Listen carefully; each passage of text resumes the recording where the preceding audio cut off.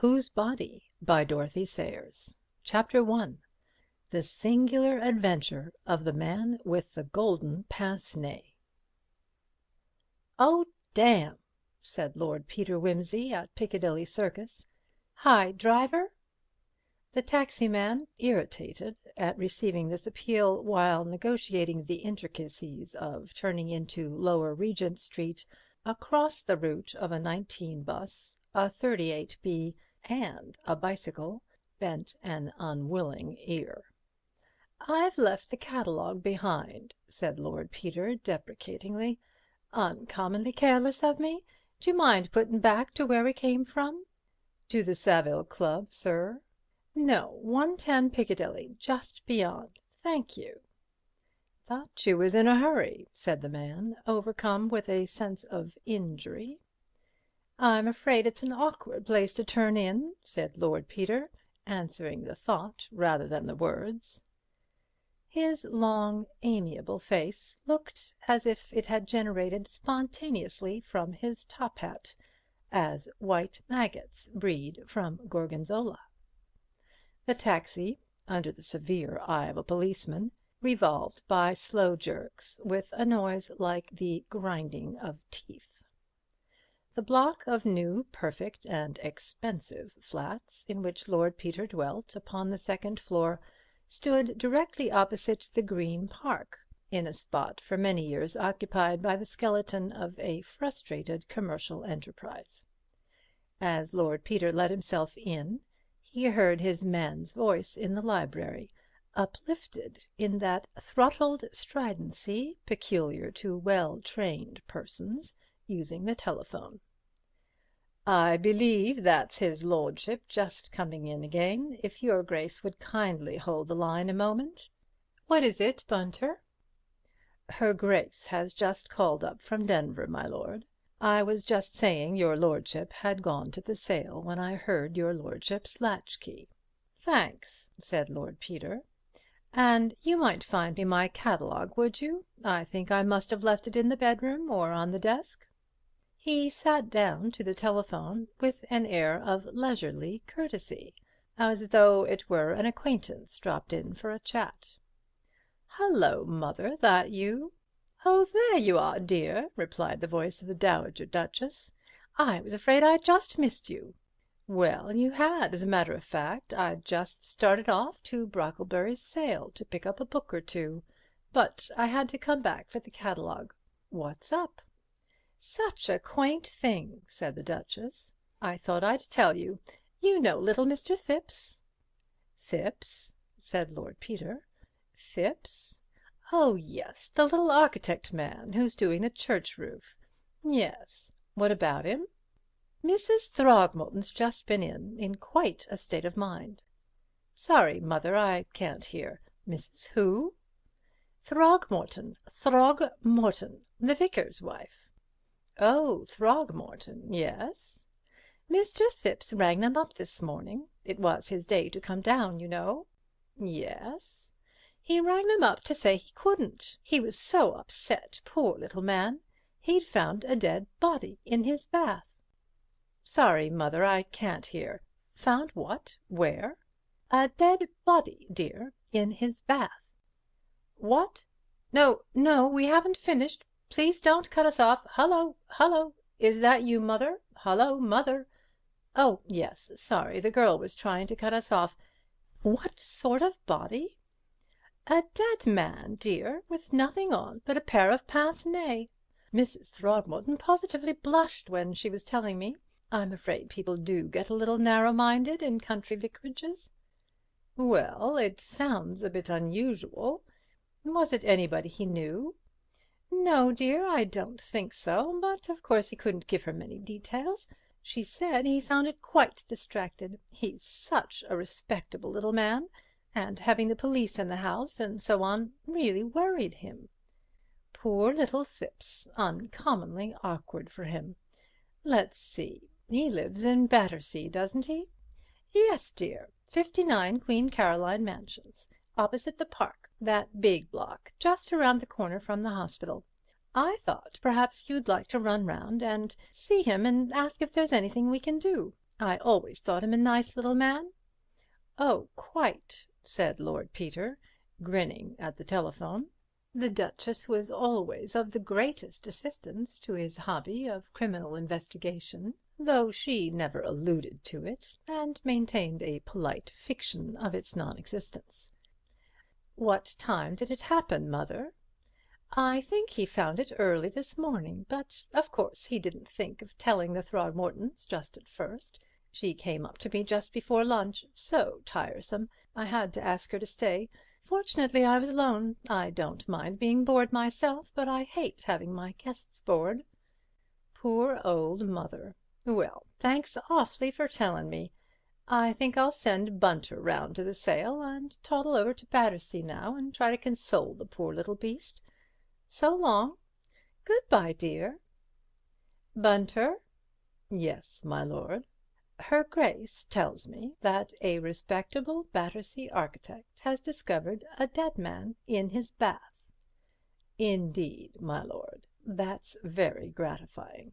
"Very, Bunter. Your choice of words is unerring. I wish Eton and Balliol had done as much for me. Have you found the catalogue?" "Here it is, my lord." "Thanks.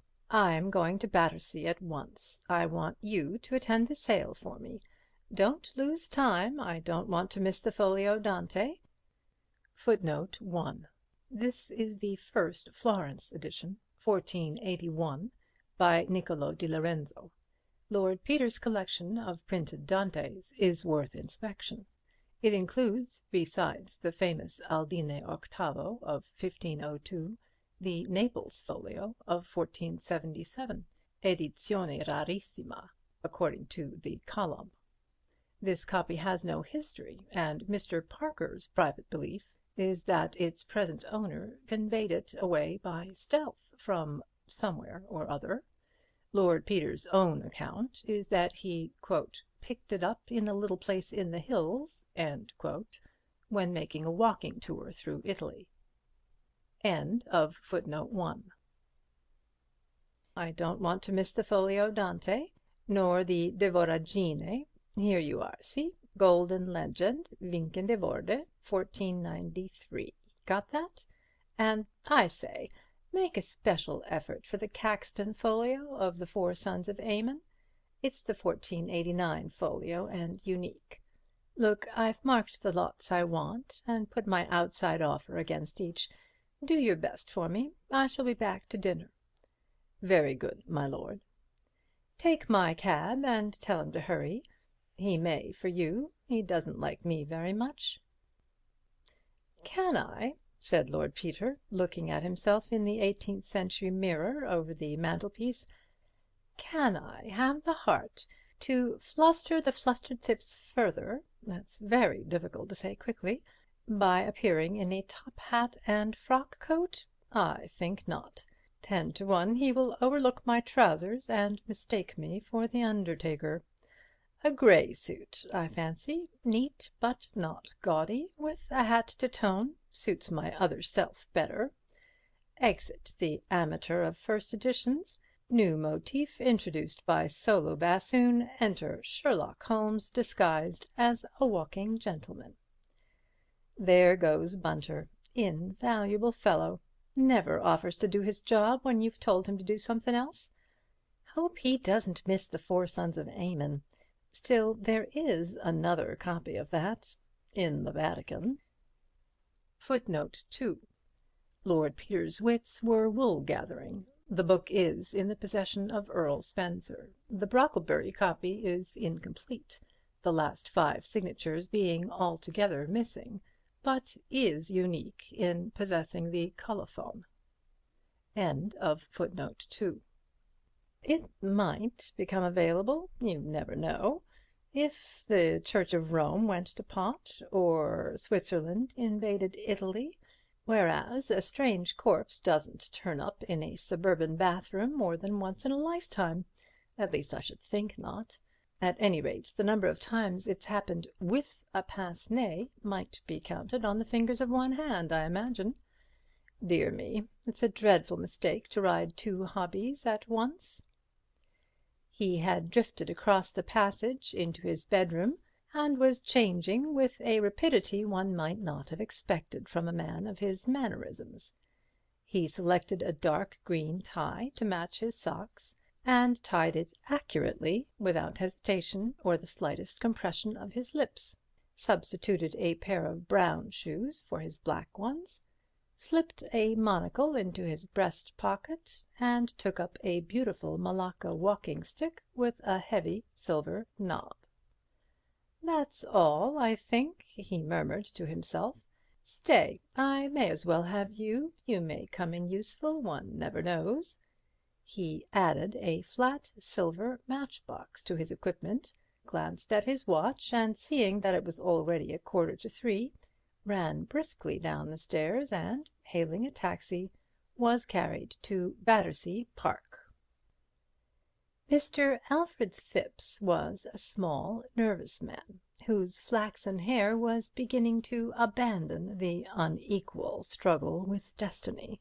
One might say that his only really marked feature was a large bruise over the left eyebrow, which gave him a faintly dissipated air, incongruous with the rest of his appearance. Almost in the same breath with his first greeting, he made a self-conscious apology for it, murmuring something about having run against the dining-room door in the dark. He was touched almost to tears by Lord Peter's thoughtfulness and condescension in calling. "I'm sure it's most kind of your lordship," he repeated for the 10th time, rapidly blinking his weak little eyelids.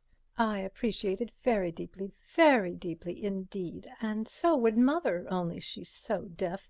I don't like to trouble you with making her understand. It's been very hard all day," he added, "with the policemen in the house and all this commotion. It's what Mother and me have never been used to, always living very retired, and it's most distressing to a man of regular habits, my lord, and really I'm almost thankful Mother doesn't understand, for I'm sure it would worry her terribly if she was to know about it. She was upset at first, but she's made up some idea of her own about it now, and I'm sure it's all for the best." The old lady, who sat knitting by the fire, nodded grimly in response to a look from her son. "I always said as you ought to complain about that bath, Alfred," she said suddenly, in the high piping voice peculiar to the deaf, "and it's to be 'oped the landlord'll see about it now. Not but what I think you might have managed without having the police in, but there, you always were one to make a fuss about a little thing, from chicken pox up." "There now," said Mr. Thipps apologetically, "you see how it is. Not but what it's just as well she's settled on that, because she understands we've locked up the bathroom and don't try to go in there. But it's been a terrible shock to me, sir, my lord, I should say. But there, my nerves are all to pieces. Such a thing has never happened to me in all my born days. Such a state I was in this morning. I didn't know if I was on my head or my heels. I really didn't. And my heart not being too strong, I hardly knew how to get out of that horrid room and telephone for the police. It's affected me, sir, it's affected me, it really has. I couldn't touch a bit of breakfast, nor lunch neither, and what with the telephoning and putting off clients and interviewing people all morning, I've hardly known what to do with myself." "I'm sure it must have been uncommonly distressin'," said Lord Peter sympathetically, "especially comin' like that before breakfast.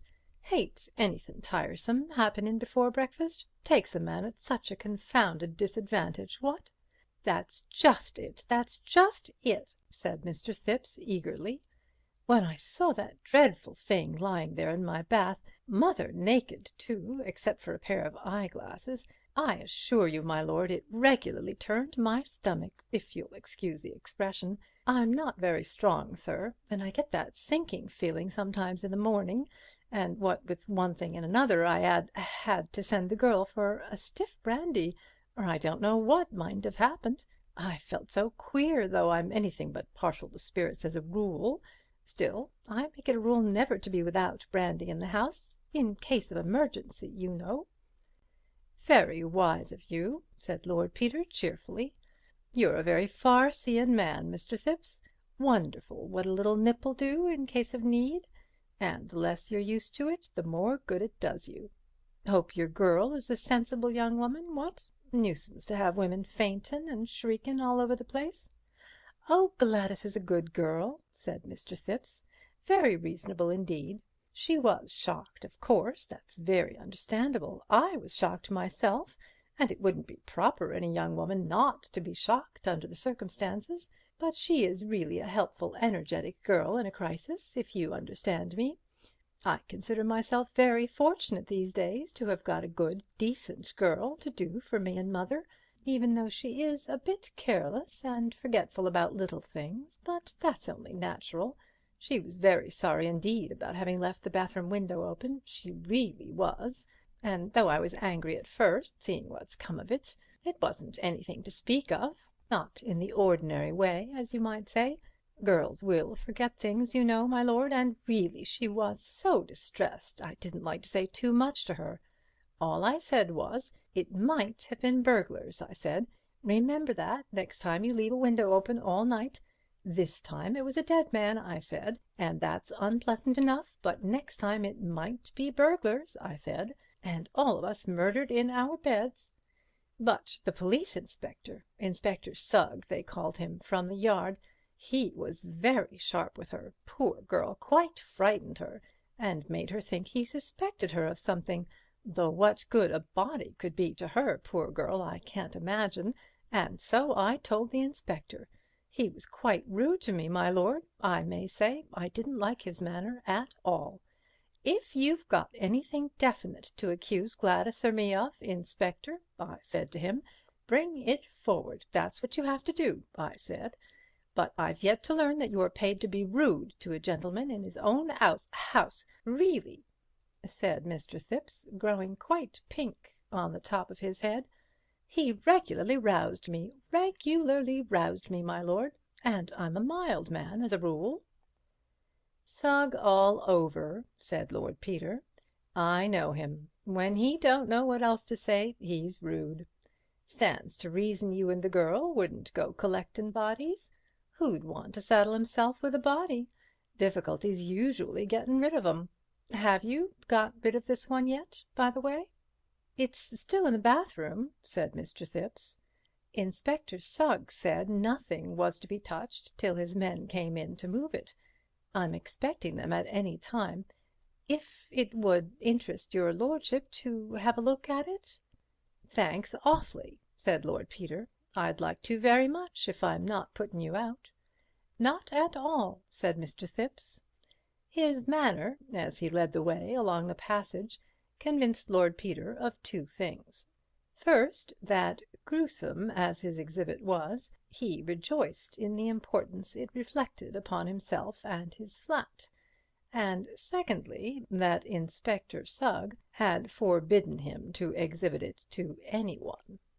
The latter supposition was confirmed by the action of Mr. Thipps, who stopped to fetch the door-key from his bedroom, saying that the police had the other, but that he made it a rule to have 2 keys to every door in case of accident. The bathroom was in no way remarkable. It was long and narrow, the window being exactly over the head of the bath. The panes were of frosted glass, the frame wide enough to admit a man's body. Lord Peter stepped rapidly across to it, opened it, and looked out. The flat was the top one of the building and situated about the middle of the block.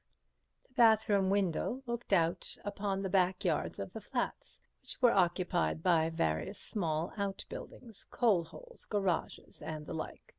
Beyond these were the back gardens of a parallel line of houses. On the right rose the extensive edifice of St. Luke's Hospital, Battersea, with its grounds, and, connected with it by a covered way, the residence of the famous surgeon, Sir Julian Freke, who directed the surgical side of the great new hospital, and was, in addition, known in Harley Street as a distinguished neurologist with a highly individual point of view. This information was poured into Lord Peter's ear at considerable length by Mr. Thipps, who seemed to feel that the neighbourhood of anybody so distinguished shed a kind of halo of glory over Queen Caroline Mansions. "We had 'em round here this morning," he said, "about this horrid business. Inspector Sugg thought one of the young medical gentlemen at the hospital might have brought the corpse round for a joke, as you might say, they always having bodies in the dissecting room. So Inspector Sugg went round to see Sir Julian this morning to ask if there was a body missing. He was very kind, was Sir Julian, very kind indeed, though he was at work when they got there, in the dissecting room. He looked up the books to see that all the bodies were accounted for, and then very obligingly came round here to look at this," he indicated the bath, "and said he was afraid he couldn't help us. There was no corpse missing from the hospital, and this one didn't answer to the description of any that they'd had." "Nor to the description of any of the patients, I hope," suggested Lord Peter, casually. At this grisly hint Mr. Thipps turned pale. "I didn't hear Inspector Sugg enquire," he said with some agitation. "What a very horrid thing that would be! God bless my soul, my lord, I never thought of it." "Well, if they had missed a patient, they'd probably have discovered it by now," said Lord Peter. "Let's have a look at this one." He screwed a monocle into his eye, adding, "I see you're troubled here with the soot blowing in. Beastly nuisance, ain't it? I get it too. Spoils all my books, you know. Here, don't you trouble if you don't care about looking at it." He took from Mr. Thipps's hesitating hand the sheet which had been flung over the bath, and turned it back. The body which lay in the bath was that of a tall, stout man of about 50. The hair, which was thick and black and naturally curly, had been cut and parted by a master hand, and exuded a faint violet perfume, perfectly recognizable in the close air of the bathroom. The features were thick, fleshy, and strongly marked, with prominent dark eyes, and a long nose curving down to a heavy chin. The clean-shaven lips were full and sensual, and the dropped jaw showed teeth stained with tobacco. On the dead face the handsome pair of gold pince-nez mocked death with a grotesque elegance. The fine gold chain curved over the naked breast. The legs lay stiffly stretched out side by side. The arms reposed close to the body. The fingers were flexed naturally. Lord Peter lifted one arm and looked at the hand with a little frown. "Bit of a dandy, your visitor, what?" he murmured. "Parma violet and manicure?" He bent again, slipping his hand beneath the head.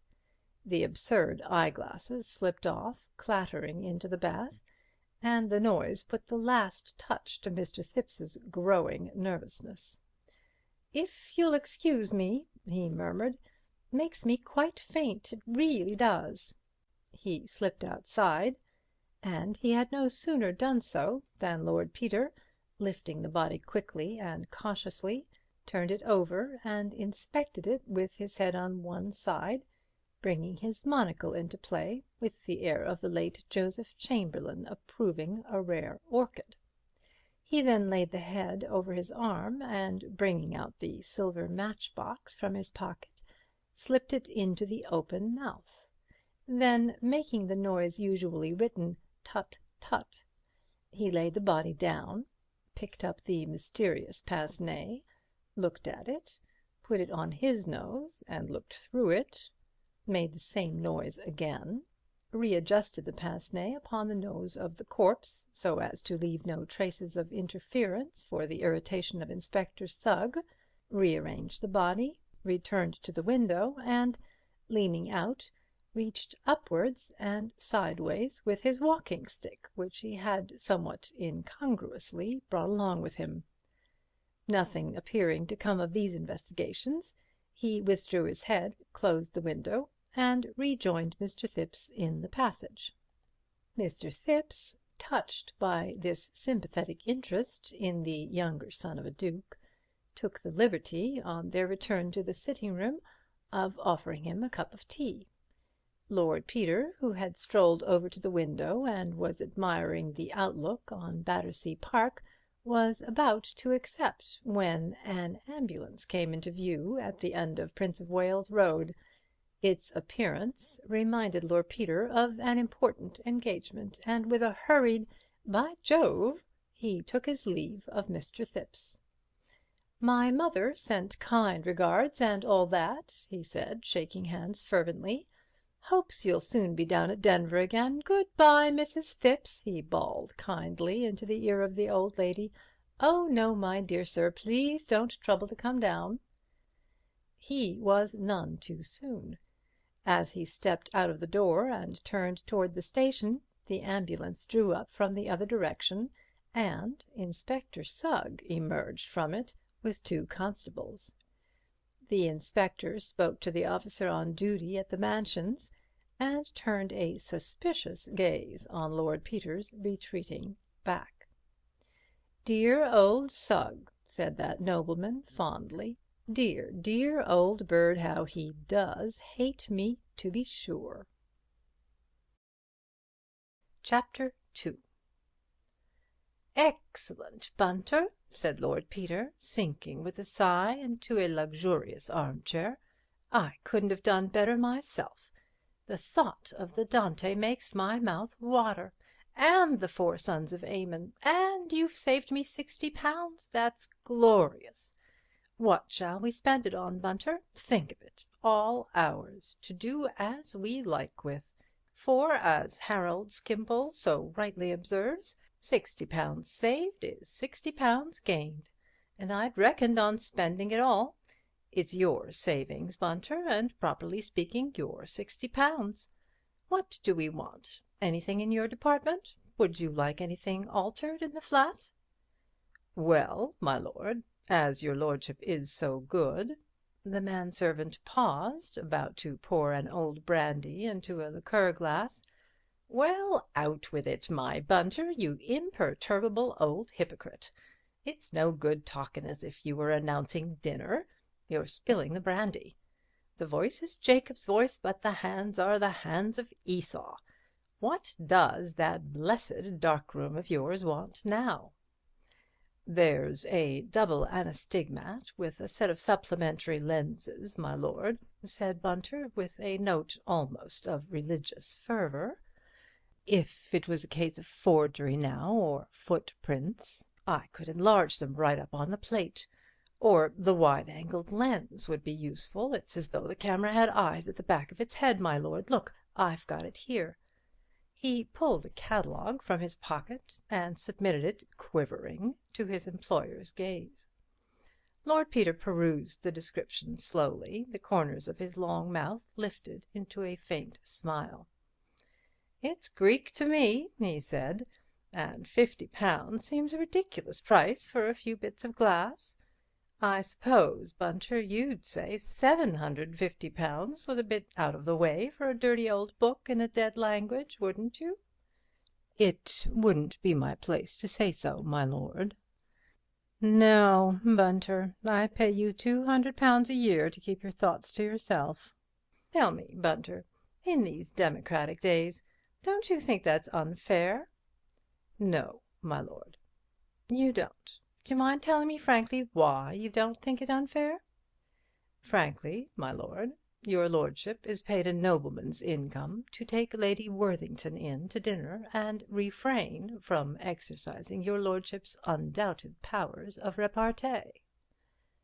Lord Peter considered this. "That's your idea, is it, Bunter? Noblesse oblige, for a consideration. I dare say you're right. Then you're better off than I am, because I'd have to behave myself to Lady Worthington if I hadn't a penny. Bunter, if I sacked you here and now, would you tell me what you think of me?" "No, my lord." "You'd have a perfect right to, my Bunter, and if I sacked you on top of drinking the kind of coffee you make, I would deserve everything you could say of me. You're a demon for coffee, Bunter. I don't want to know how you do it, because I believe it to be witchcraft, and I don't want to burn eternally. You can buy your cross-eyed lens." "Thank you, my lord." "Have you finished in the dining-room?" "Not quite, my lord." "Well, come back when you have. I have many things to tell you. Hullo, who's that?" The doorbell had rung sharply. "Unless it's anybody interesting, I'm not at home." "Very good, my lord." Lord Peter's library was one of the most delightful bachelor rooms in London. Its scheme was black and primrose, its walls were lined with rare editions, and its chairs and Chesterfield sofa suggested the embraces of the houris. In one corner stood a black baby grand. A wood fire leaped on a wide, old-fashioned hearth, and the Sèvres vases on the chimney-piece were filled with ruddy and gold chrysanthemums. To the eyes of the young man who was ushered in from the raw November fog, it seemed not only rare and unattainable, but friendly and familiar, like a colourful and gilded paradise in a medieval painting. "Mr. Parker, my lord." Lord Peter jumped up with genuine eagerness. "My dear man, I'm delighted to see you. What a beastly foggy night, ain't it? Bunter, some more of that admirable coffee, and another glass, and the cigars? Parker, I hope you're full of crime. Nothing less than arson or murder will do for us tonight, on such a night as this. Bunter and I were just sitting down to carouse. I've got a Dante and a Caxton folio that is practically unique at Sir Ralph Brocklebury's sale. Bunter, who did the bargaining, is going to have a lens which does all kinds of wonderful things with its eyes shut. And we both have got a body in a bath. We both have got a body in a bath. For in spite of all temptations to go in for cheap sensations, we insist upon a body in a bath. Nothing less will do for us, Parker. It's mine at present, but we're going shares in it, property of the firm. Won't you join us? You really must put something in the jackpot. Perhaps you have a body. Oh, do have a body. Every body welcome. Gin the body meet a body hauled before the beak. Gin the body jolly well knows who murdered a body, and that old Sugg is on the wrong tack. Need a body speak? Not a bit of it. He tips a glassy wink to yours truly, and yours truly reads the truth." "Ah," said Parker, "I knew you'd been round to Queen Caroline Mansions. So have I, and met Sugg. And he told me he'd seen you. He was cross, too. Unwarrantable interference, he calls it." "I knew he would," said Lord Peter. "I love taking a rise out of dear old Sugg. He's always so rude. I see by the Star that he has excelled himself by taking the girl, Gladys What's-her-name, into custody. Sugg of the evening, beautiful Sugg. But what were you doing there?" "To tell you the truth," said Parker, "I went round to see if the Semitic-looking stranger in Mr. Thipps's bath was by any extraordinary chance Sir Reuben Levy, but he isn't." "Sir Reuben Levy? Wait a minute. I saw something about that. I know, a headline. 'Mysterious disappearance of famous financier.' What's it all about? I didn't read it carefully." "Well, it's a bit odd, though I daresay it's nothing really. Old chap may have cleared out for some reason best known to himself. It only happened this morning, and nobody would have thought anything about it, only it happened to be the day on which he had arranged to attend a most important financial meeting and do some deal involving millions. I haven't got all the details, but I know he's got enemies who'd just as soon the deal didn't come off. So when I got wind of this fellow in the bath, I buzzed round to have a look at him. It didn't seem likely, of course, but unlikelier things do happen in our profession. Funny thing is, old Sugg has got bitten with the idea it is him, and is wildly telegraphing to Lady Levy to come and identify him. However, as Sir Reuben is a pious Jew of pious parents, and the chap in the bath obviously isn't, I'm not going to waste my time. One thing is, the man really would be extraordinarily like Sir Reuben if he had a beard, And as Lady Levy is abroad with the family, somebody may say it's him, and Sugg will build up a lovely theory like the Tower of Babel, and destined so to perish." "You're certain of your facts, I suppose?" "Positive. Sugg, of course, says he doesn't take account of fancy religions." "Sugg's a beautiful braying ass," said Lord Peter. "He's like a detective in a novel. Well, I don't know anything about Levy, but I've seen the body, and I should say the idea was preposterous upon the face of it. What do you think of the brandy?" "Unbelievable, Wimsey. Sort of thing makes one believe in heaven. But I want your yarn." "D'you mind if Bunter hears it too? Invaluable man, Bunter. Amazin' fellow with a camera. And the odd thing is he's always on the spot when I want my bath or my boots. I don't know when he develops things. I believe he does 'em in his sleep. Bunter!" "Yes, my lord." "Stop fiddling about in there and get yourself the proper things to drink and join the merry throng." "Certainly, my lord." "Mr. Parker has a new trick, the vanishing financier. Absolutely no deception. Hey, presto, pass, and where is he? Will some gentleman from the audience kindly step upon the platform and inspect the cabinet? Thank you, sir. The quickness of the 'and deceives the eye." "I'm afraid mine isn't much of a story," said Parker. "It's just one of those simple things that offer no handle. Sir Reuben Levy dined last night with 3 friends at the Ritz. After dinner the friends went to the theatre. He refused to go with them on account of an appointment. I haven't yet been able to trace the appointment, but anyhow he returned home to his house, 9 Park Lane, at 12 o'clock. Who saw him? The cook, who had just gone up to bed, saw him on the doorstep and heard him let himself in. He walked upstairs, leaving his greatcoat on the hall peg and his umbrella in the stand. You remember how it rained last night. He undressed and went to bed. Next morning he wasn't there. That's all," said Parker abruptly, with a wave of his hand. "It isn't all, it isn't all, Daddy. Go on, that's not half a story," pleaded Lord Peter. "But it is all. When his man came to call him, he wasn't there. The bed had been slept in. His pyjamas and his clothes were there. The only odd thing being that they were thrown rather untidily on the ottoman at the foot of the bed, instead of being neatly folded on a chair, as is Sir Reuben's custom, looking as though he had been rather agitated or unwell. No clean clothes missing, no suit, no boots, nothing. The boots he had worn were in his dressing room as usual. He had washed and cleaned his teeth and done all the usual things. The housemaid was down cleaning the hall at 6:30, and can swear that nobody came in or out after that. So one is forced to suppose that a respectable, middle-aged Hebrew financier either went mad between 12 and 6 a.m. and walked quietly out of the house in his birthday suit on a November night, or else was spirited away, like the lady in the Ingoldsby legend, body and bones, leaving only a heap of crumpled clothes behind him." "Was the front door bolted?" "That's the sort of question you would ask straight off. Took me an hour to think of it. No, contrary to custom, there was only the Yale lock on the door. On the other hand, some of the maids had been given leave to go to the theatre, and Sir Reuben may quite conceivably have left the door open under the impression they had not come in. Such a thing has happened before." "And that's really all?"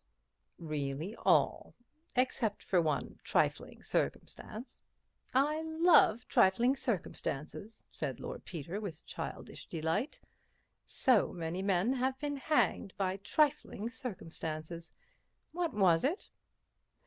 "Sir Reuben and Lady Levy, who are a most devoted couple, always share the same room. Lady Levy, as I said before, is in Mentone at the moment for her health. In her absence, Sir Reuben sleeps in the double bed as usual, and invariably on his own side, the outside of the bed. Last night he put the 2 pillows together and slept in the middle, or, if anything, rather closer to the wall than otherwise. The housemaid, who is a most intelligent girl, noticed this when she went up to make the bed, and with really admirable detective instinct refused to touch the bed or let anyone else touch it, though it wasn't till later that they actually sent for the police." "Was nobody in the house but Sir Reuben and the servants?" "No. Lady Levy was away with her daughter and her maid. The valet, cook, parlour-maid, housemaid, and kitchen-maid were the only people in the house, and naturally wasted an hour or two squawking and gossiping. I got there about 10. "What have you been doing since?" "Trying to get on the track of Sir Reuben's appointment last night, since, with the exception of the cook, his appointer was the last person who saw him before his disappearance. There may be some quite simple explanation, though I'm dashed if I can think of one for the moment. Hang it all, a man doesn't come in and go to bed and walk away again mid-noddings on in the middle of the night." "He may have been disguised." "I thought of that. In fact, it seems the only possible explanation. But it's deuced odd, Wimsey. An important city man, on the eve of an important transaction, without a word of warning to anybody, slips off in the middle of the night, disguised down to his skin, leaving behind his watch, purse, cheque-book, and, most mysterious and important of all, his spectacles, without which he can't see a step, as he is extremely short-sighted." "That is important," interrupted Wimsey. "You're sure he didn't take a second pair?" "His man vouches for it that he only had 2 pairs, one of which was found on his dressing-table and the other in the drawer where it's always kept." Lord Peter whistled. "You've got me there, Parker. Even if he'd gone out to commit suicide, he'd have taken those." "So you'd think, or the suicide would have happened the first time he started to cross the road. However, I didn't overlook the possibility. I've got particulars of all today's street accidents, and I can lay my hand on my heart and say that none of them is Sir Reuben. Besides, he took his latchkey with him, which looks as though he'd meant to come back." "Have you seen the men he dined with?" "I found 2 of them at the club. They said that he seemed in the best of health and spirits. Spoke of looking forward to joining Lady Levy later on, perhaps at Christmas, and referred with great satisfaction to this morning's business transaction, in which one of them, a man called Anderson of Wyndham's, was himself concerned." "Then up till about 9 o'clock, anyhow, he had no apparent intention or expectation of disappearing?" "None, unless he was a most consummate actor. Whatever happened to change his mind must have happened either at the mysterious appointment which he kept after dinner, or while he was in bed between midnight and 5:30 a.m." "Well, Bunter," said Lord Peter, "what do you make of it?" "Not in my department, my lord, except that it is odd that a gentleman who was too flurried or unwell to fold his clothes as usual should remember to clean his teeth and put his boots out. Those are 2 things that quite frequently get overlooked, my lord." "If you mean anything personal, Bunter," said Lord Peter, "I can only say I think the speech an unworthy one." "It's a sweet little problem, Parker mine. Look here, I don't want to butt in, but I should dearly love to see that bedroom to-morrow. 'Tis not that I mistrust thee, dear, but I should uncommonly like to see it. Say me not nay. Take another drop of brandy and a villar, but say not nay." "Of course you can come and see it. You'll probably find lots of things I've overlooked," said the other, equably accepting the proffered hospitality. "Parker acushla, you're an honour to Scotland Yard. I look at you, and Sugg appears a myth, a fable, an idiot boy, spawned in a moonlight hour by some fantastic poet's brain. Sugg is too perfect to be possible. What does he make of the body, by the way?" "Sugg says," replied Parker with precision, "that the body died from a blow on the back of the neck. The doctor told him that. He says it's been dead a day or 2. The doctor told him that too. He says it's the body of a well-to-do Hebrew of about 50. Anybody could have told him that. He says it's ridiculous to suppose it came in through the window without anybody knowing anything about it. He says it probably walked in through the front door and was murdered by the household. He's arrested the girl because she's short and frail looking and quite unequal to downing a tall and sturdy Semite with a poker. He'd arrest Thipps, only Thipps was away in Manchester all day yesterday and the day before, and didn't come back till late last night. In fact, he wanted to arrest him till I reminded him that if the body had been a day or two dead, little Thipps couldn't have done him in at 10:30 last night. But he'll arrest him tomorrow morning as an accessory, and the old lady with the knitting too, I shouldn't wonder." "Well, I'm glad the little man has so much of an alibi," said Lord Peter. "Though if you're only gluing your faith to cadaveric lividity, rigidity, and all the other quiddities, you must be prepared to have some sceptical beast of a prosecuting counsel walk slap bang through the medical evidence. Remember Impey Biggs defending in that Chelsea tea-shop affair? 6 bloomin' medicos contradictin' each other in the box, and old Impey elocutin' abnormal cases from Glaister and Dixon man till the eyes of the jury reeled in their heads. 'Are you prepared to swear, Dr. Thingamtight, that the onset of rigor mortis indicates the hour of death without the possibility of error?' 'So far as my experience goes, in the majority of cases,' says the doctor, all stiff. 'Ah,' says Biggs, 'but this is a court of justice, doctor, not a parliamentary election. We can't get on without a minority report. The law, Dr. Thingamtight, respects the rights of the minority, alive or dead.' Some ass laughs, and old Biggs sticks his chest out and gets impressive. 'Gentlemen, this is no laughing matter. My client, an upright and honourable gentleman, is being tried for his life, gentlemen, and it is the business of the prosecution to show his guilt, if they can, without a shadow of a doubt.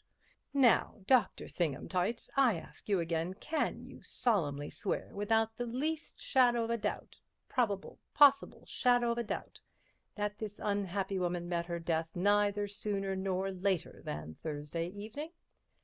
'A probable opinion?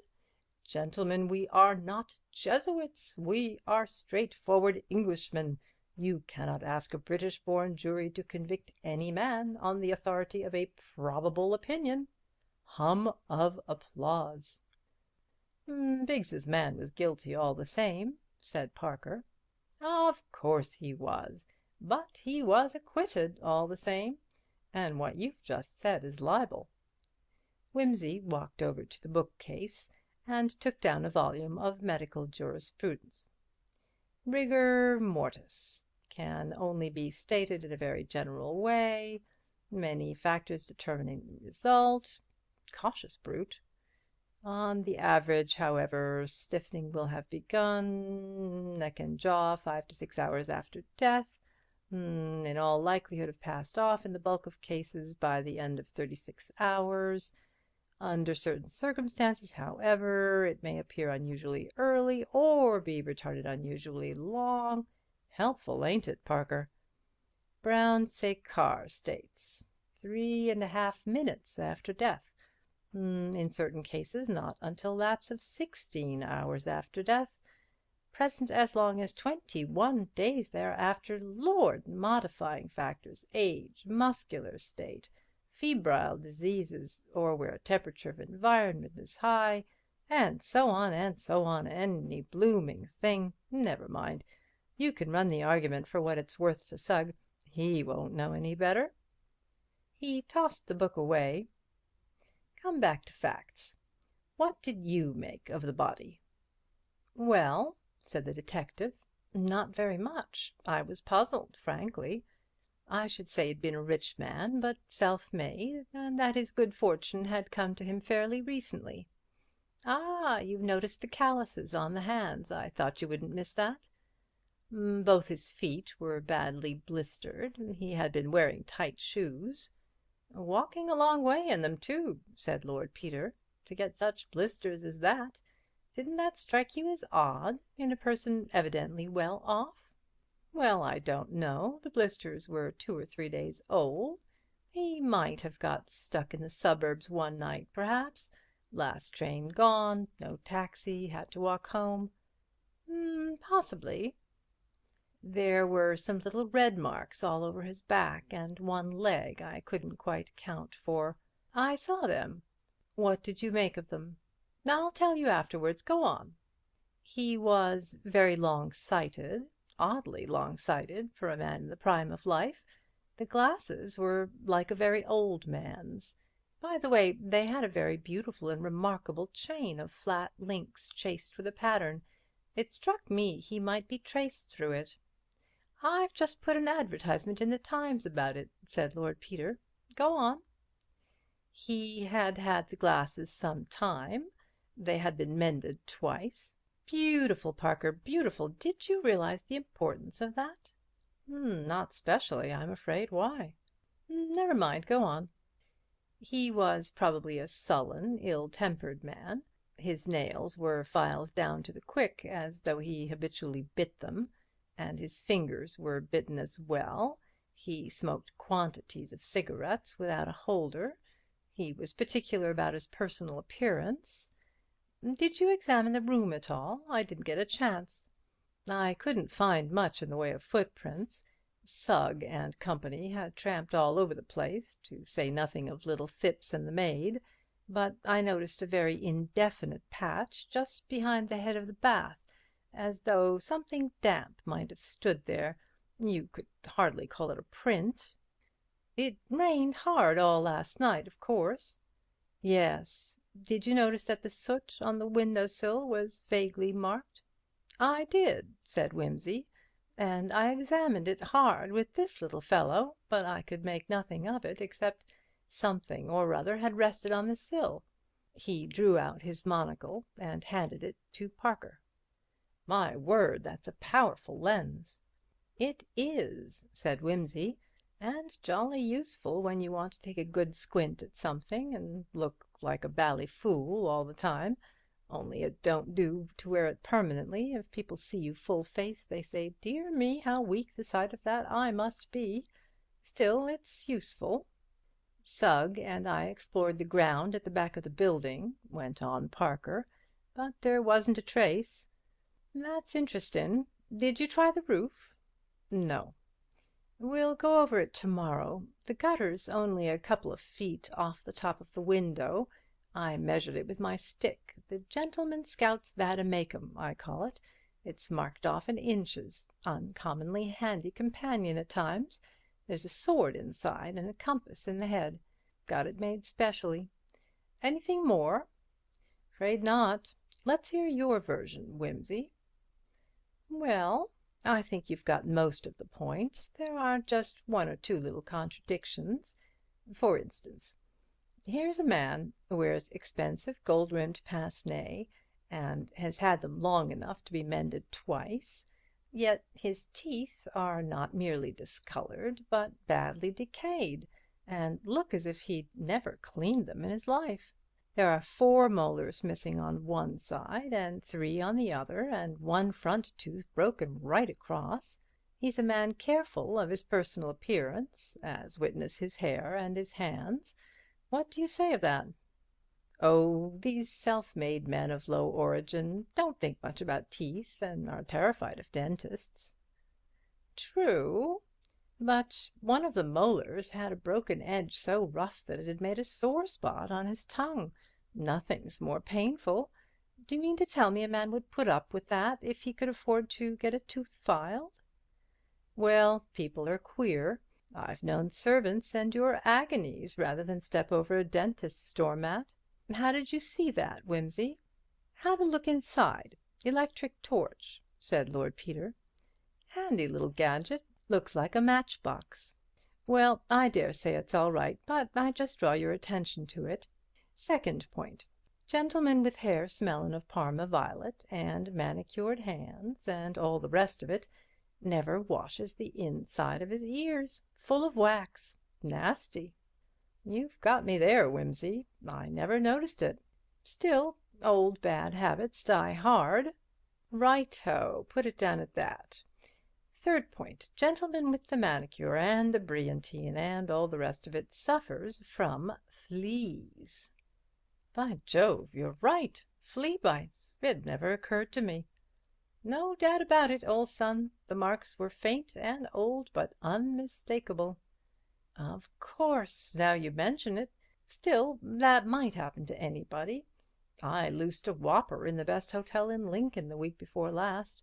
I hope it bit the next occupier.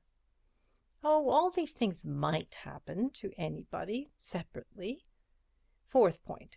Gentleman who uses Parma violet for his hair, etc., etc., washes his body in strong carbolic soap, so strong that the smell hangs about 24 hours later.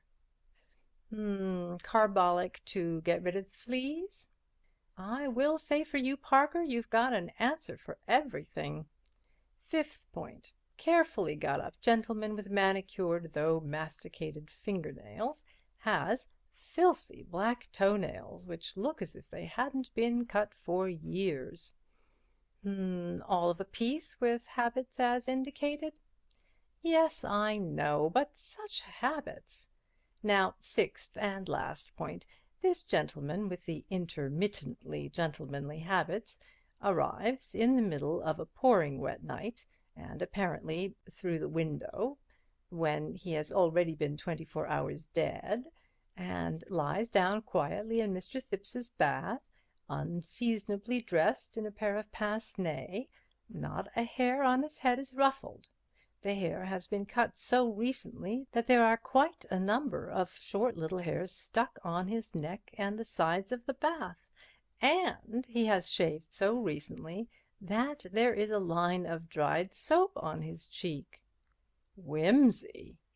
Wait a minute. And dried soap in his mouth. Bunter got up and appeared suddenly at the detective's elbow, the respectful manservant all over. "A little more brandy, sir," he murmured. "Wimsey," said Parker, "you are making me feel cold all over." He emptied his glass, stared at it as though he were surprised to find it empty, set it down, got up, walked across to the bookcase, turned round, stood with his back against it, and said, "Look here, Wimsey, you've been reading detective stories. You're talking nonsense." "No, I ain't," said Lord Peter, sleepily. "Uncommonly good incident for detective story, though, what? Bunter will write one, and you shall illustrate it with photographs." "Soap in his—" "Rubbish," said Parker. "It was something else, some discoloration." "No," said Lord Peter. "There were hairs as well, bristly ones. He had a beard." He took his watch from his pocket and drew out a couple of longish, stiff hairs, which he had imprisoned between the inner and outer case. Parker turned them over once or twice in his fingers, looked at them close to the light, examined them with a lens, handed them to the impassible Bunter, and said, "Do you mean to tell me, Wimsey, that any man alive would—" He laughed harshly. "Shave off his beard with his mouth open, and then go and get killed with his mouth full of hairs? You're mad." "I don't tell you so," said Wimsey. "You policemen are all alike, only one idea in your skulls. Blest if I can make out why you're ever appointed. He was shaved after he was dead.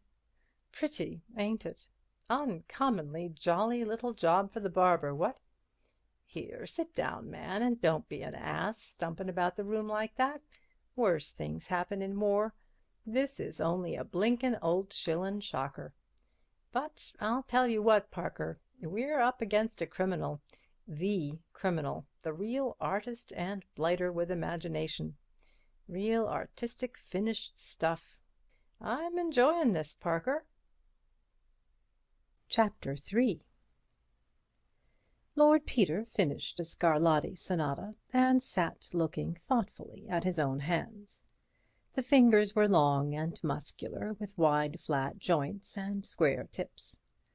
When he was playing, his rather hard grey eyes softened, and his long, indeterminate mouth hardened in compensation.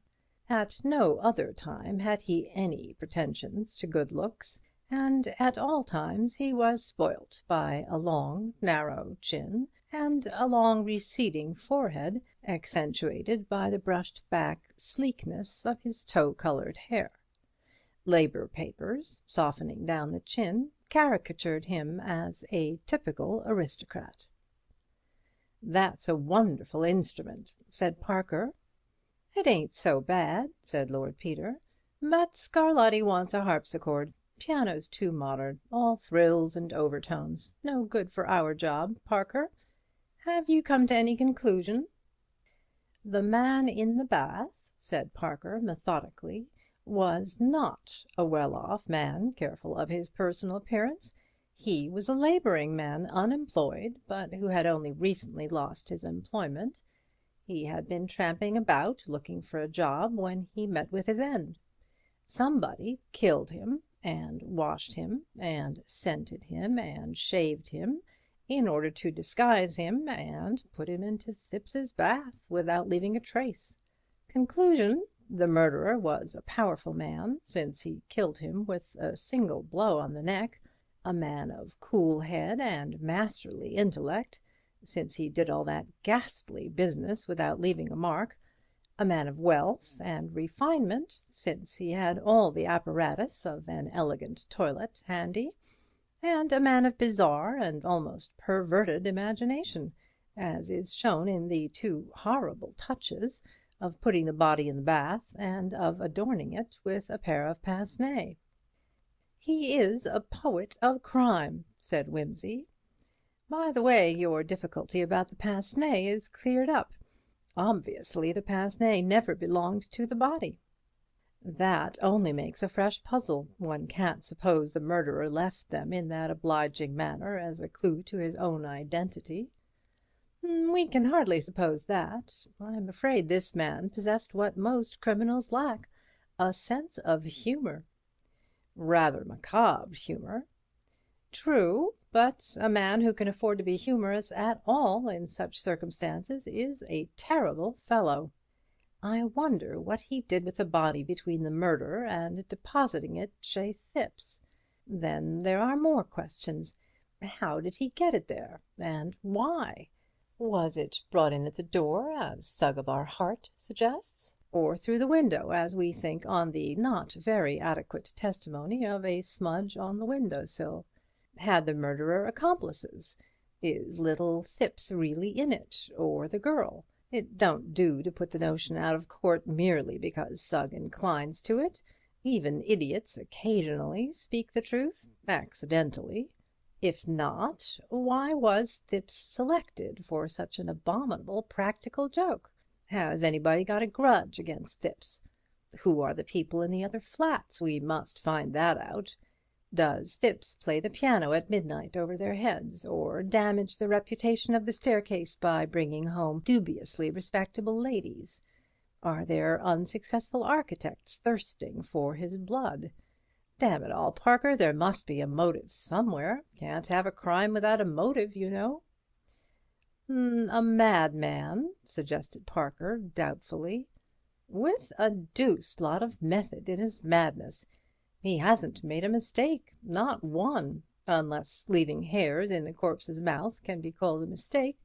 Well, anyhow, it's not Levy, you're right there.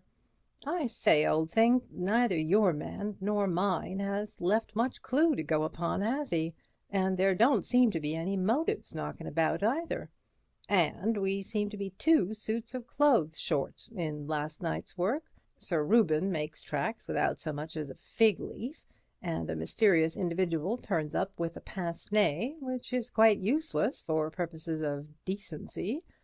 Dash it all, if only I had some good excuse for taking up this body case officially." The telephone bell rang. The silent Bunter, whom the other two had almost forgotten, padded across to it. "It's an elderly lady, my lord," he said. "I think she's deaf. I can't make her hear anything, but she's asking for your lordship." Lord Peter seized the receiver and yelled into it a "Hullo!" that might have cracked the vulcanite. He listened for some minutes with an incredulous smile, which gradually broadened into a grin of delight. At length he screamed, "All right, all right," several times, and rang off. "By Jove," he announced, beaming, "sportin' old bird. It's old Mrs. Thipps. Deaf as a post. Never used the 'phone before, but determined. Perfect Napoleon. The incomparable Sugg has made a discovery and arrested little Thipps. Old lady abandoned in the flat. Thipps's last shriek to her, 'Tell Lord Peter Wimsey.' Old girl undaunted. Wrestles with telephone book. Wakes up the people at the exchange. Won't take no for an answer, not being able to hear it. Gets through, says will I do what I can. Says she would feel safe in the hands of a real gentleman. Oh, Parker, Parker, I could kiss her, I really could, as Thipps says. I'll write to her instead. No, hang it, Parker, we'll go round. Bunter, get your infernal machine and the magnesium. I say, we'll go into partnership, pool the two cases and work 'em out together. You shall see my body tonight, Parker, and I will look for your wandering Jew tomorrow. I feel so happy I shall explode. Oh, Sugg, Sugg, how art thou Suggified? Bunter, my shoes. I say, Parker, I suppose yours are rubber-soled? Not? Tut, tut, you mustn't go out like that. We'll lend you a pair. Gloves? Here. My stick, my torch, the lamp-black, the forceps, knife, pill-box. All complete? Certainly, my lord. Oh, Bunter, don't look so offended. I mean no harm. I believe in you. I trust you. What money have I got? That'll do. I knew a man once, Parker, who let a world-famous poisoner slip through his fingers because the machine on the Underground took nothing but pennies. There was a queue at the booking office, and the man at the barrier stopped him, and while they were arguing about accepting a £5 note, which was all he had, for a twopenny ride to Baker Street, the criminal had sprung into a circle train and was next heard of in Constantinople, disguised as an elderly Church of England clergyman touring with his niece. Are we all ready? Go. They stepped out, Bunter carefully switching off the lights behind them. As they emerged into the gloom and gleam of Piccadilly, Wimsey stopped short with a little exclamation. "Wait a second," he said. "I've thought of something. If Sugg's there he'll make trouble. I must short-circuit him." He ran back. The other two men employed the few minutes of his absence in capturing a taxi. Inspector Sugg and a subordinate Cerberus were on guard at 59 Queen Caroline Mansions, and showed no disposition to admit unofficial enquirers.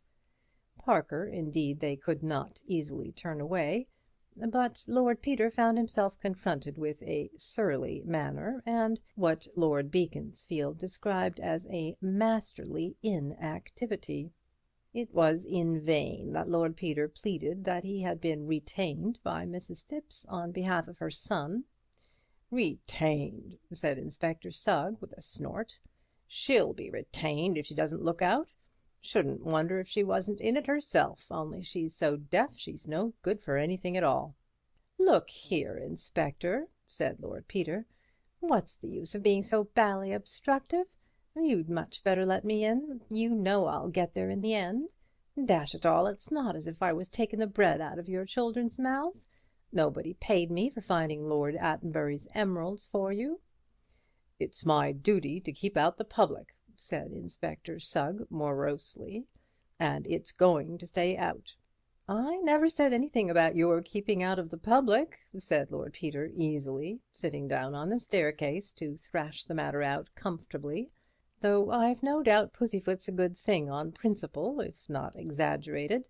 The golden mean, Sugg, as Aristotle says, keeps you from being a golden ass. Ever been a golden ass, Sugg? I have.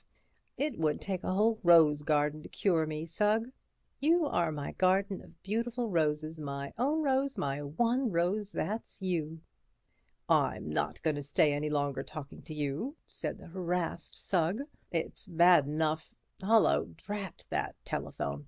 Here, Cawthorne, go and see what it is, if that old catamaran will let you into the room."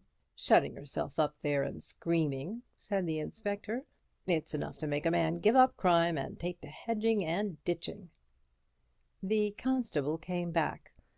"It's from the Yard, sir," he said, coughing apologetically. "The chief says every facility is to be given to Lord Peter Wimsey, sir. He stood apart non-committally, glazing his eyes. "5 aces," said Lord Peter cheerfully. "The chief's a dear friend of my mother's. No go, Sugg. It's no good bucking you've got a full house. I'm going to make it a bit fuller." He walked in with his followers.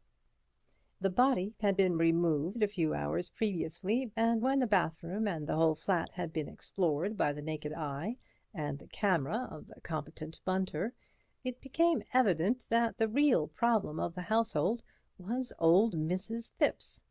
Her son and servant had both been removed, and it appeared that they had no friends in town beyond a few business acquaintances of Thipps, whose very addresses the old lady did not know. The other flats in the building were occupied, respectively, by a family of 7, at present departed to winter abroad, an elderly Indian colonel of ferocious manners, who lived alone with an Indian manservant, and a highly respectable family on the 3rd floor, whom the disturbance over their heads had outraged to the last degree. The husband, indeed, when appealed to by Lord Peter, showed a little human weakness, but Mrs. Appledore, appearing suddenly in a warm dressing gown, extricated him from the difficulties into which he was carelessly wandering. "I am sorry," she said. "I'm afraid we can't interfere in any way.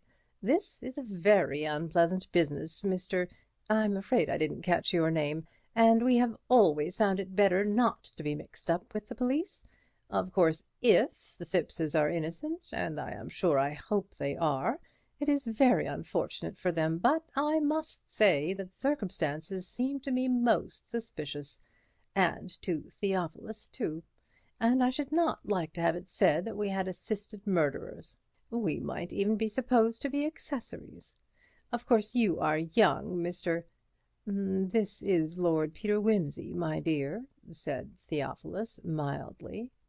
She was unimpressed. "Ah, yes," she said, "I believe you are distantly related to my late cousin, the Bishop of Carisbrooke. Poor man, he was always being taken in by impostors.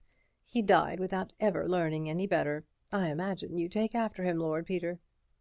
"I doubt it," said Lord Peter. "So far as I know, he is only a connection, though it's a wise child that knows its own father. I congratulate you, dear lady, on taking after the other side of the family. You'll forgive my butting in upon you like this in the middle of the night, though, as you say, it is all in the family, and I'm sure I'm very much obliged to you, and for permitting me to admire that awfully fetchin' thing you've got on. Now, don't you worry, Mr. Appledore. I'm thinking the best thing I can do is trundle the old lady down to my mother and take her out of your way. Otherwise you might be finding your Christian feelings getting the better of you some fine day, and there's nothing like Christian feelin's for upsetting a man's domestic comfort. Good night, sir. Good night, dear lady. It's simply rippin' of you to let me drop in like this." "Well," said Mrs. Appledore, as the door closed behind him, and "I thank the goodness and the grace that on my birth have smiled," said Lord Peter, "and taught me to be bestially impertinent when I choose. Cat." 2 a.m. saw Lord Peter Wimsey arrive in a friend's car at the Dower House, Denver Castle, in company with a deaf and aged lady and an antique portmanteau. "It's very nice to see you, dear," said the Dowager Duchess placidly. She was a small, plump woman, with perfectly white hair and exquisite hands. In feature she was as unlike her second son as she was like him in character. Her black eyes twinkled cheerfully, and her manners and movements were marked with a neat and rapid decision. She wore a charming wrap from Liberty's, and sat watching Lord Peter eat cold beef and cheese, as though his arrival in such incongruous circumstances and company were the most ordinary event possible, which with him, indeed, it was. "Have you got the old lady to bed?" asked Lord Peter. "Oh, yes, dear. Such a striking old person, isn't she? And very courageous. She tells me she has never been in a motor car before, but she thinks you a very nice lad, dear. That careful of her. You remind her of her own son. Poor little Mr. Thipps. Whatever made your friend, the inspector, think he could have murdered anybody?" "My friend, the inspector— no more, thank you, mother— is determined to prove that the intrusive person in Thipps's bath is Sir Reuben Levy, who disappeared mysteriously from his house last night. His line of reasoning is, we've lost a middle-aged gentleman without any clothes on in Park Lane, we've found a middle-aged gentleman without any clothes on in Battersea. Therefore, they're one and the same person, Q.E.D., and put little Thipps in quod." "You're very elliptical, dear," said the Duchess mildly. "Why should Mr. Thipps be arrested, even if they are the same?" "Sugg must arrest somebody," said Lord Peter, "but there is one odd little bit of evidence come out which goes a long way to support Sugg's theory, only that I know it to be no go by the evidence of my own eyes. Last night, at about 9:15, a young woman was strolling up the Battersea Park Road for purposes best known to herself, when she saw a gentleman in a fur coat and a top hat sauntering along under an umbrella, looking at the names of all the streets. He looked a bit out of place, so, not being a shy girl, you see, she walked up to him and said, 'Good evening.' 'Can you tell me, please,' says the mysterious stranger, 'whether this street leads to the Prince of Wales Road?'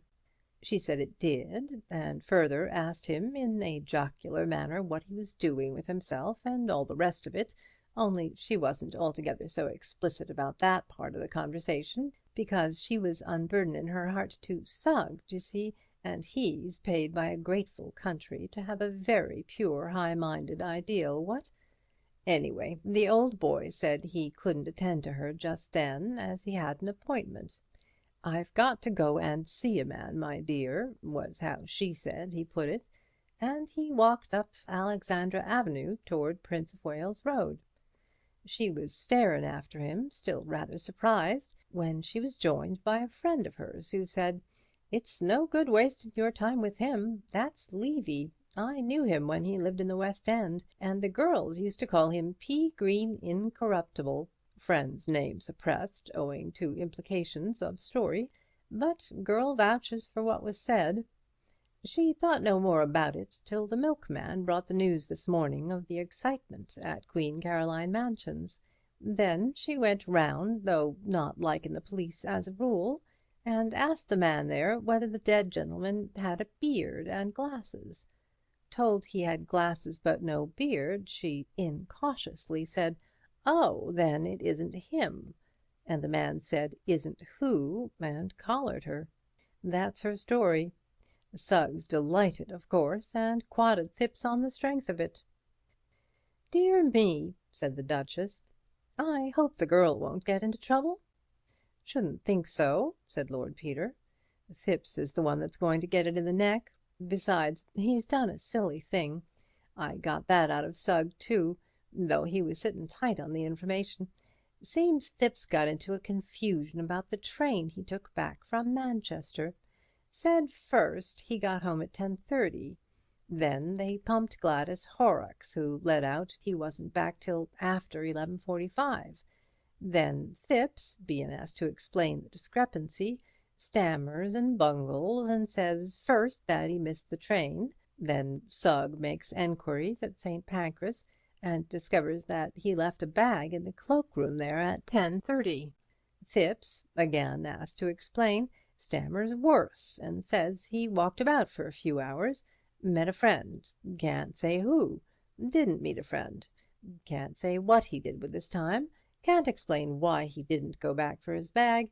Can't say what time he did get in. Can't explain how he got a bruise on his forehead.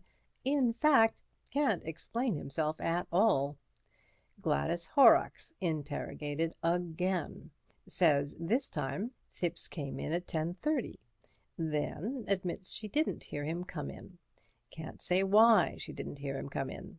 Can't say why she said first of all she did hear him. Bursts into tears, contradicts herself, everybody's suspicion roused, quad 'em both.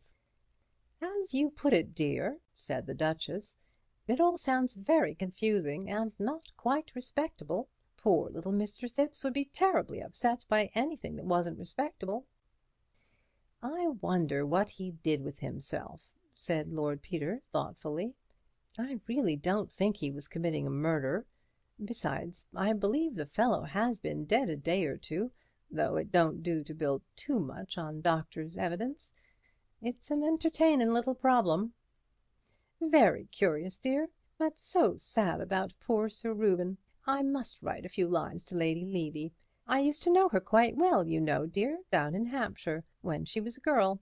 Christine Ford she was then, and I remember so well the dreadful trouble there was about her marrying a Jew. That was before he made his money, of course, in that oil business out in America. The family wanted her to marry Julian Freke, who did so well afterwards and was connected with the family, but she fell in love with this Mr. Levy and eloped with him. He was very handsome then, you know, dear, in a foreign-looking way, but he hadn't any means, and the Fords didn't like his religion. Of course, we're all Jews nowadays, and they wouldn't have minded so much if he'd pretended to be something else, like that Mr. Simons we met at Mrs. Porchester's, who always tells everybody that he got his nose in Italy at the Renaissance, and claims to be descended somehow or other from La Bella Simonetta. So foolish, you know, dear, as if anybody believed it.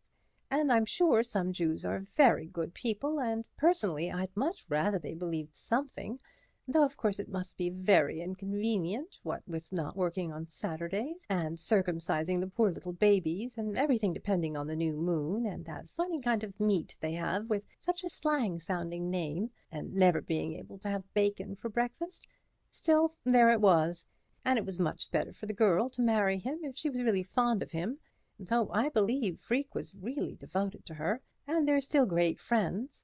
Not that there was ever a real engagement, only a sort of understanding with her father, but he's never married, you know, and lives all by himself in that big house next to the hospital, though he's very rich and distinguished now, and I know ever so many people have tried to get hold of him. There was Lady Mannering wanted him for that eldest girl of hers, though I remember saying at the time it was no use expecting a surgeon to be taken in by a figure that was all padding. They have so many opportunities of judging, you know, dear." "Lady Levy seems to have had a knack of making people devoted to her," said Peter. "Look at the pea-green incorruptible Levy." "That's quite true, dear. She was a most delightful girl, and they say her daughter is just like her.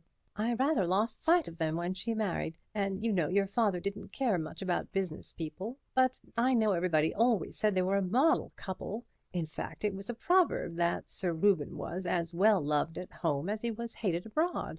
I don't mean in foreign countries, you know, dear, just the proverbial way of putting things, like a saint abroad and a devil at home, only the other way on, reminding one of Pilgrim's Progress."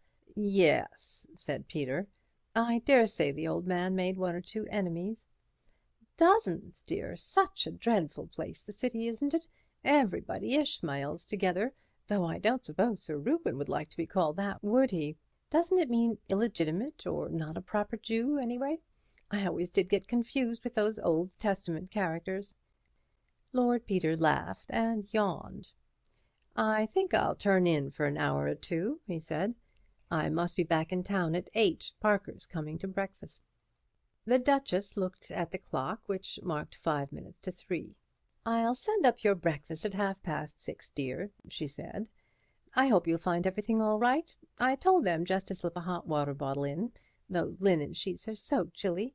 You can put it out if it's in your way." Chapter 4.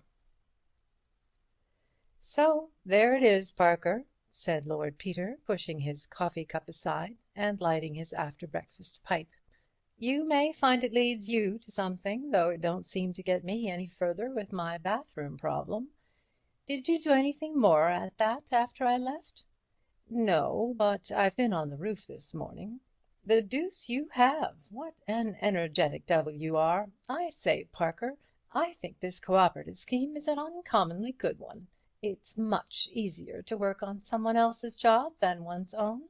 Gives one that delightful feelin' of interferin' and bossin' about, combined with the glorious sensation that another fellow is taking all one's own work off one's hands. You scratch my back and I'll scratch yours, what? Did you find anything?" "Not very much. I looked for any footmarks, of course, but naturally with all this rain there wasn't a sign. Of course, if this were a detective story, there'd have been a convenient shower exactly an hour before the crime, and a beautiful set of marks which could only have come there between 2 and 3 in the morning. But this being real life in a London November, you might as well expect footprints in Niagara. I searched the roofs right along, and came to the jolly conclusion that any person in any blessed flat in the blessed row might have done it. All the staircases open on to the roof, and the leads are quite flat. You can walk along as easy as along Shaftesbury Avenue. Still, I've got some evidence that the body did walk along there." "What's that?" Parker brought out his pocketbook and extracted a few shreds of material, which he laid before his friend. "One was caught in the gutter just above Thipps's bathroom window, another in a crack of the stone parapet just over it, and the rest came from the chimney stack behind, where they had caught in an iron stanchion. What do you make of them?" Lord Peter scrutinized them very carefully through his lens. "Interesting," he said, "damned interesting. Have you developed those plates, Bunter?" he added, as that discreet assistant came in with the post. "Yes, my lord." "Got anything?" "I don't know whether to call it anything or not, my lord," said Bunter dubiously. "I'll bring the prints in." "Do," said Wimsey. "Hallo, here's our advertisement about the gold chain in the Times. Very nice it looks. Write, phone or call 110 Piccadilly. Perhaps it would have been safer to put a box number, though I always think that the franker you are with people, the more you're likely to deceive 'em. So unused is the modern world to the open hand and the guileless heart, what? But you don't think the fellow who left that chain on the body is going to give himself away by coming here and inquiring about it?" "I don't, fathead," said Lord Peter, with the easy politeness of the real aristocracy. "That's why I've tried to get hold of the jeweller who originally sold the chain. See?" He pointed to the paragraph. "It's not an old chain, hardly worn at all. Oh, thanks, Bunter. Now, see here, Parker, these are the finger marks you noticed yesterday on the window sash and on the far edge of the bath. I'd overlooked them. I give you full credit for the discovery. I crawl, I grovel, my name is Watson, and you need not say what you were just going to say, because I admit it all. Now we shall— Hullo. The three men stared at the photographs. "The criminal," said Lord Peter bitterly, "climbed over the roofs in the wet, and not unnaturally got soot on his fingers. He arranged the body in the bath and wiped away all traces of himself except 2, which he obligingly left to show us how to do our job. We learn from a smudge on the floor that he wore india-rubber boots, and from this admirable set of fingerprints on the edge of the bath that he had the usual number of fingers and wore rubber gloves. That's the kind of man he is. Take the fool away, gentlemen." He put the prints aside and returned to an examination of the shreds of material in his hand. Suddenly he whistled softly. "Do you make anything of these, Parker?" They seemed to me to be ravellings of some coarse cotton stuff, a sheet perhaps, or an improvised rope. "Yes," said Lord Peter, Yes, it may be a mistake. It may be our mistake. I wonder. Tell me, do you think these tiny threads are long enough and strong enough to hang a man?" He was silent, his long eyes narrowing into slits behind the smoke of his pipe. "What do you suggest doing this morning?" asked Parker. "Well," said Lord Peter, "it seems to me it's about time I took a hand in your job. Let's go round to Park Lane and see what larks Sir Reuben Levy was up to in bed last night." "And now, Mrs. Pemming, if you would be so kind as to give me a blanket," said Mr. Bunter, coming down into the kitchen, "and permit of me hanging a sheet across the lower part of this window, and drawing the screen across here, so as to shut off any reflections, if you understand me, we'll get to work." Sir Reuben Levy's cook, with her eye upon Mr. Bunter's gentlemanly and well-tailored appearance, hastened to produce what was necessary. Her visitor placed on the table a basket containing a water bottle, a silver-backed hairbrush, a small roll of linoleum, and the "Letters of a Self-Made Merchant to His Son," bound in polished morocco. He drew an umbrella from beneath his arm and added it to the collection.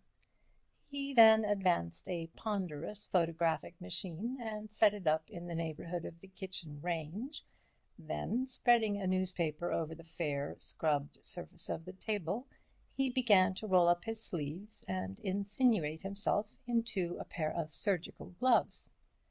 Sir Reuben Levy's valet, entering at the moment and finding him thus engaged, put aside the kitchen maid, who was staring from a front row position, and inspected the apparatus critically.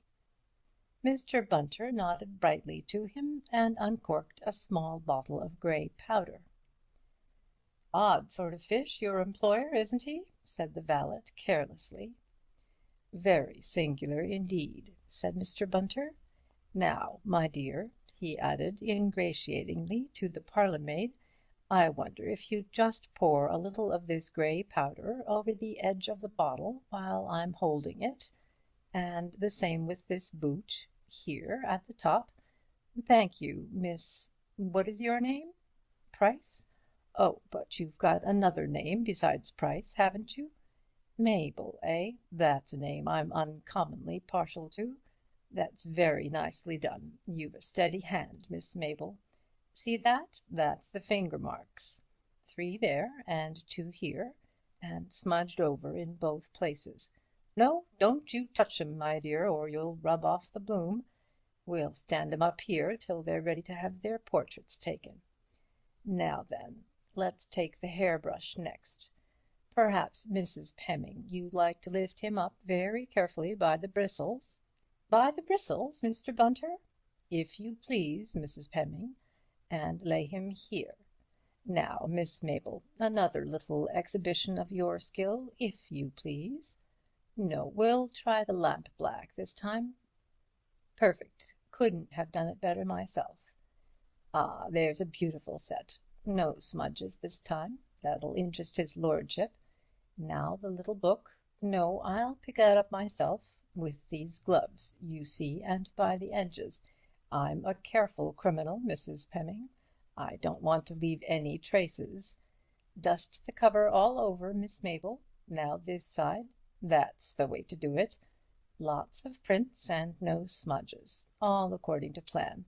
Oh, please, Mr. Graves, you mustn't touch it. It's as much as my place is worth to have it touched."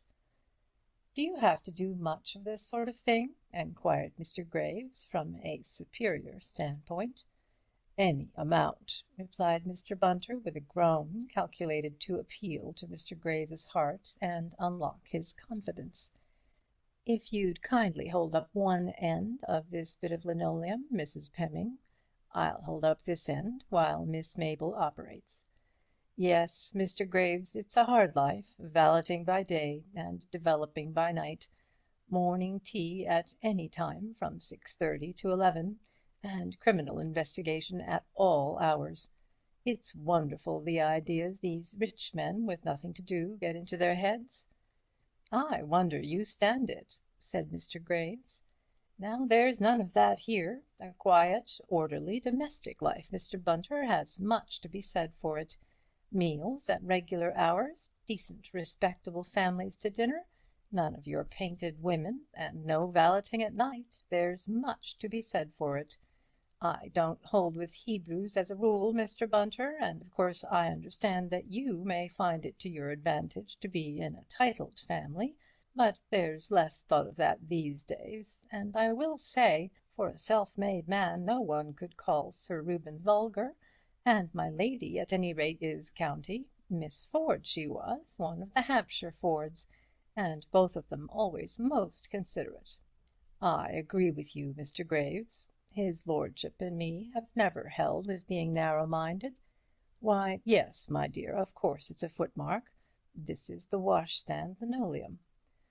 A good Jew can be a good man, that's what I've always said, and regular hours and considerate habits have a great deal to recommend them.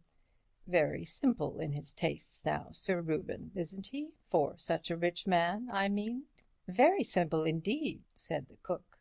"The meals he and her ladyship have when they're by themselves with Miss Rachel, well, there now, if it wasn't for the dinners, which is always good when there's company, I'd be wasting my talents in education here, if you understand me, Mr. Bunter."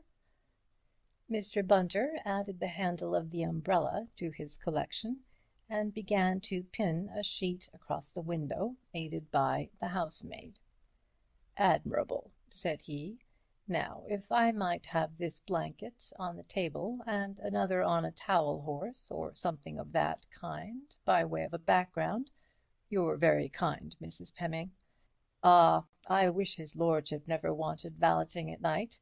Many's the time I've sat up till 3 and 4 and up again to call him early to go off Sherlocking at the other end of the country, and the mud he gets on his clothes and his boots."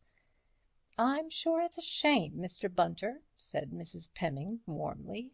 "Low, I calls it. In my opinion, police work ain't no fit occupation for a gentleman, let alone a lordship." "Everything made so difficult, too," said Mr. Bunter, nobly sacrificing his employer's character and his own feelings in a good cause. "Boots chucked into a corner, clothes hung up on the floor, as they say." "That's often the case with these men as are born with a silver spoon in their mouths," said Mr. Graves. "Now, Sir Reuben, he's never lost his good old-fashioned habits. Clothes folded up neat, boots put out in his dressing-room so as a man could get to them in the morning, everything made easy." "He forgot them the night before last, though." "The clothes, not the boots. Always thoughtful for others is Sir Reuben. Ah, I hope nothing's happened to him." "Indeed, no, poor gentleman," chimed in the cook. "And as for what they're saying, that he'd have gone out surreptitious-like to do something he didn't ought, well, I'll never believe it of him, Mr. Bunter, not if I was to take my dying oath upon it." "Ah," said Mr. Bunter, adjusting his arc lamps and connecting them with the nearest electric light, "and that's more than most of us could say of them as pays us." 5'10", said Lord Peter, "and not an inch more." He peered dubiously at the depression in the bedclothes and measured it a second time with the gentleman scout's vademecum. Parker entered this particular in a neat pocket-book. "I suppose," he said, "a 6'2" man might leave a 5'10" depression if he curled himself up." "Have you any Scotch blood in you, Parker?" enquired his colleague bitterly. "Not that I know of," replied Parker. "Why?" "Because of all the cautious, ungenerous, deliberate and cold-blooded devils I know," said Lord Peter, "you are the most cautious, ungenerous, deliberate and cold-blooded. Here am I, sweating my brains out to introduce a really sensational incident into your dull and disreputable little police investigation, and you refuse to show a single spark of enthusiasm. Well, it's no good jumping at conclusions. Jump! You don't even crawl distantly within sight of a conclusion. I believe if you caught the cat with her head in the cream jug, you'd say it was conceivable that the jug was empty when she got there. Well, it would be conceivable, wouldn't it? Curse you, said Lord Peter. He screwed his monocle into his eye and bent over the pillow, breathing hard and tightly through his nose. Here, give me the tweezers, he said presently. Good heavens, man, don't blow like that. You might be a whale. He nipped up an almost invisible object from the linen. What is it? Asked Parker. It's a hare, said Wimsey grimly, his hard eyes growing harder. Let's go look at Levy's hats, shall we? And you might just ring for that fellow with the churchyard name, do you mind?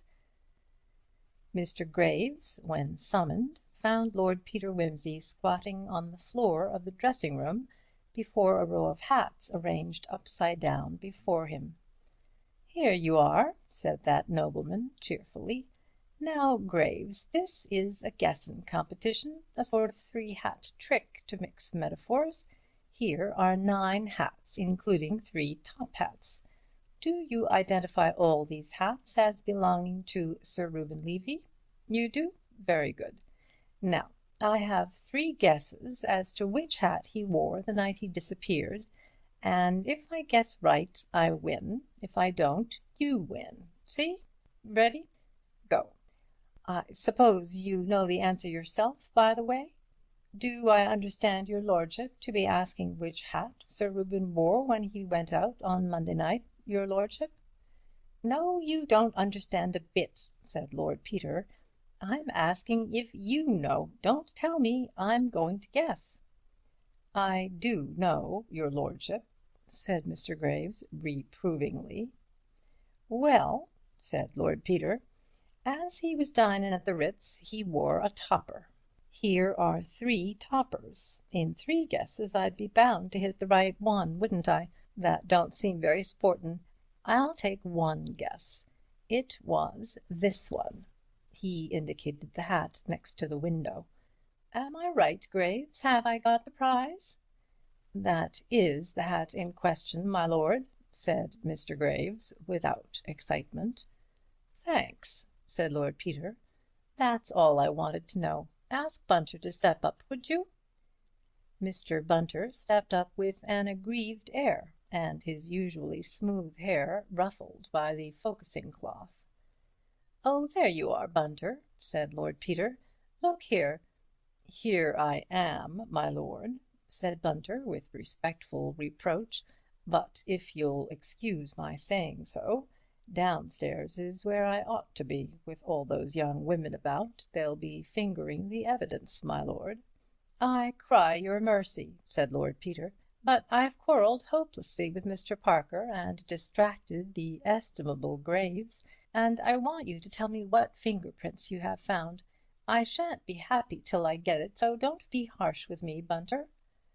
"Well, my lord, your lordship understands I haven't photographed them yet, but I won't deny that their appearance is interesting, my lord. The little book off the night table, my lord, has only the marks of 1 set of fingers. There's a little scar on the right thumb, which makes them easy recognised. The hairbrush, too, my lord, has only the same set of marks. The umbrella, the tooth-glass, and the boots all have 2 sets. The hand with the scarred thumb, which I take to be Sir Reuben's, my lord, and a set of smudges superimposed upon them, if I may put it that way, my lord, which may or may not be the same hand in rubber gloves. I could tell you better when I've got the photographs made to measure them, my lord. The linoleum in front of the washstand is very gratifying indeed, my lord, if you will excuse my mentioning it. Besides the marks of Sir Reuben's boots, which your lordship pointed out, There's the print of a man's naked foot, a much smaller one, my lord, not much more than a 10-inch sock, I should say, if you asked me." Lord Peter's face became irradiated with almost a dim religious light. "A mistake," he breathed, "a mistake, a little one, but he can't afford it. When was the linoleum washed last, Bunter?" "Monday morning, my lord. The housemaid did it and remembered to mention it. Only remark she's made yet, and it's to the point. The other domestics—" His features expressed disdain.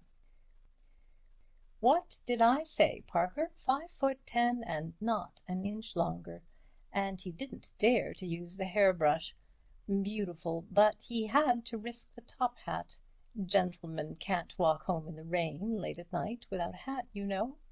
Parker, look. What do you make of it? 2 sets of fingerprints on everything but the book and the brush, 2 sets of feet on linoleum, and 2 kinds of hair in the hat."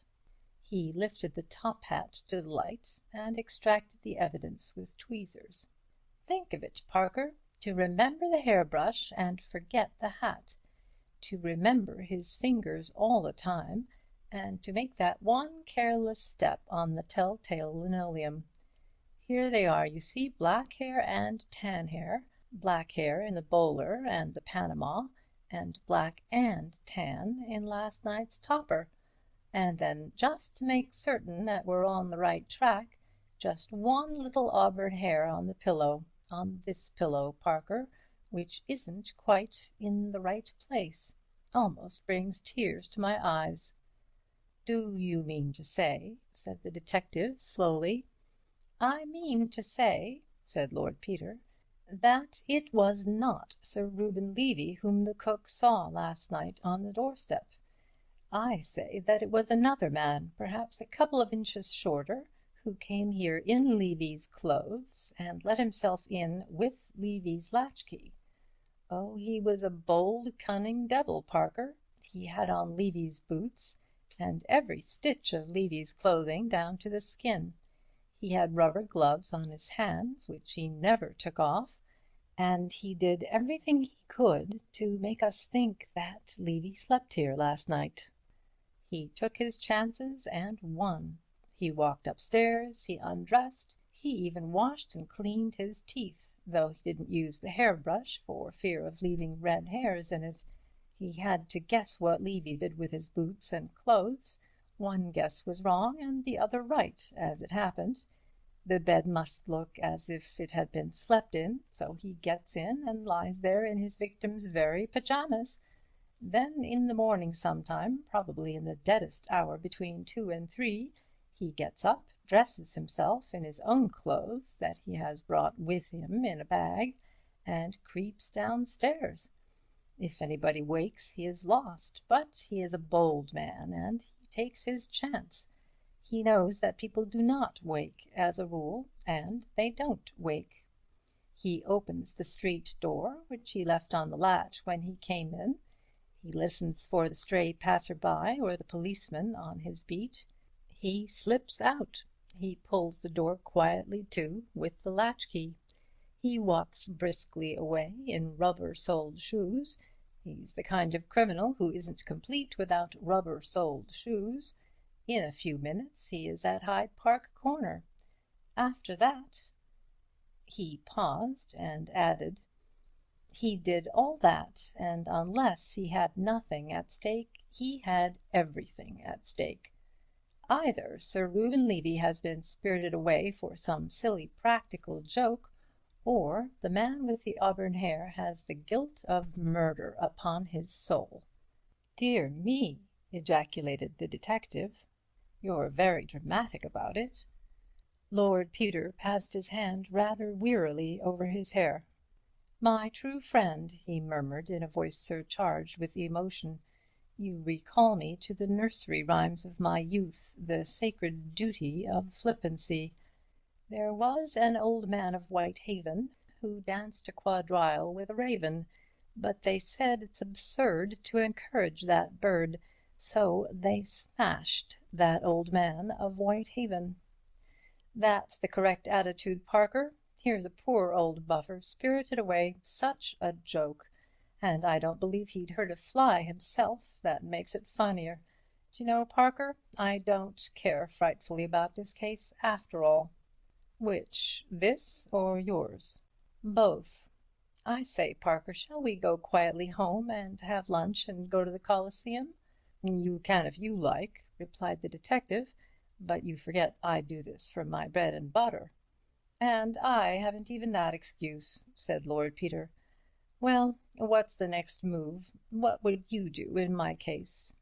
"I'd do some good hard grind," said Parker. "I'd distrust every bit of work Sugg ever did, and I'd get the family history of every tenant of every flat in Queen Caroline Mansions. I'd examine all their box rooms and roof traps, and I would inveigle them into conversations and suddenly bring in the words body and pince-nez, and see if they wriggled like those modern psycho-what's-his-names." "You would you?" said Lord Peter with a grin. "Well, we've exchanged cases, you know, so you just toddle off and do it. I'm going to have a jolly time at Wyndham's." Parker made a grimace. "Well," he said, "I don't suppose you'd ever do it, so I'd better. You'll never become a professional till you learn to do a little work, Wimsey. How about lunch?" "I'm invited out," said Lord Peter magnificently. "I'll run round and change at the club. Can't feed with Freddy Arbuthnot in these bags. Bunter?" "Yes, my lord." "Pack up if you're ready, and come round and wash my face and hands for me at the club." "Work here for another 2 hours, my lord. Can't do with less than 30 minutes exposure. The current's none too strong." "You see how I'm bullied by my own man, Parker? Well, I must bear it, I suppose. Ta-ta." He whistled his way downstairs. The conscientious Mr. Parker, with a groan, settled down to a systematic search through Sir Reuben Levy's papers, with the assistance of a plate of ham sandwiches and a bottle of Bass. Lord Peter and the Honourable Freddy Arbuthnot, looking together like an advertisement for gents' trouserings, strolled into the dining-room at Wyndham's. "Haven't seen you for an age," said the Honourable Freddy. "What have you been doing with yourself?" "Oh, foolin' about," said Lord Peter languidly. "Thick or clear, sir?" enquired the waiter of the Honourable Freddy. "Which'll you have, Wimsey?" said that gentleman, transferring the burden of selection to his guest. "They're both equally poisonous." "Well, clear's less trouble to lick out of the spoon," said Lord Peter. "Clear," said the Honourable Freddy. "Consommé polonaise," agreed the waiter. "Very nice, sir." Conversation languished until the Honourable Freddy found a bone in the filleted sole and sent for the head waiter to explain its presence. When this matter had been adjusted, Lord Peter found energy to say, "Sorry to hear about your governor, old man." "Yes, poor old buffer," said the Honourable Freddy. "They say he can't last long now." "What?" "Oh, the Montrachet '08. There's nothing fit to drink in this place," he added gloomily. After this deliberate insult to a noble vintage, there was a further pause, till Lord Peter said, "How's change?" "Rotten," said the Honourable Freddy. He helped himself gloomily to salmi of game. "Can I do anything?" asked Lord Peter. "Oh, no, thanks, very decent of you, but it'll pan out all right in time." "This isn't a bad salmi," said Lord Peter. "I've eaten worse," admitted his friend. "What about those Argentines?" enquired Lord Peter. "Here, waiter, there's a bit of cork in my glass." "Cork!" cried the Honourable Freddy, with something approaching animation. "You'll hear about this, waiter. It's an amazing thing. A fellow who's paid to do the job can't manage to take a cork out of a bottle. What do you say? Argentines? Oh, gone all to hell. Old Levy bunkin' off like that's knocked the bottom out of the market." "You don't say so," said Lord Peter. "What do you suppose has happened to the old man?" "Cursed if I know," said the Honourable Freddy. "Knocked on the head by the bears, I should think." "Perhaps he's gone off on his own," suggested Lord Peter. "Double life, you know. Giddy old blighters, some of these city men." "Oh, no," said the Honourable Freddy, faintly roused. "No, hang it all, Wimsey, I wouldn't care to say that. He's a decent old domestic bird, and his daughter's a charmin' girl. Besides, he's straight enough. He'd do you down fast enough, but he wouldn't let you down. Old Anderson is badly cut up about it." "Who's Anderson?"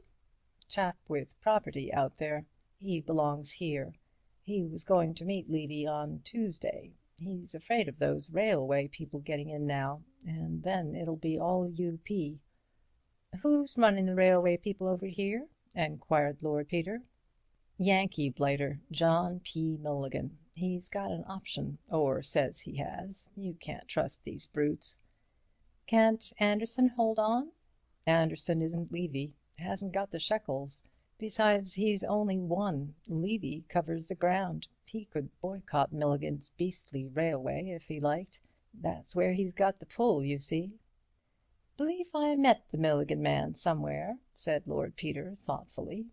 "Ain't he a hulking brute with black hair and a beard?" "You're thinking of somebody else," said the Honourable Freddy.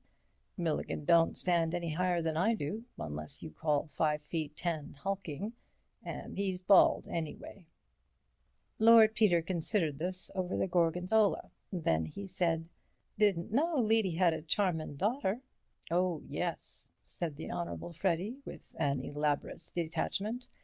"Met her and Mamma last year abroad. That's how I got to know the old man. He's been very decent. Let me into this Argentine business on the ground floor, don't you know." "Well," said Lord Peter, "you might do worse. Money's money, ain't it? And Lady Levy is quite a redeemin' point. At least, my mother knew her people." "Oh, she's all right," said the Honourable Freddy. "And the old man's nothing to be ashamed of nowadays. He's self-made, of course, but he don't pretend to be anything else. No side. Toddles off to business on a 96 bus every morning. 'Can't make up my mind to taxis, my boy,' he says. 'I had to look at every halfpenny when I was a young man, and I can't get out of the way of it now.' Though if he's taken his family out, nothing's too good. Rachel, that's the girl, always laughs at the old man's little economies." "I suppose they've sent for Lady Levy," said Lord Peter. "I suppose so," agreed the other. "I'd better pop round and express sympathy or something, what? Wouldn't look well not to, d'you think? But it's deuced awkward. What am I to say?" "I don't think it matters much what you say," said Lord Peter helpfully. "I should ask if you can do anything." "Thanks," said the lover. "I will. Energetic young man, count on me. Always at your service. Ring me up any time of the day or night. That's the line to take, don't you think?" "That's the idea," said Lord Peter. Mr. John P. Milligan, the London representative of the Great Milligan Railroad and Shipping Company, was dictating code cables to his secretary in an office in Lombard Street when a card was brought up to him bearing the simple legend, "Lord Peter Wimsey, Marlborough Club." Mr. Milligan was annoyed at the interruption, but, like many of his nation, if he had a weak point, it was the British aristocracy. He postponed for a few minutes the elimination from the map of a modest but promising farm, and directed that the visitor should be shown up. "Good afternoon," said that nobleman, ambling genially in. "It's most uncommonly good of you to let me come round, wastin' your time like this. I'll try not to be too long about it, though I'm not awfully good at comin' to the point. My brother never would let me stand for the county, you know. Said I wandered on so nobody'd know what I was talking about." "Pleased to meet you, Lord Wimsey," said Milligan. "Won't you take a seat?" "Thanks," said Lord Peter, "but I'm not the Duke, you know. That's my brother Denver. My name's Peter. It's a silly name, I always think. So old world and full of homely virtue and that sort of thing. But my godfathers and godmothers in my baptism are responsible for that, I suppose, officially, which is really rather hard on them, you know, as they didn't actually choose it. But we always have a Peter after the third Duke, who betrayed 5 kings somewhere about the Wars of Roses, though, come to think of it, it ain't anything to be proud of. Still, one has to make the best of it. Mr. Milligan, thus ingeniously placed at that disadvantage which attends ignorance, manoeuvred for position, and offered his interrupter a corona. "Thanks awfully," said Lord Peter, "though you really mustn't tempt me to stay here babblin' on all afternoon. By Jove, Mr. Milligan, if you offer people such comfortable chairs and cigars like these, I wonder they don't come and live in your office." He added mentally, "I wish to goodness I could get those long-toed boots off you. How's a man to know the size of your feet? And a head like a potato. It's enough to make one swear." "Say now, Lord Peter," said Mr. Milligan, "can I do anything for you?" "Well, d'you know," said Lord Peter, "I'm wondering if you would. It's damn cheek to ask you, but fact is, it's my mother, you know. Wonderful woman, but don't realise what it means, demands on the time of a busy man like you. We don't understand hustle over here, you know, Mr. Milligan." "Now, don't you mention that," said Mr. Milligan. "I'd be surely charmed to do anything to oblige the Duchess." He felt a momentary qualm as to whether a duke's mother were also a duchess, but breathed more freely as Lord Peter went on. "Thanks, that's uncommonly good of you. Well, now, it's like this. My mother, most energetic, self-sacrificin' woman, don't you see, is thinkin' of gettin' up a sort of charity bazaar down at Denver this winter, in aid of the church roof, you know. Very sad case, Mr. Milligan. Fine old antique, early English windows and decorated angel roof and all that, all tumblin' to pieces, rain pourin' in and so on. Vicar catchin' rheumatism at early service, owin' to the draught blowin' in over the altar. You know the sort of thing. They've got a man down startin' on it, little beggar called Thipps, lives with an aged mother in Battersea. Vulgar little beast, but quite good on angel roofs and things, I'm told." At this point Lord Peter watched his interlocutor narrowly, but finding that this rigmarole produced in him no reaction more startling than polite interest, tinged with faint bewilderment, he abandoned this line of investigation and proceeded. "I say, I beg your pardon frightfully. I'm afraid I'm being beastly long-winded. Fact is, my mother is gettin' up this bazaar, and she thought it'd be awfully interestin' sideshow to have some lectures, sort of little talks, you know, by eminent business men of all nations. How I did it kind of touch, you know. A drop of oil with Mr. Rockefeller, Cash and Conscience by Cadbury's Cocoa, and so on. It would interest people down there no end. You see, all my mother's friends will be there, and we've none of us any money, not what you'd call money, I mean. I expect our incomes wouldn't pay your telephone calls, would they? But we like awfully to hear about people who can make money. Gives us a sort of uplifted feelin', don't you know? Well, anyway, I mean, my mother'd be frightfully pleased and grateful to you, Mr. Milligan, if you'd come down and give us a few words as a representative American. It needn't take more than 10 minutes or so, you know, because the local people can't understand much beyond shootin' and huntin', and my mother's crowd can't keep their minds on anythin' more than 10 minutes together. But we'd really appreciate it very much if you'd come and stay a day or two and just give us a little breezy word on the almighty dollar." "Why, yes," said Mr. Milligan, "I'd like to, Lord Peter. It's kind of the Duchess to suggest it. It's a very sad thing when these fine old antiques begin to wear out. I'll come with great pleasure, and perhaps you'd be kind enough to accept a little donation to the Restoration Fund." This unexpected development nearly brought Lord Peter up all standing.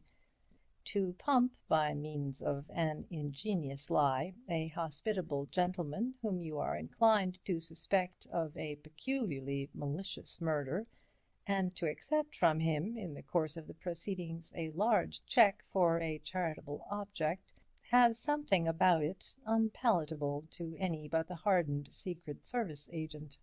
Lord Peter temporised. "That's awfully decent of you," he said. "I'm sure they'd be no end grateful, but you'd better not give it to me, you know. I might spend it or lose it. I'm not very reliable, I'm afraid. The vicar's the right person, the Reverend Constantine Throgmorton, St. John before the Latin Gate Vicarage, Duke's Denver, if you'd like to send it there." "I will," said Mr. Milligan. "Will you write it out now for £1,000, Scoot, in case it slips my mind later?" The secretary, a sandy-haired young man with a long chin and no eyebrows, silently did as he was requested. Lord Peter looked from the bald head of Mr. Milligan to the red head of the secretary, hardened his heart, and tried again. "Well, I'm no end grateful to you, Mr. Milligan, and so'll my mother be when I tell her. I'll let you know the date of the bazaar. It's not quite settled yet, and I've got to see some other business men, don't you know. I thought of askin' Lord Northcliffe to represent English newspapers, you know, and a friend of mine promises me a leadin' German, very interestin' if there ain't too much feelin' against it down in the country. And I'd better get Rothschild, I suppose, to do the Hebrew point of view.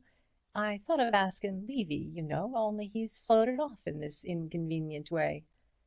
"Yes," said Mr. Milligan, "that's a very curious thing, though I don't mind saying, Lord Peter, that it's a convenience to me.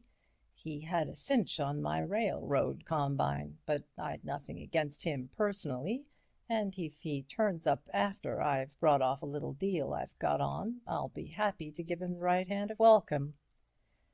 A vision passed through Lord Peter's mind of Sir Reuben kept somewhere in custody till a financial crisis was over. This was exceedingly possible and far more agreeable than his earlier conjecture. It also agreed better with the impression he was forming of Mr. Milligan. "Well, it's a rum go," said Lord Peter, "but I dare say he had his reasons. Much better not to inquire into people's reasons, you know what? Especially as a police friend of mine, who's connected with the case, says the old Johnny dyed his hair before he went." Out of the tail of his eye, Lord Peter saw the red-headed secretary add up 5 columns of figures simultaneously and jot down the answer. "Dyed his hair, did he?" said Mr. Milligan. "Dyed it red," said Lord Peter. The secretary looked up. "Odd thing is," continued Wimsey, "they can't lay hands on the bottle. Something fishy there, don't you think, what?" The secretary's interest seemed to have evaporated. He inserted a fresh sheet into his loose-leaf ledger and carried forward a row of digits from the preceding page. "I dare say there's nothing in it," said Lord Peter, rising to go. "Well, it's uncommonly good of you to be bothered with me like this, Mr. Milligan. My mother'll be no end pleased. She'll write you about the date." "I'm charmed," said Mr. Milligan. "Very pleased to have met you." Mr. Scoot rose silently to open the door, uncoiling as he did so a portentous length of thin leg hitherto hidden by the desk. With a mental sigh, Lord Peter estimated him at 6'4". "It's a pity I can't put Scoot's head on Milligan's shoulders," said Lord Peter, emerging into the swirl of the city. "And what will my mother say?" Chapter 5. Mr. Parker was a bachelor and occupied a Georgian but inconvenient flat at No. 12 Great Ormond Street, for which he paid £1 a week. His exertions in the cause of civilization were rewarded not by the gift of diamond rings from empresses or munificent cheques from grateful prime ministers, but by a modest though sufficient salary drawn from the pockets of the British taxpayer. He awoke after a long day of arduous and inconclusive labour to the smell of burnt porridge. Through his bedroom window, hygienically open top and bottom, A raw fog was rolling slowly in, and the sight of a pair of winter pants flung hastily over a chair the previous night fretted him with a sense of the sordid absurdity of the human form. The telephone bell rang, and he crawled wretchedly out of bed and into the sitting-room, where Mrs. Munns, who did for him by the day, was laying the table, sneezing as she went. Mr. Bunter was speaking. "His lordship says he'd be very glad, sir, if you could make it convenient to step round to breakfast." If the odour of kidney and bacon had been wafted along the wire, Mr. Parker could not have experienced a more vivid sense of consolation.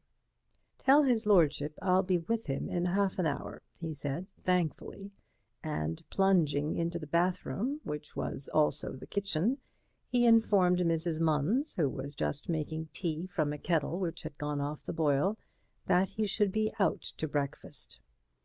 "You can take the porridge home for the family," he added viciously, and flung off his dressing-gown with such determination that Mrs. Munns could only scuttle away with a snort. A 19 bus deposited him in Piccadilly only 15 minutes later than his rather sanguine impulse had prompted him to suggest, and Mr. Bunter served him with glorious food, incomparable coffee, and the Daily Mail before a blazing fire of wood and coal. A distant voice singing the Et iterum venturus est from Bach's Mass in B minor proclaimed that for the owner of the flat cleanliness and godliness met at least once a day, and presently Lord Peter roamed in, moist and verbena-scented, in a bathrobe cheerfully patterned with unnaturally variegated peacocks. "Mornin', old dear," said that gentleman. "Beast of a day, ain't it? Very good of you to trundle out in it, but I had a letter I wanted you to see, and I hadn't the energy to come round to your place. Bunter and I have been making a night of it." "What's the letter?" asked Parker. "Never talk business with your mouth full," said Lord Peter reprovingly. "Have some Oxford marmalade, and then I'll show you my Dante. They brought it round last night. What ought I to read this morning, Bunter?" "Lord Erreth's collection is going to be sold, my lord. There is a column about it in the Morning Post. I think your lordship should look at this review of Sir Julian Freke's new book on the physiological bases of the conscience in the Times Literary Supplement. Then there is a very singular little burglary in the Chronicle, my lord, and an attack on titled families in the Herald. Rather ill written, if I may say so, but not without unconscious humour, which your lordship will appreciate." "All right, give me that and the burglary," said his lordship. "I have looked over the other papers," pursued Mr. Bunter, indicating a formidable pile, "and marked your lordship's after-breakfast reading." "Oh, pray don't allude to it," said Lord Peter. "You take my appetite away." There was silence, but for the crunching of toast and the crackling of paper. "I see they adjourned the inquest," said Parker presently. "Nothing else to do," said Lord Peter. "But Lady Levy arrived last night, and will have to go and fail to identify the body this morning for Sugg's benefit." "Time, too," said Mr. Parker shortly. Silence fell again. "I don't think much of your burglary, Bunter," said Lord Peter. "Competent, of course, but no imagination. I want imagination in a criminal. Where's the Morning Post?" After a further silence, Lord Peter said, "You might send for the catalogue, Bunter. That Apollonius Rhodius might be worth looking at." Footnote: Apollonius Rhodius, Lorenzo Bodi Alopa, Firenze, 1496, quarto. The excitement attendant on the solution of the Battersea mystery did not prevent Lord Peter from securing this rare work before his departure for Corsica. "No, I'm damned if I'm going to stodge through that review, but you can stick the book on the library list if you like. His book on crime was entertainin' enough as far as it went, but the fellow's got a bee in his bonnet. Thinks God's a secretion of the liver. All right once in a way, but there's no need to keep on about it." There's nothing you can't prove if your outlook is only sufficiently limited. Look at Sugg." "I beg your pardon," said Parker. "I wasn't attending. Argentines are steadying a little, I see." "Milligan," said Lord Peter. "Oil's in a bad way. Levy's made a difference there. That funny little boom in Peruvians that came on just before he disappeared has died away again. I wonder if he was concerned in it. Do you know at all?" "I'll find out," said Lord Peter. "What was it?" "Oh, an absolutely dud enterprise that hadn't been heard of for years. It suddenly took a little lease of life last week. I happened to notice because my mother got let in for a couple of hundred shares a long time ago. It never paid a dividend. Now it's petered out again." Wimsey pushed his plate aside and lit a pipe. "Having finished, I don't mind doing some work," he said. "How did you get on yesterday?" "I didn't," replied Parker. "I sleuthed up and down those flats in my own bodily shape and 2 different disguises. I was a gas meter man and a collector for a home for lost doggies, and I didn't get a thing to go on except a servant in the top flat at the Battersea Bridge Road end of the row, who said she thought she'd heard a bump on the roof one night. Asked which night, she couldn't rightly say. Asked if it was Monday night, she thought it very likely. Asked if it mightn't have been in that high wind on Saturday night that blew my chimney pot off. She couldn't say but what it might have been. Asked if she was sure it was on the roof and not inside the flat. Said to be sure they did find a picture tumbled down next morning. Very suggestible girl. I saw your friends, Mr. and Mrs. Appledore, who received me coldly, but could make no definite complaint about Thipps, except that his mother dropped her H's, and that he once called on them uninvited, armed with a pamphlet about anti-vivisection. The Indian colonel on the first floor was loud, but unexpectedly friendly. He gave me Indian curry for supper and some very good whisky, but he's a sort of hermit, and all he could tell me was that he couldn't stand Mrs. Appledore." "Did you get nothing at the house?" "Only Levy's private diary. I brought it away with me. Here it is.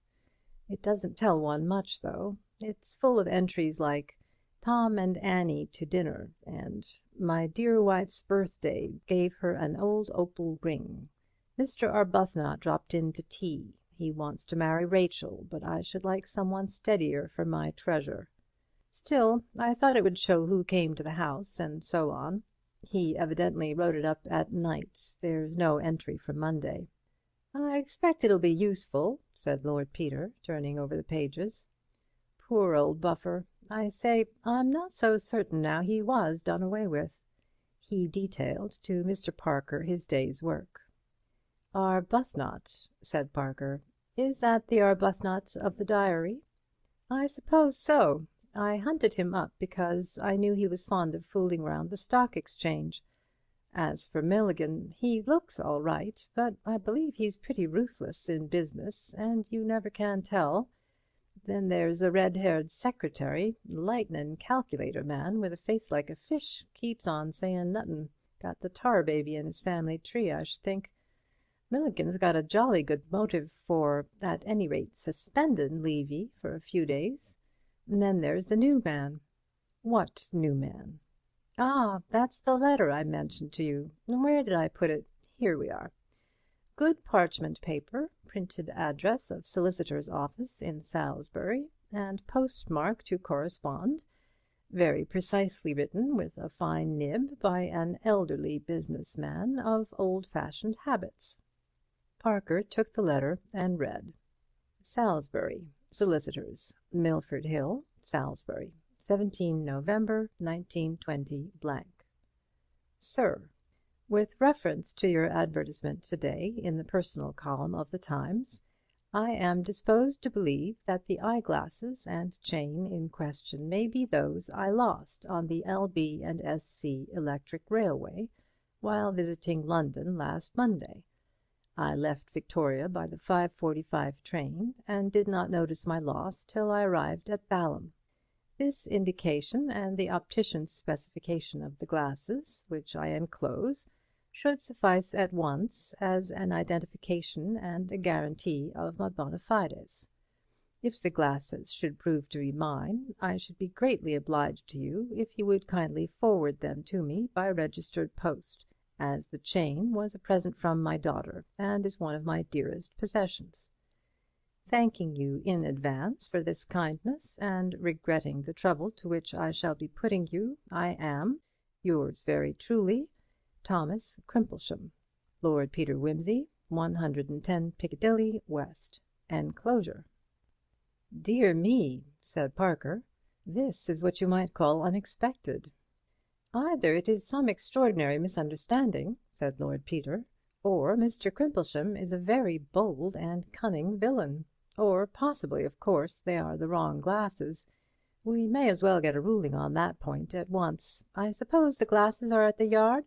I wish you'd just ring 'em up and ask 'em to send round an optician's description of them at once. And you might ask at the same time whether it's a very common prescription." "Right you are," said Parker, and took the receiver off its hook. "And now," said his friend, when the message was delivered, "just come into the library for a minute." On the library table Lord Peter had spread out a series of bromide prints, some dry, some damp, and some but half washed. "These little ones are the originals of the photos we've been taking," said Lord Peter, "and these big ones are enlargements, all made to precisely the same scale. This one here is the footmark on the linoleum. We'll put that by itself at present. Now, these fingerprints can be divided into 5 lots. I've numbered 'em on the prints, see, and made a list. A, the fingerprints of Levy himself, off his little bedside book and his hairbrush, this and this. You can't mistake the little scar on the thumb. B, the smudges made by the gloved fingers of the man who slept in Levy's room on Monday night. They show clearly on the water bottle and on the boots, superimposed on Levy's. They are very distinct on the boots, surprisingly so for gloved hands, and I deduce that the gloves were rubber ones and had recently been in water. Here's an interesting point. Levy walked in the rain on Monday night, as we know, and these dark marks are mud splashes. You see, they lie over Levy's fingerprints in every case. Now, see, on this left boot we find the stranger's thumb mark over the mud on the leather above the heel. That's a funny place to find a thumb mark on a boot, isn't it? That is, if Levy took off his own boots. But it's the place where you'd expect to see it if somebody forcibly removed his boots for him.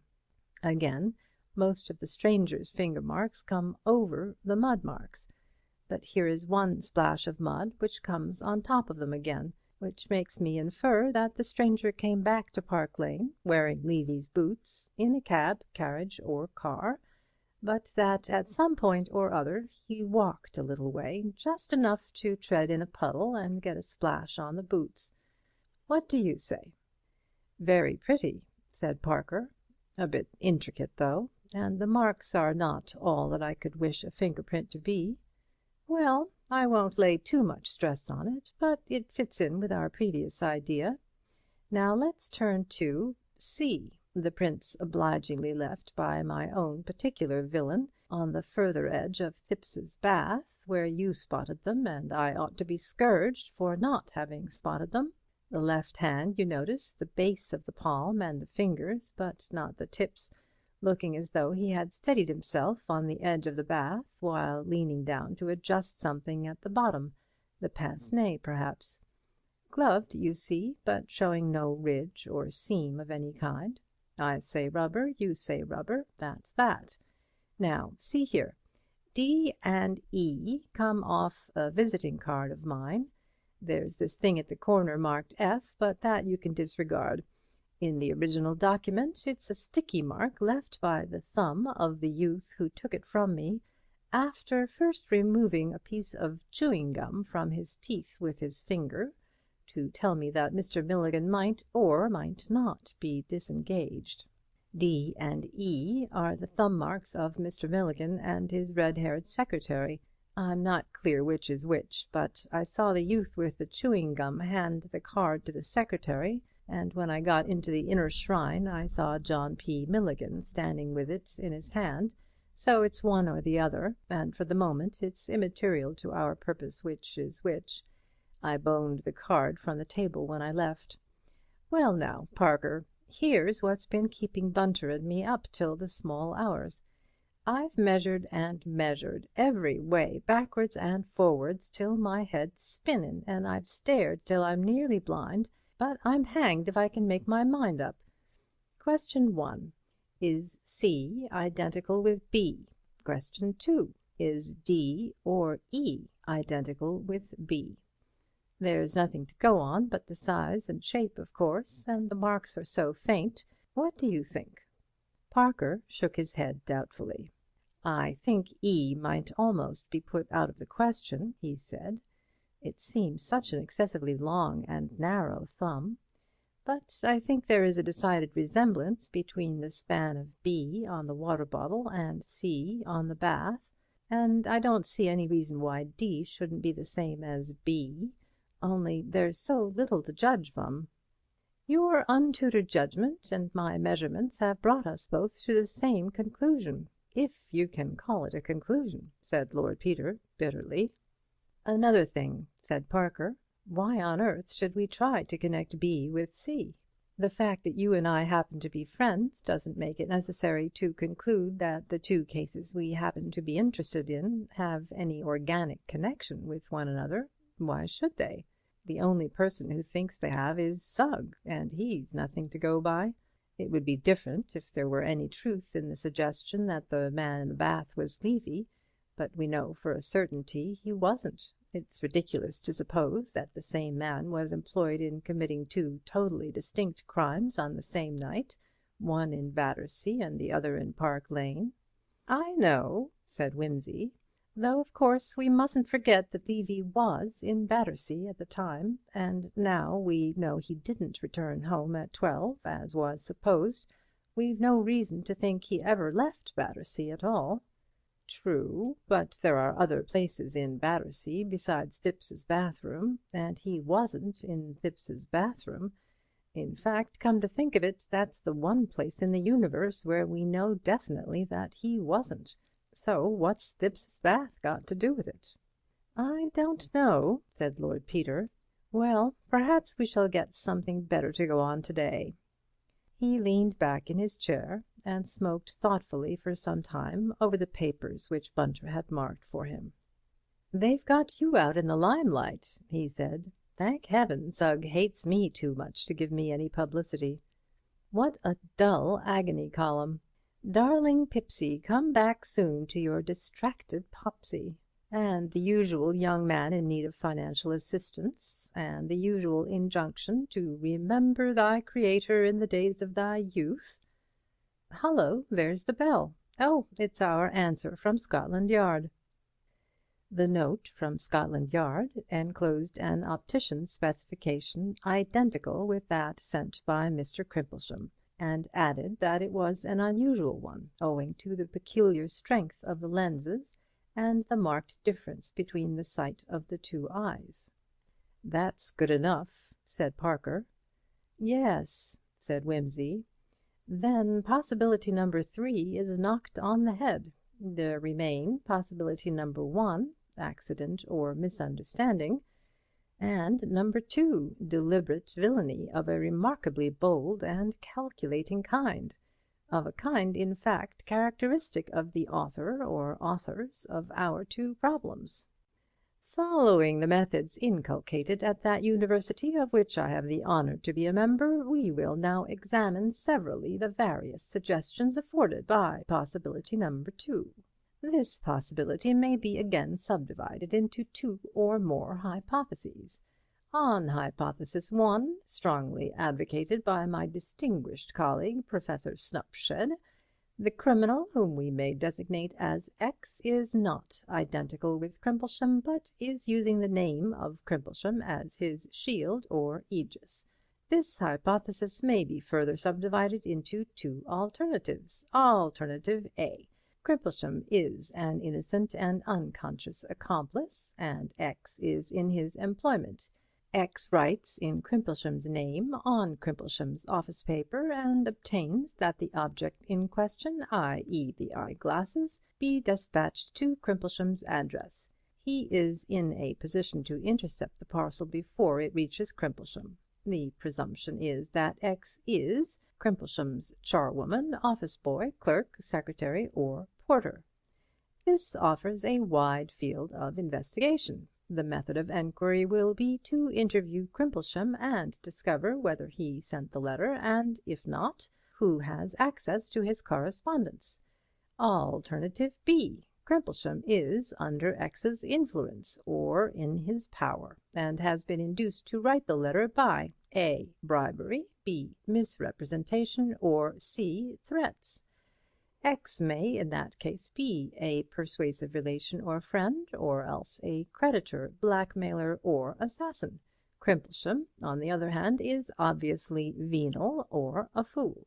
The method of enquiry in this case, I would tentatively suggest, is, again, to interview Crimplesham, put the facts of the case strongly before him, and assure him in the most intimidating terms that he is liable to a prolonged term of penal servitude as an accessory after the fact in the crime of murder. Trusting, gentlemen, that you have followed me thus far, we will pass on to the consideration of Hypothesis 2, to which I personally incline, and according to which X is identical with Crimplesham. In this case, Crimplesham, who is, in the words of an English classic, a man of infinite resource and sagacity, correctly deduces that, of all people, the last whom we shall expect to find answering our advertisement is the criminal himself. Accordingly, he plays a bold game of bluff. He invents an occasion on which the glasses may very easily have been lost or stolen, and applies for them. If confronted, nobody will be more astonished than he to learn where they were found. He will produce witnesses to prove that he left Victoria at 5:45 and emerged from the train at Balham at the scheduled time, and sat up all Monday night playing chess with a respectable gentleman well known in Balham. In this case, the method of enquiry will be to pump the respectable gentleman in Balham, and if he should happen to be a single gentleman with a deaf housekeeper, it may be no easy matter to impugn the alibi, since, outside detective romances, few ticket collectors and bus conductors keep an exact remembrance of all the passengers passing between Balham and London on any and every evening of the week. Finally, gentlemen, I will frankly point out the weak point of all these hypotheses, namely, that none of them offers any explanation as to why the incriminating article was left so conspicuously on the body in the first instance. Mr. Parker had listened with commendable patience to this academic exposition. Might not X, he suggested, be an enemy of Crimplesham's who designed to throw suspicion upon him? He might. In that case he should be easy to discover, since he obviously lives in close proximity to Crimplesham and his glasses, and Crimplesham, in fear of his life, will then be a valuable ally for the prosecution. How about the first possibility of all, misunderstanding or accident? Well, for purposes of discussion, nothing, because it really doesn't afford any data for discussion. In any case, said Parker, the obvious course appears to be to go to Salisbury. That seems indicated, said Lord Peter. Very well, said the detective. Is it to be you, or me, or both of us? It is to be me, said Lord Peter, and that for two reasons. First, because if, by possibility number 2, hypothesis 1, alternative A, Crimplesham is an innocent cat's paw, the person who put in the advertisement is the proper person to hand over the property. Secondly, because if we are to adopt hypothesis 2, we must not overlook the sinister possibility that Crimplesham X is laying a careful trap to rid himself of the person who so unwarily advertised in the daily press his interest in the solution to the Battersea Park mystery. "That appears to me to be an argument for our both going," objected the detective. "Far from it," said Lord Peter. "Why play into the hands of Crimplesham X by delivering over to him the only two men in London with the evidence, such as it is, and, shall I say, the wits, to connect him with the Battersea body?" "But if we told the Yard where we were going, and we both got nobbled," said Mr. Parker, "it would afford strong presumptive evidence of Crimplesham's guilt, and anyhow, if he didn't get hanged for murdering the man in the bath, he'd at least get hanged for murdering us." "Well," said Lord Peter, "if he only murdered me, you could still hang him. What's the good of wasting a sound, marriageable young male like yourself? Besides, how about old Levy? If you're incapacitated, do you think anybody else is going to find him?" "But we could frighten Crimplesham by threatening him with the Yard." "Well, dash it all, if it comes to that, I can frighten him by threatening him with you, which, seeing you hold what evidence there is much more to the point. And then suppose it's a wild goose chase after all. You'll have wasted time when you might be getting on with the case. There are several things that need doing." "Well," said Parker, silenced but reluctant, "why can't I go in that case?" "Bosh," said Lord Peter. "I am retained by old Mrs. Thipps, for whom I entertain the greatest respect, to deal with this case, and it's only by courtesy that I allow you to have anything to do with it." Mr. Parker groaned. "Will you at least take Bunter?" he said. "In deference to your feelings," replied Lord Peter, "I will take Bunter, though he could be far more usefully employed taking photographs or overhauling my wardrobe. When is there a good train to Salisbury, Bunter?" "There is an excellent train at 10:50, my lord." "Kindly make arrangements to catch it," said Lord Peter, throwing off his bathrobe and trailing away with it into his bedroom. "And, Parker, if you have nothing else to do, you might get hold of Levy's secretary and look into that little matter of the Peruvian oil." Lord Peter took with him, for light reading in the train, Sir Reuben Levy's diary. It was a simple and, in the light of recent facts, rather a pathetic document.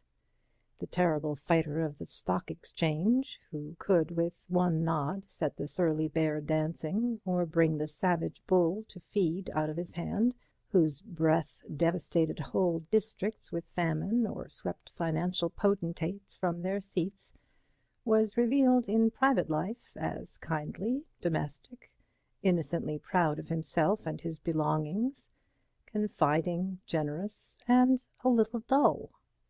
His own small economies were duly chronicled side by side with extravagant presents to his wife and daughter.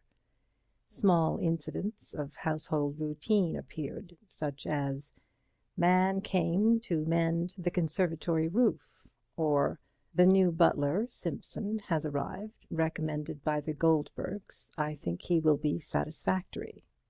All visitors and entertainments were duly entered, from a very magnificent lunch to Lord Dewsbury, the Minister for Foreign Affairs, and Dr. Jabez K. Wart, the American Plenipotentiary, through a series of diplomatic dinners to eminent financiers, down to intimate family gatherings of persons designated by Christian names or nicknames. About May there came a mention of Lady Levy's nerves, and further reference was made to the subject in subsequent months. In September it was stated that "Freke came to see my dear wife and advised complete rest and change of scene. She thinks of going abroad with Rachel." The name of the famous nerve specialist occurred as a diner or luncher about once a month, and it came into Lord Peter's mind that Freke would be a good person to consult about Levy himself. "People sometimes tell things to the doctor," he murmured to himself, And by Jove, if Levy was simply going round to see Freke on Monday night, that rather disposes of the Battersea incident, doesn't it? He made a note to look up Sir Julian, and turned on further. On September 18th, Lady Levy and her daughter had left for the south of France. Then suddenly, under the date October 5th, Lord Peter found what he was looking for: Goldberg, Skriner, and Milligan to dinner. There was the evidence that Milligan had been in that house. There had been a formal entertainment, a meeting as of two duellists shaking hands before the fight. Skriner was a well-known picture dealer.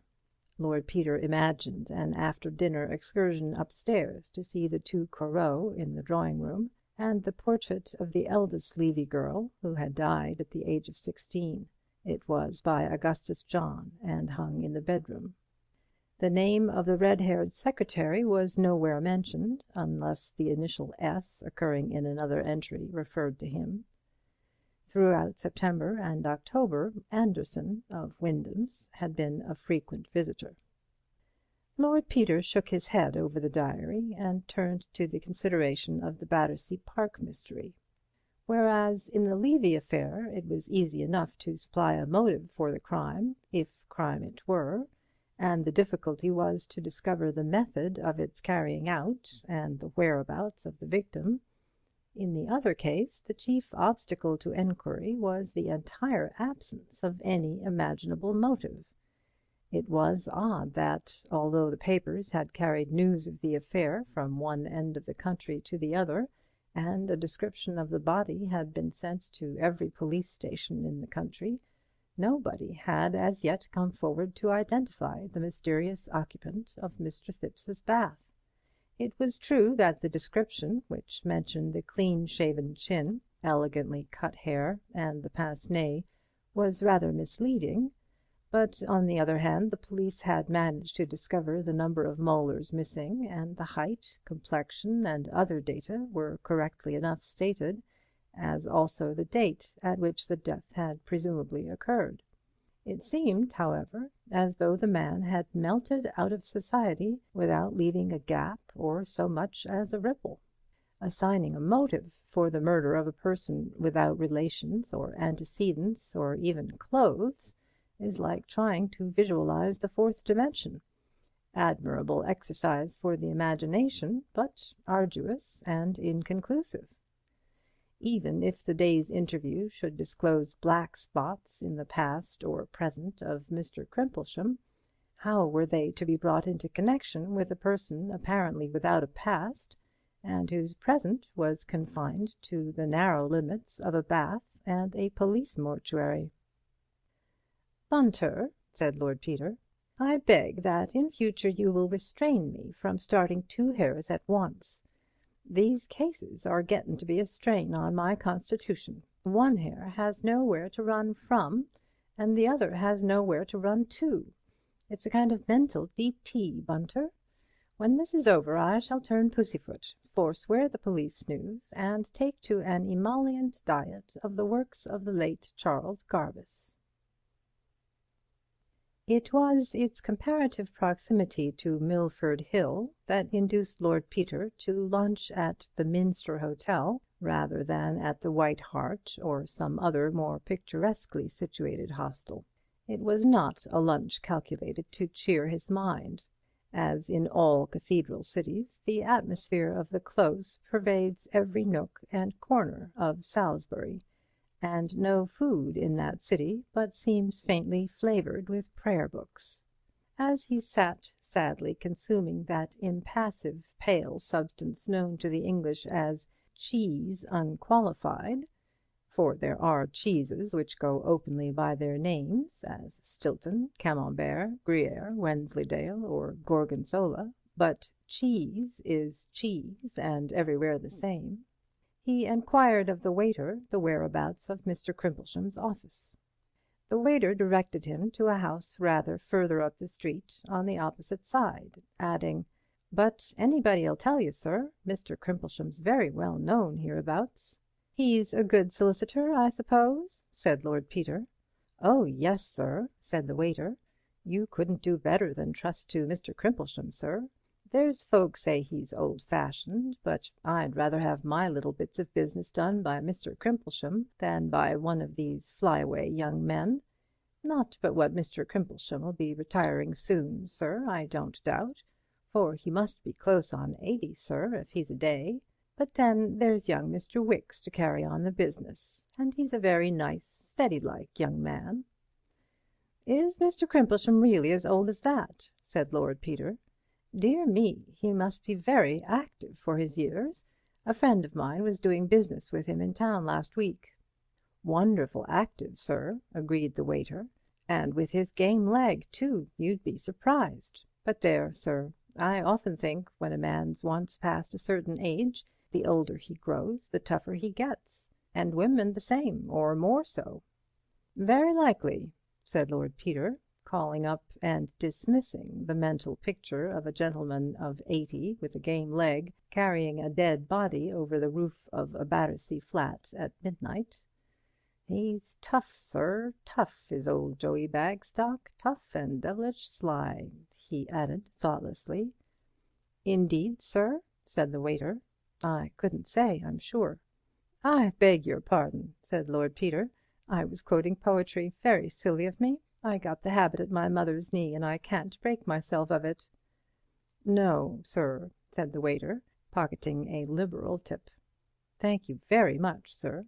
You'll find the house easy, just afore you come to Pennyfarthing Street, sir, about 2 turnings off, on the right-hand side opposite." "Afraid that disposes of Crimplesham X," said Lord Peter. "I'm rather sorry. He was a fine, sinister figure, as I had pictured him. Still, his may yet be the brain behind the hands, the aged spider, sitting invisible in the centre of the vibrating web, you know, Bunter." "Yes, my lord," said Bunter. They were walking up the street together. "There's the office over the way," pursued Lord Peter. "I think, Bunter, you might step into this little shop and purchase a sporting paper, and if I do not emerge from the villain's lair, say, within 3/4 of an hour, you may take such steps as your perspicuity may suggest." Mr. Bunter turned into the shop as desired, and Lord Peter walked across and rang the lawyer's bell with decision. "The truth, the whole truth, and nothing but the truth is my long suit here, I fancy," he murmured, and when the door was opened by a clerk, he delivered over his card with an unflinching air. He was ushered immediately into a confidential-looking office, obviously furnished in the early years of Queen Victoria's reign, and never altered since. A lean, frail-looking old gentleman rose briskly from his chair as he entered, and limped forward to meet him. "My dear sir," exclaimed the lawyer, "how extremely good of you to come in person. Indeed, I am ashamed to have given you so much trouble. I trust you were passing this way, and that my glasses have not put you to any great inconvenience. Pray take a seat, Lord Peter." He peered gratefully at the young man over a pince-nez, obviously the fellow of that now adorning a dossier in Scotland Yard. Lord Peter sat down. The lawyer sat down. Lord Peter picked up a glass paperweight from the desk and weighed it thoughtfully in his hand.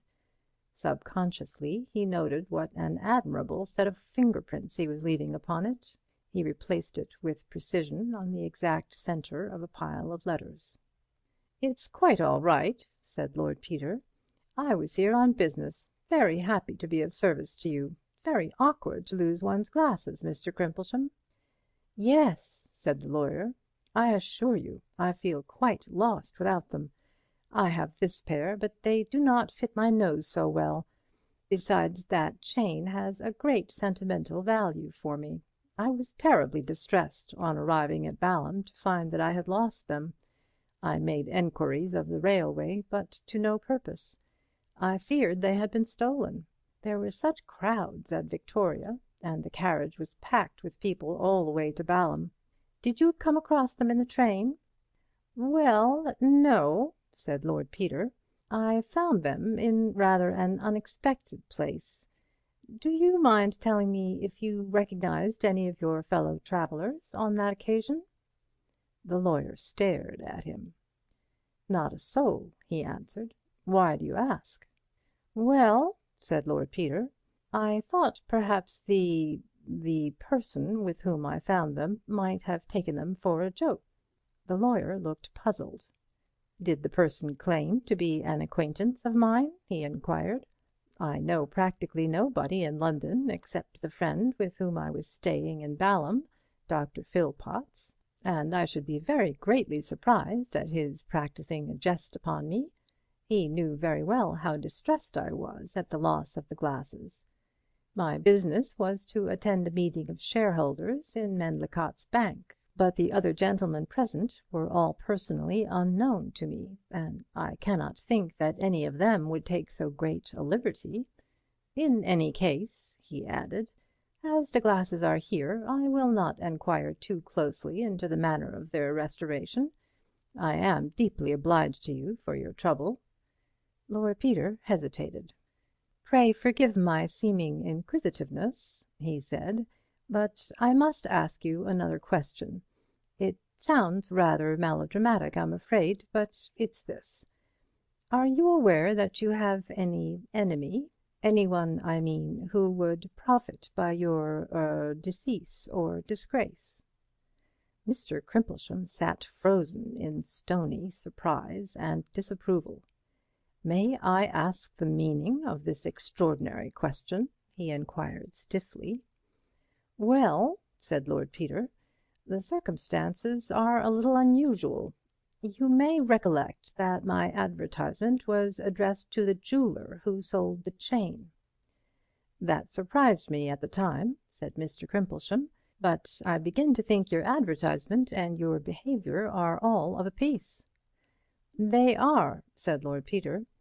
"As a matter of fact, I did not expect the owner of the glasses to answer my advertisement. Mr. Crimplesham, you have no doubt read what the papers have to say about the Battersea Park mystery? Your glasses are the pair that was found on the body, and they are now in the possession of the police at Scotland Yard, as you may see by this." He placed the specification of the glasses and the official note before Crimplesham. "Good God!" exclaimed the lawyer. He glanced at the paper and then looked narrowly at Lord Peter. "Are you yourself connected with the police?" he inquired.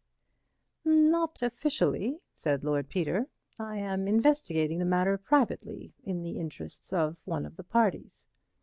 Mr. Crimplesham rose to his feet.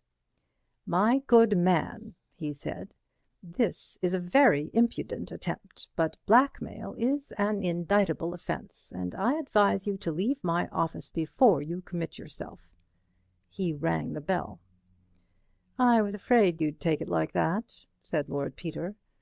"It looks as though this ought to have been my friend Detective Parker's job after all." He laid Parker's card on the table beside the specification and added, "If you should wish to see me again, Mr. Crimplesham, before tomorrow morning, you will find me at the Minster Hotel." Mr. Crimplesham disdained to reply further than to direct the clerk who entered to show this person out. In the entrance, Lord Peter brushed against a tall young man who was just coming in, and who stared at him with surprised recognition.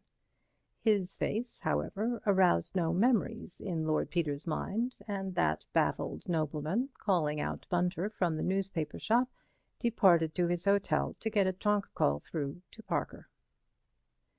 Meanwhile, in the office, the meditations of the indignant Mr. Crimplesham were interrupted by the entrance of his junior partner.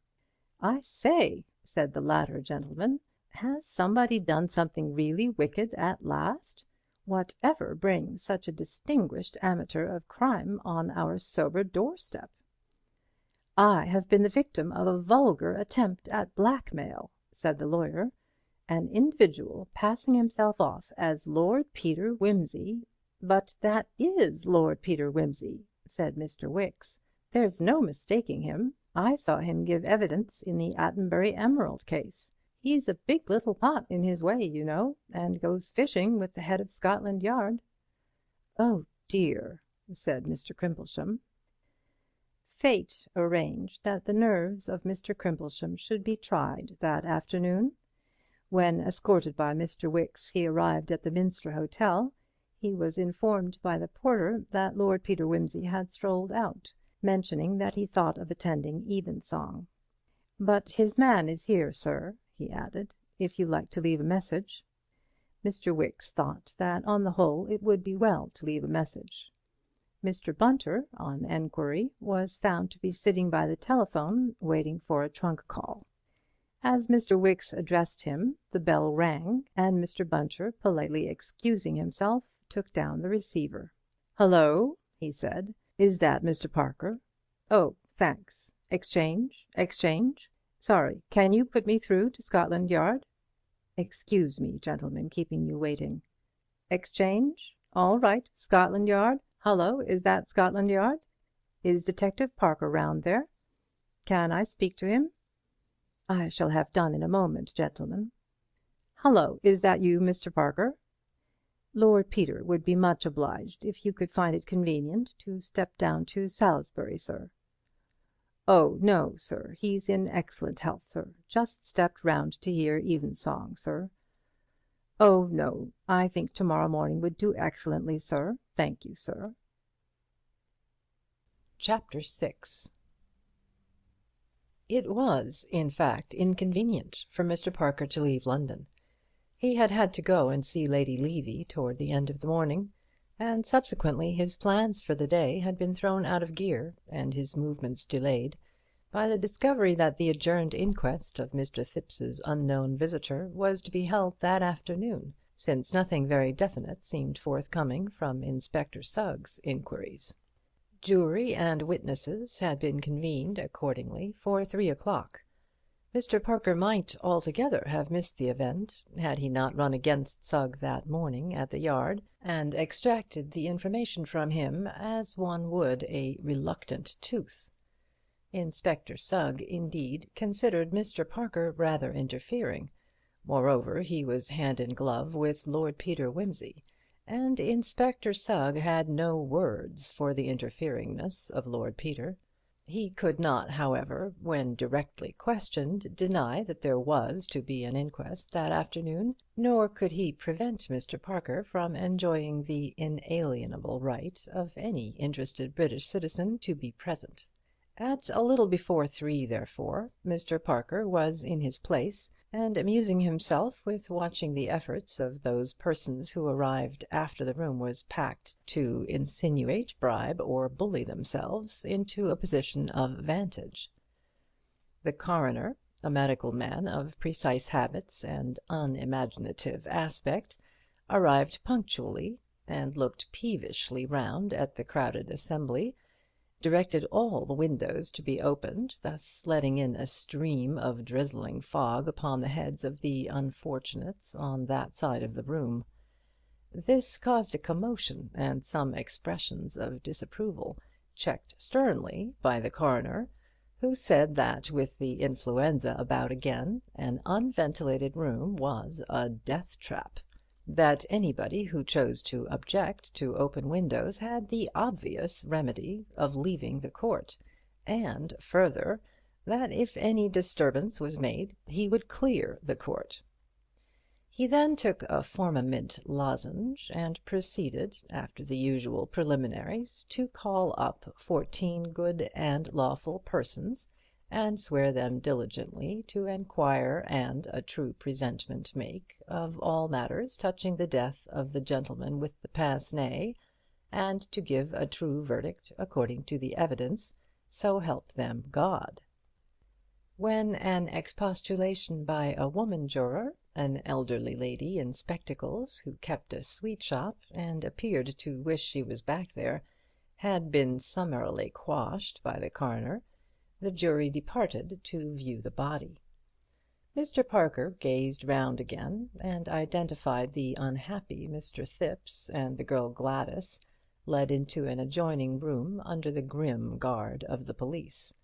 They were soon followed by a gaunt old lady in a bonnet and mantle.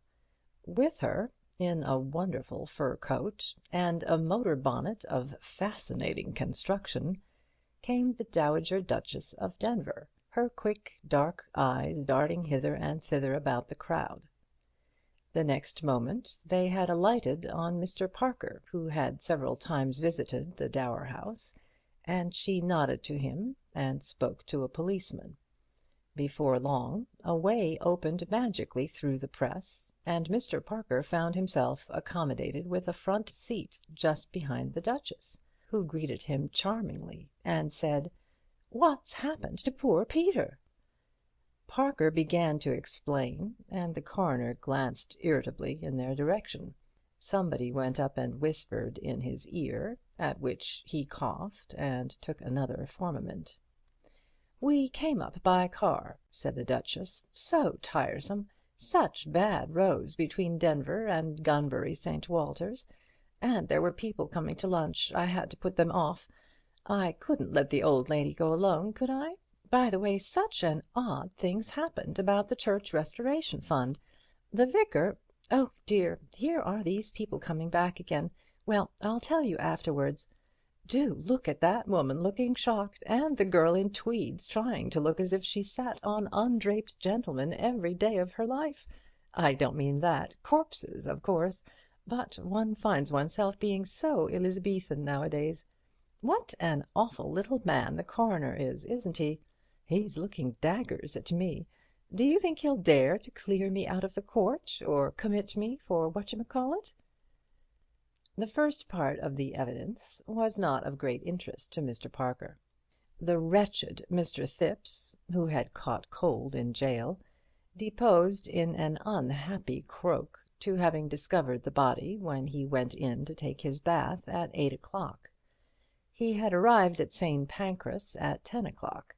He sent the girl for brandy. He had never seen the deceased before. He had no idea how he came there. Yes, he had been in Manchester the day before. He had arrived at St. Pancras at 10 o'clock. He had cloak-roomed his bag.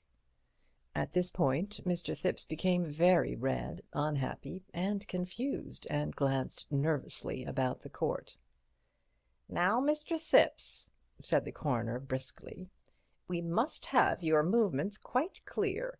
You must appreciate the importance of the matter. You have been chosen to give evidence which you need not have done, but having done so, you will find it best to be perfectly explicit." "Yes," said Mr. Thipps, faintly.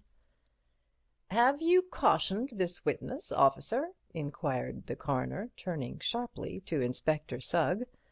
The inspector replied that he had told Mr. Thipps that anything he said might be used again him at his trial. Mr. Thipps became ashy, and said in a bleating voice that he hadn't meant to do anything that wasn't right. This remark produced a mild sensation, and the coroner became even more acidulated in manner than before. "Is anybody representing Mr. Thipps?" he asked irritably. "No? Did you not explain to him that he could, that he ought to be represented? You did not? Really, Inspector, did you not know, Mr. Thipps, that you had a right to be legally represented?" Mr. Thipps clung to a chair back for support, and said "No," in a voice barely audible. "It is incredible," said the coroner, "that so-called educated people should be so ignorant of the legal procedure of their own country. This places us in a very awkward position. I doubt, Inspector, whether I should permit the prisoner, Mr. Thipps, to give evidence at all. It is a delicate position." The perspiration stood on Mr. Thipps's forehead. "Save us from our friends," whispered the Duchess to Parker. "If that cough-drop devouring creature had openly instructed those 14 people—and what unfinished-looking faces they have! So characteristic, I always think, of the lower middle class. Rather like sheep, or calves' head, boiled, I mean. To bring in wilful murder against the poor little man, he couldn't have made himself plainer." "He can't let him incriminate himself, you know," said Parker. "Stuff!" said the Duchess. "How could the man incriminate himself when he never did anything in his life? You men never think of anything but your red tape." Meanwhile, Mr. Thipps, wiping his brow with a handkerchief, had summoned up his courage. He stood up with a kind of weak dignity, like a small white rabbit brought to bay. "I would rather tell you," he said, "though it's really very unpleasant for a man in my position, but I really couldn't have it thought for a moment that I'd committed this dreadful crime. I assure you, gentlemen, I couldn't bear that. No, I'd rather tell you the truth, though I'm afraid it places me in rather a—well, I'll tell you." "You fully understand the gravity of making such a statement, Mr. Thipps?" said the coroner. "Quite," said Mr. Thipps. "It's all right. Might I have a drink of water?" "Take your time," said the coroner, at the same time robbing his remark of all conviction by an impatient glance at his watch. "Thank you, sir," said Mr. Thipps. "Well, then, it's true. I got to St. Pancras at 10, but there was a man in the carriage with me. He'd got in at Leicester.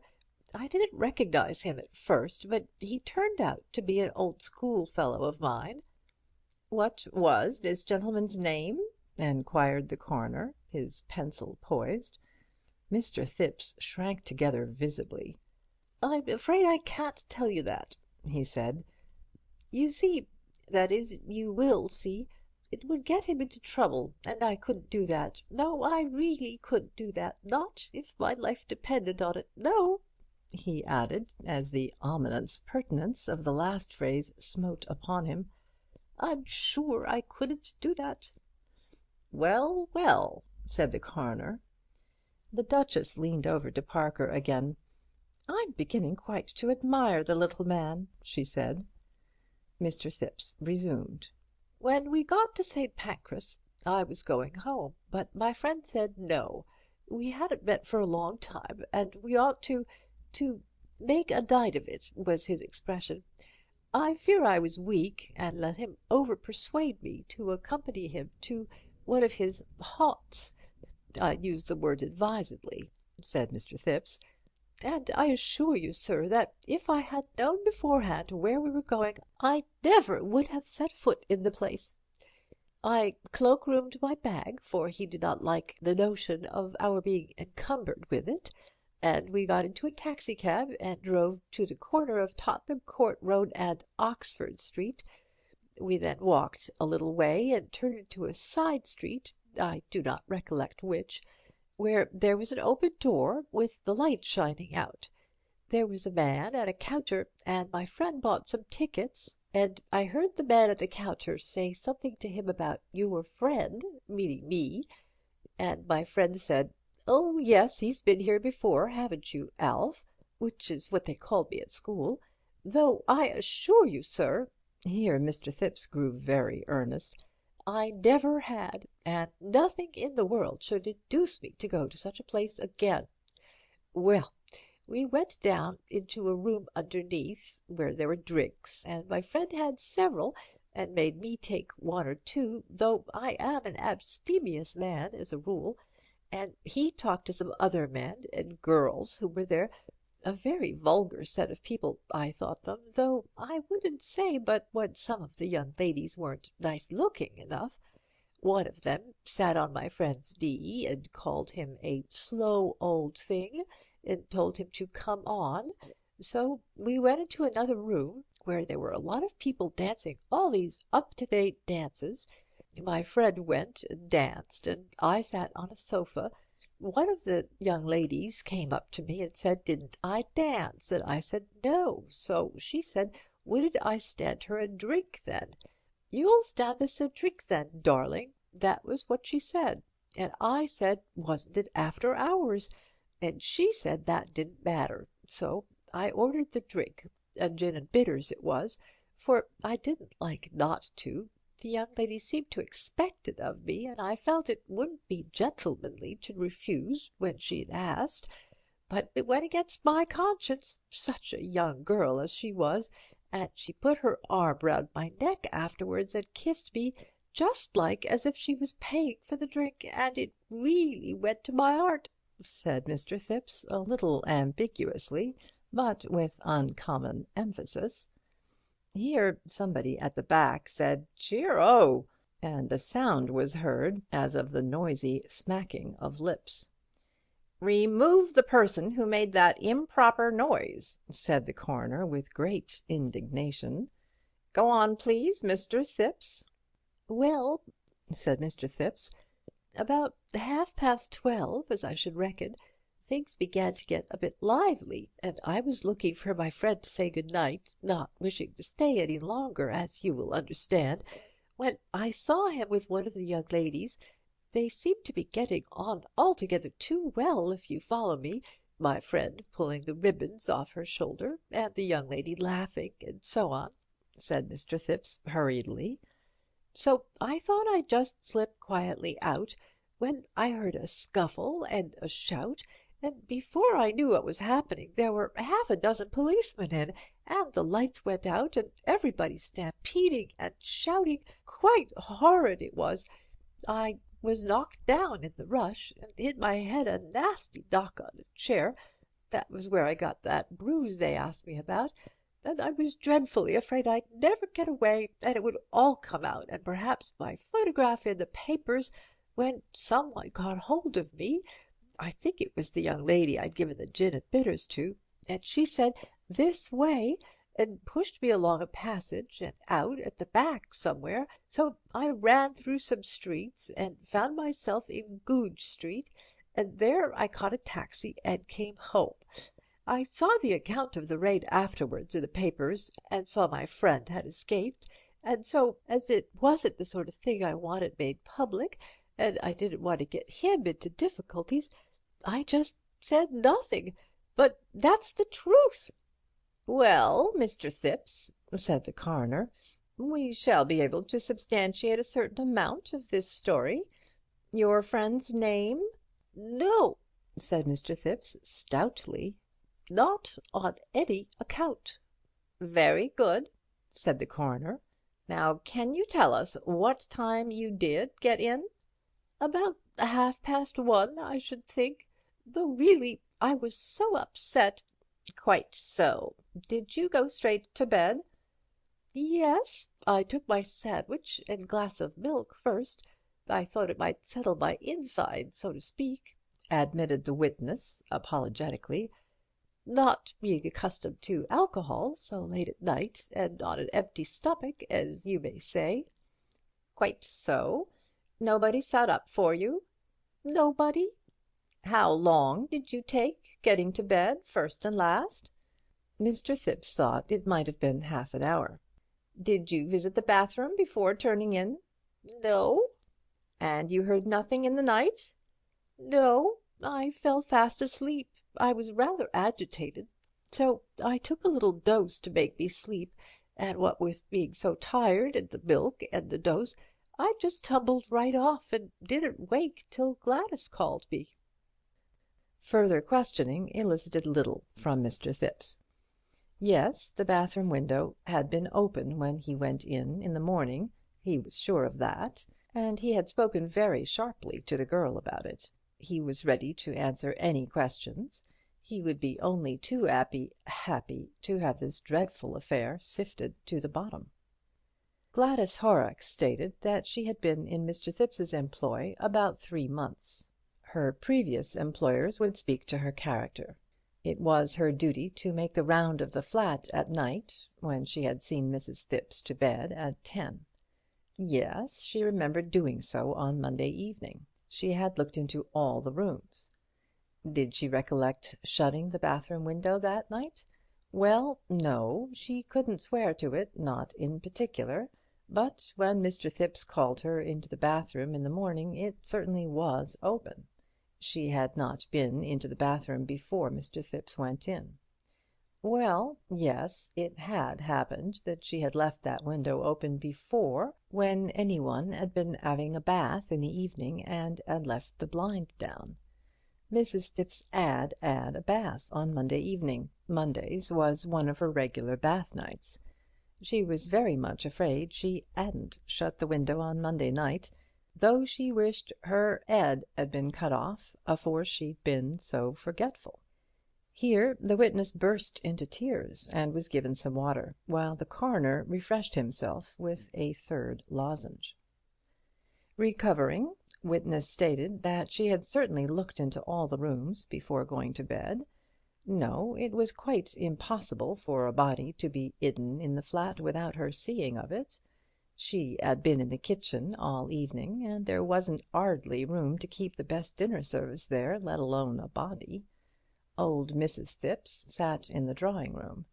Yes, she was sure she'd been into the dining room. How? Because she put Mr. Thipps's milk and sandwiches there ready for him. There had been nothing in there, that she could swear to, nor yet in her own bedroom, nor in the 'all. Had she searched the bedroom cupboard and the box room? Well, no, not to say searched. She wasn't used to searchin' people's 'ouses for skeletons every night. So that a man might have concealed himself in the box room or a wardrobe?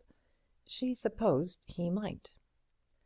In reply to a woman juror, well, yes, she was walking out with a young man. Williams was his name, Bill Williams. Well, yes, William Williams, if they insisted. He was a glazier by profession. Well, yes, he 'ad been in the flat sometimes. Well, she supposed you might say he was acquainted with the flat.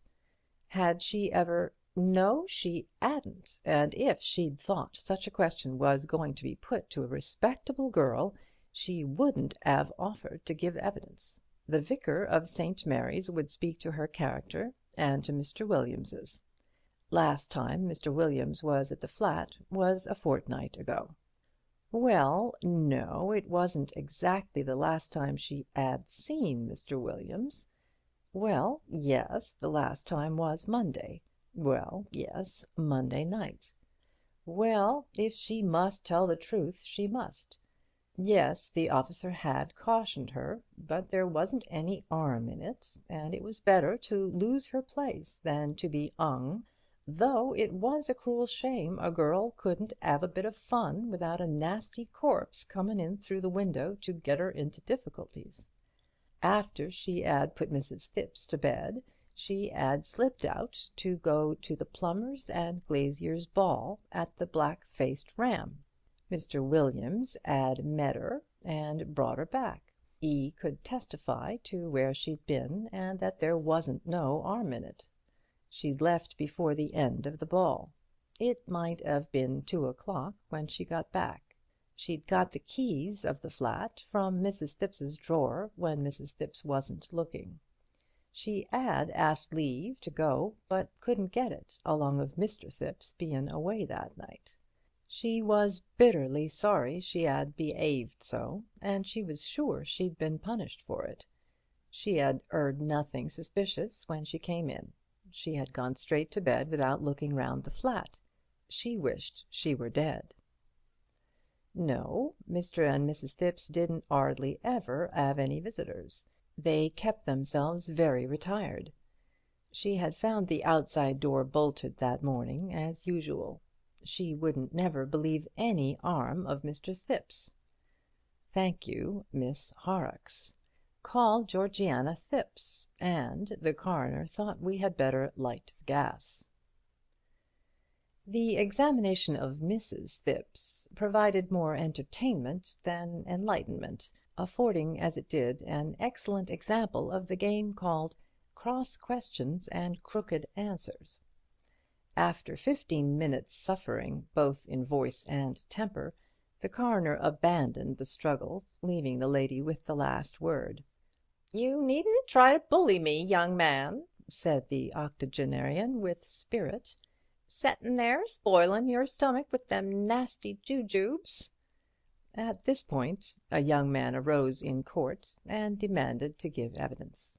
Having explained that he was William Williams, glazier, He was sworn, and corroborated the evidence of Gladys Horrocks in the matter of her presence at the Black-Faced Ram on Monday night. They had returned to the flat rather before 2, he thought, but certainly later than 1:30. He was sorry that he had persuaded Miss Horrocks to come out with him when she didn't ought. He had observed nothing of a suspicious nature in Prince of Wales Road at either visit. Inspector Sugg gave evidence of having been called in at about 8:30 on Monday morning. He had considered the girl's manner to be suspicious, and had arrested her. On later information, leading him to suspect that the deceased might have been murdered that night, he had arrested Mr. Thipps. He had found no trace of breaking into the flat. There were marks on the bathroom window sill which pointed to somebody having got in that way. There were no ladder marks or footmarks in the yard. The yard was paved with asphalt. He had examined the roof, but found nothing on the roof.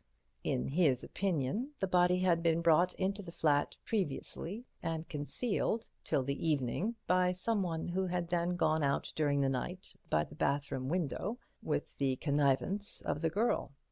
In that case, why should not the girl have let the person out by the door? Well, it might have been so. Had he found traces of a body or a man, or both, having been hidden in the flat?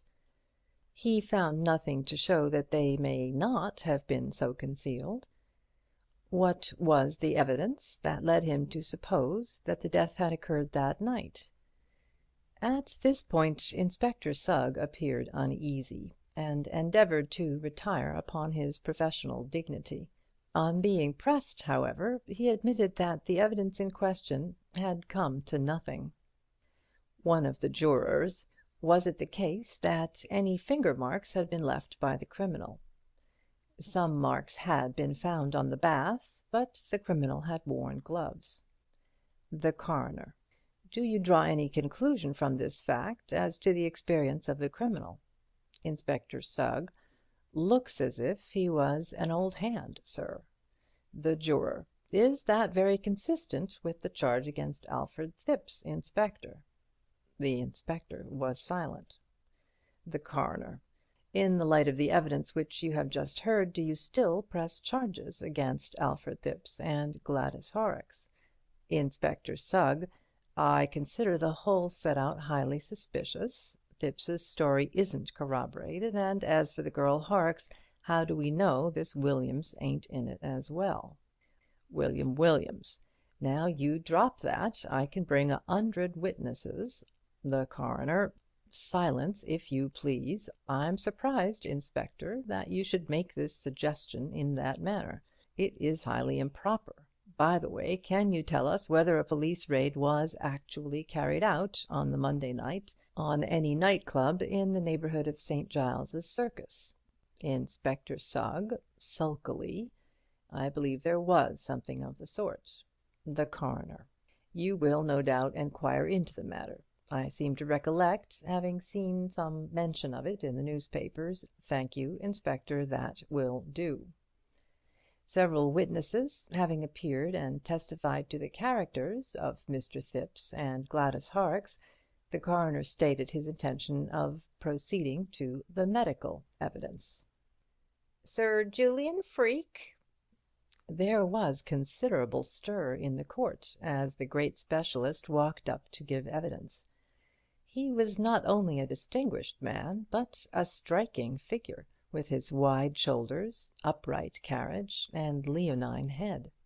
His manner, as he kissed the book presented to him with the usual deprecatory mumble by the coroner's office, was that of a St. Paul condescending to humour the timid mumbo-jumbo of superstitious Corinthians.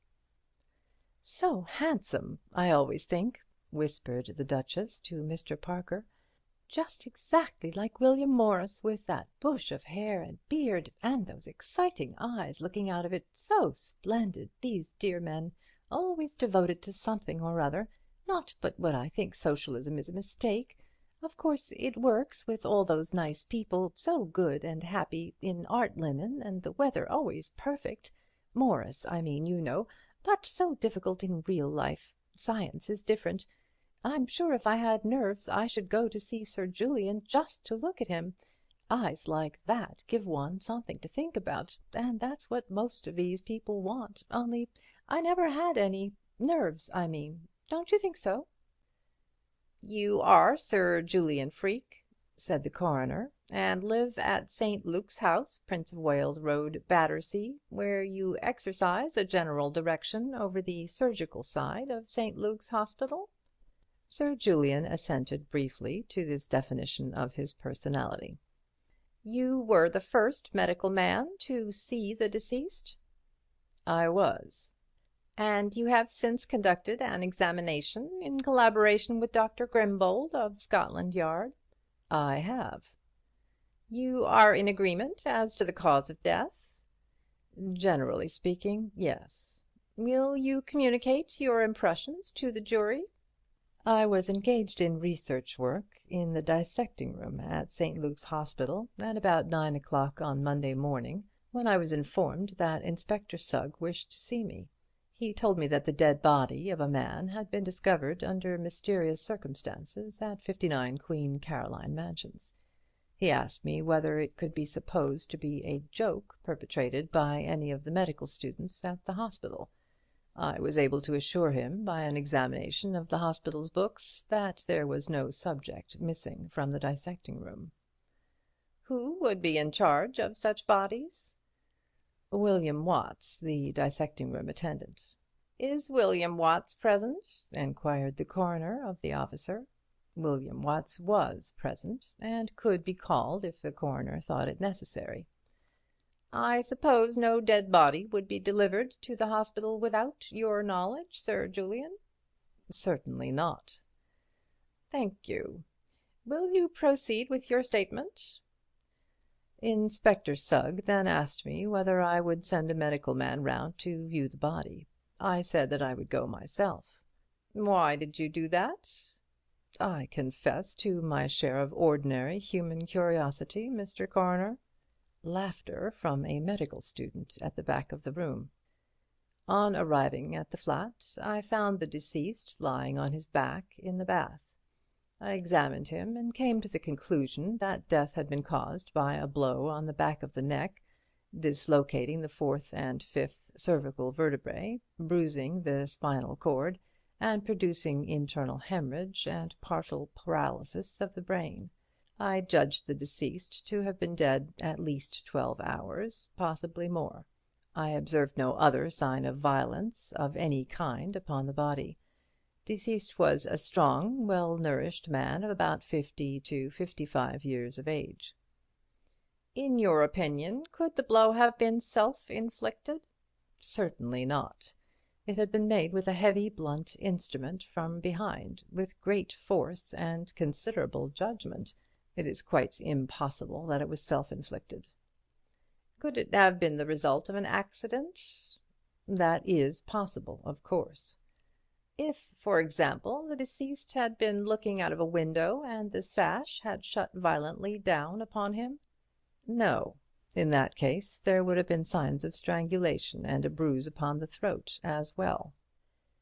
But deceased might have been killed through a heavy weight accidentally falling upon him? He might. Was death instantaneous, in your opinion?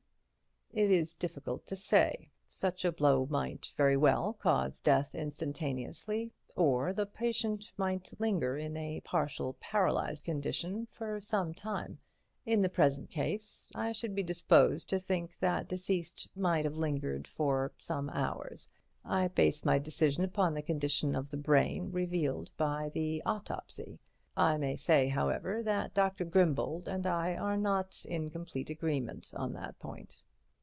I understand that a suggestion has been made as to the identification of the deceased. You are not in a position to identify him? Certainly not. I never saw him before. The suggestion to which you refer is a preposterous one, and ought never to have been made. I was not aware until this morning that it had been made. Had it been made to me earlier, I should have known how to deal with it, and I should like to express my strong disapproval of the unnecessary shock and distress inflicted upon a lady with whom I have the honour to be acquainted." "It was not my fault, Sir Julian. I had nothing to do with it. I agree with you that it was unfortunate you were not consulted." The reporters scribbled busily, and the court asked each other what was meant, while the jury tried to look as if they knew already. "In the matter of the eyeglasses found upon the body, Sir Julian, do these give any indication to a medical man?" "They are somewhat unusual lenses. An oculist would be able to speak more definitely, but I will say for myself that I should have expected them to belong to an older man than the deceased." "Speaking as a physician who has had many opportunities of observing the human body, did you gather anything from the appearance of the deceased as to his personal habits?" "I should say that he was a man in easy circumstances, but who had only recently come into money. His teeth are in a bad state, and his hands show signs of recent manual labour." "An Australian colonist, for instance, who had made money?" "Something of that sort. Of course, I could not say positively." "Of course not. Thank you, Sir Julian." Dr. Grimbold, called, corroborated his distinguished colleague in every particular, except that, in his opinion, death had not occurred until several days after the blow. It was with the greatest hesitancy that he ventured to differ from Sir Julian Freke, and he might be wrong. It was difficult to tell in any case, and when he saw the body, deceased had been dead at least 24 hours, in his opinion. Inspector Sugg, recalled, would he tell the jury what steps had been taken to identify the deceased? A description had been sent to every police station, and had been inserted in all the newspapers. In view of the suggestion made by Sir Julian Freke, had inquiries been made at all the seaports? They had. And with no results? With no results at all. No one had come forward to identify the body? Plenty of people had come forward, but nobody had succeeded in identifying it. Had any effort been made to follow up the clue afforded by the eyeglasses?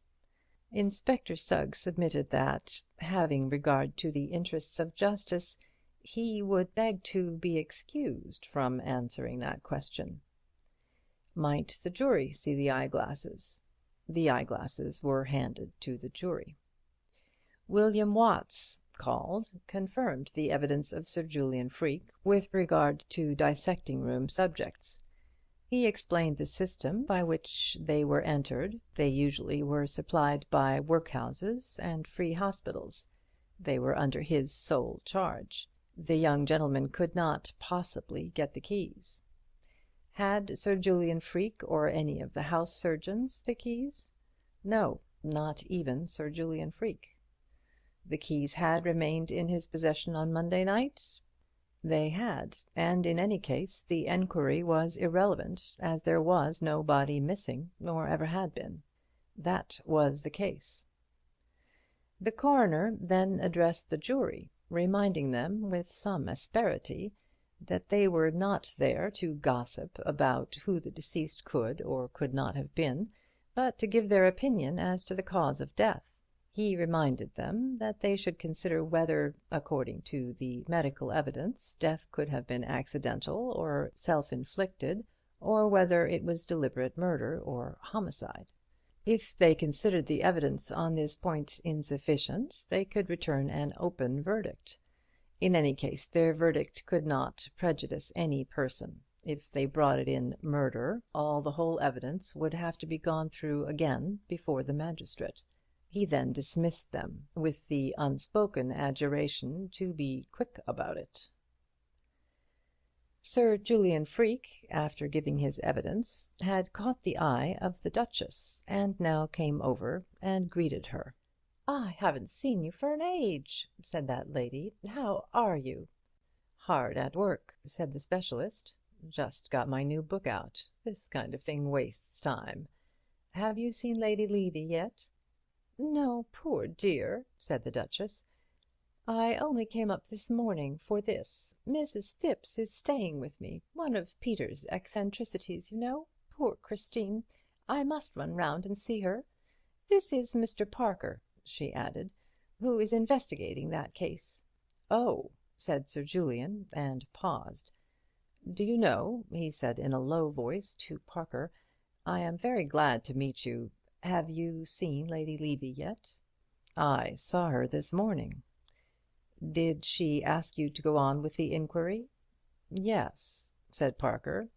"She thinks," he added, "that Sir Reuben may be detained in the hands of some financial rival, or that perhaps some scoundrels are holding him for ransom." "And is that your opinion?" asked Sir Julian. "I think it very likely," said Parker, frankly. Sir Julian hesitated again. "I wish you would walk back with me when this is over," he said. "I should be delighted," said Parker. At this moment the jury returned and took their places, and there was a little rustle and hush. The coroner addressed the foreman and enquired if they were agreed upon their verdict. "We are agreed, Mr. Coroner, that deceased died of the effects of a blow upon the spine, but how that injury was inflicted we consider that there is not sufficient evidence to show." Mr. Parker and Sir Julian Freke walked up the road together. "I had absolutely no idea until I saw Lady Levy this morning," said the doctor, "that there was any idea of connecting this matter with the disappearance of Sir Reuben. The suggestion was perfectly monstrous, and could only have grown up in the mind of that ridiculous police officer. If I had had any idea what was in his mind, I could have disabused him and avoided all this." "I did my best to do so," said Parker, "as soon as I was called into the Levy case." "Who called you in, if I may ask?" enquired Sir Julian. "Well, the household, first of all, and then Sir Reuben's uncle, Mr. Levy of Portman Square, wrote to me to go on with the investigation." "And now Lady Levy has confirmed those instructions?" "Certainly," said Parker in some surprise. Sir Julian was silent for a little time. "I'm afraid I was the first person to put the idea into Sugg's head," said Parker, rather penitently. "When Sir Reuben disappeared, my first step almost was to hunt up all the street accidents and suicides and so on that had turned up during the day, and I went down to see this Battersea Park body as a matter of routine. Of course, I saw that the thing was ridiculous as soon as I got there, but Sugg froze on to the idea, and it's true that there was a good deal of resemblance between the dead man and the portraits I've seen of Sir Reuben." "A strong superficial likeness," said Sir Julian. "The upper part of the face is a not uncommon type, and as Sir Reuben wore a heavy beard, and there was no opportunity of comparing the mouths and chins, I can understand the idea occurring to anybody, but only to be dismissed at once. I am sorry," he added, "as the whole matter has been painful to Lady Levy. You may know, Mr. Parker, that I am an old, though I should not call myself an intimate, friend of the Levys." "I understood something of the sort." "Yes. When I was a young man, in short, Mr. Parker, I hoped once to marry Lady Levy." Mr. Parker gave the usual sympathetic groan. "I have never married, as you know," pursued Sir Julian. "We have remained great friends. I have always done what I could to spare her pain." "Believe me, Sir Julian," said Parker, "that I sympathize very much with you and with Lady Levy, and that I did all I could to disabuse Inspector Sugg of this notion.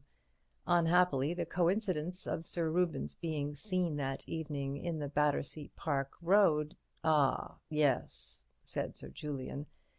"Dear me, here we are at home. Perhaps you would come in for a moment, Mr. Parker, and have tea or a whisky and soda or something?"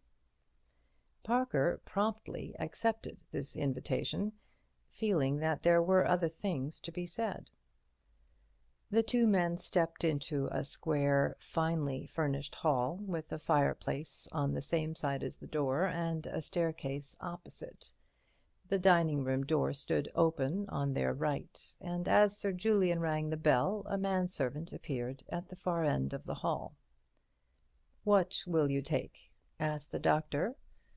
"After that dreadfully cold place," said Parker, "what I really want is gallons of hot tea, if you, as a nerve specialist, can bear the thought of it." "Provided you allow a judicious blend of China with it," replied Sir Julian in the same tone, "I have no objection to make. Tea in the library at once," he added to the servant, and led the way upstairs. "I don't use the downstairs rooms much, except the dining room," he explained, as he ushered his guest into a small but cheerful library on the first floor.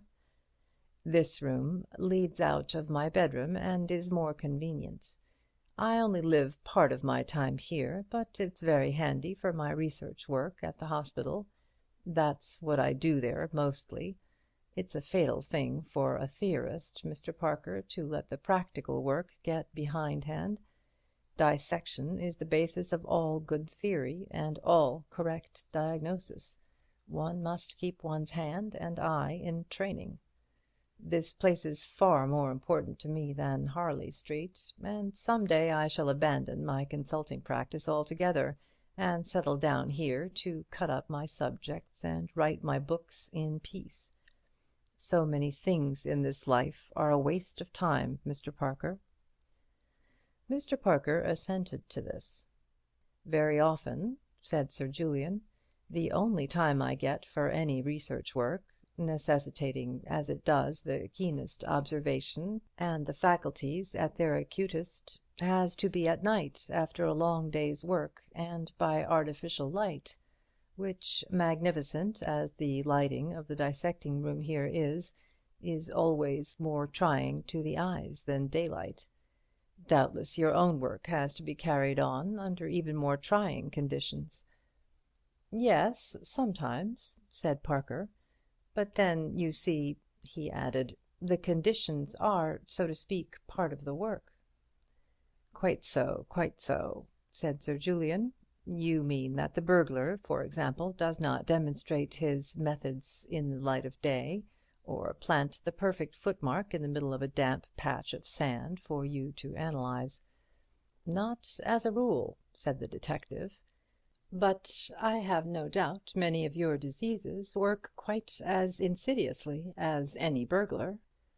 They do," said Sir Julian, laughing, "and it is my pride, as it is yours, to track them down for the good of society. The neuroses, you know, are particularly clever criminals. They break out into as many disguises as—" "As Leon Kestrel, the master mummer," suggested Parker, who read railway stall detective stories on the principle of the busman's holiday. "No doubt," said Sir Julian, who did not. "And they cover up their tracks wonderfully. But when you can really investigate, Mr. Parker, and break up the dead, or for preference the living body, with the scalpel, you always find the footmarks, the little trail of ruin or disorder left by madness or disease or drink or any other similar pest. But the difficulty is to trace them back merely by observing the surface symptoms, the hysteria, crime, religion, fear, shyness, conscience, or whatever it may be. Just as you observe a theft or murder and look for the footsteps of the criminal, so I often observe a fit of hysterics or an outburst of piety, and hunt for the little mechanical irritation which has produced it." "You regard all these things as physical?" "Undoubtedly. I am not ignorant of the rise of another school of thought, Mr. Parker, but its exponents are mostly charlatans or self-deceivers. Sie haben sich so weit darin eingeheimnisst that, like Sludge the Medium, they are beginning to believe their own nonsense. I should like to have the exploring of some of their brains, Mr. Parker. I would show you the little faults and landslips in the cells, the misfiring and short-circuiting of the nerves which produces these notions and these books.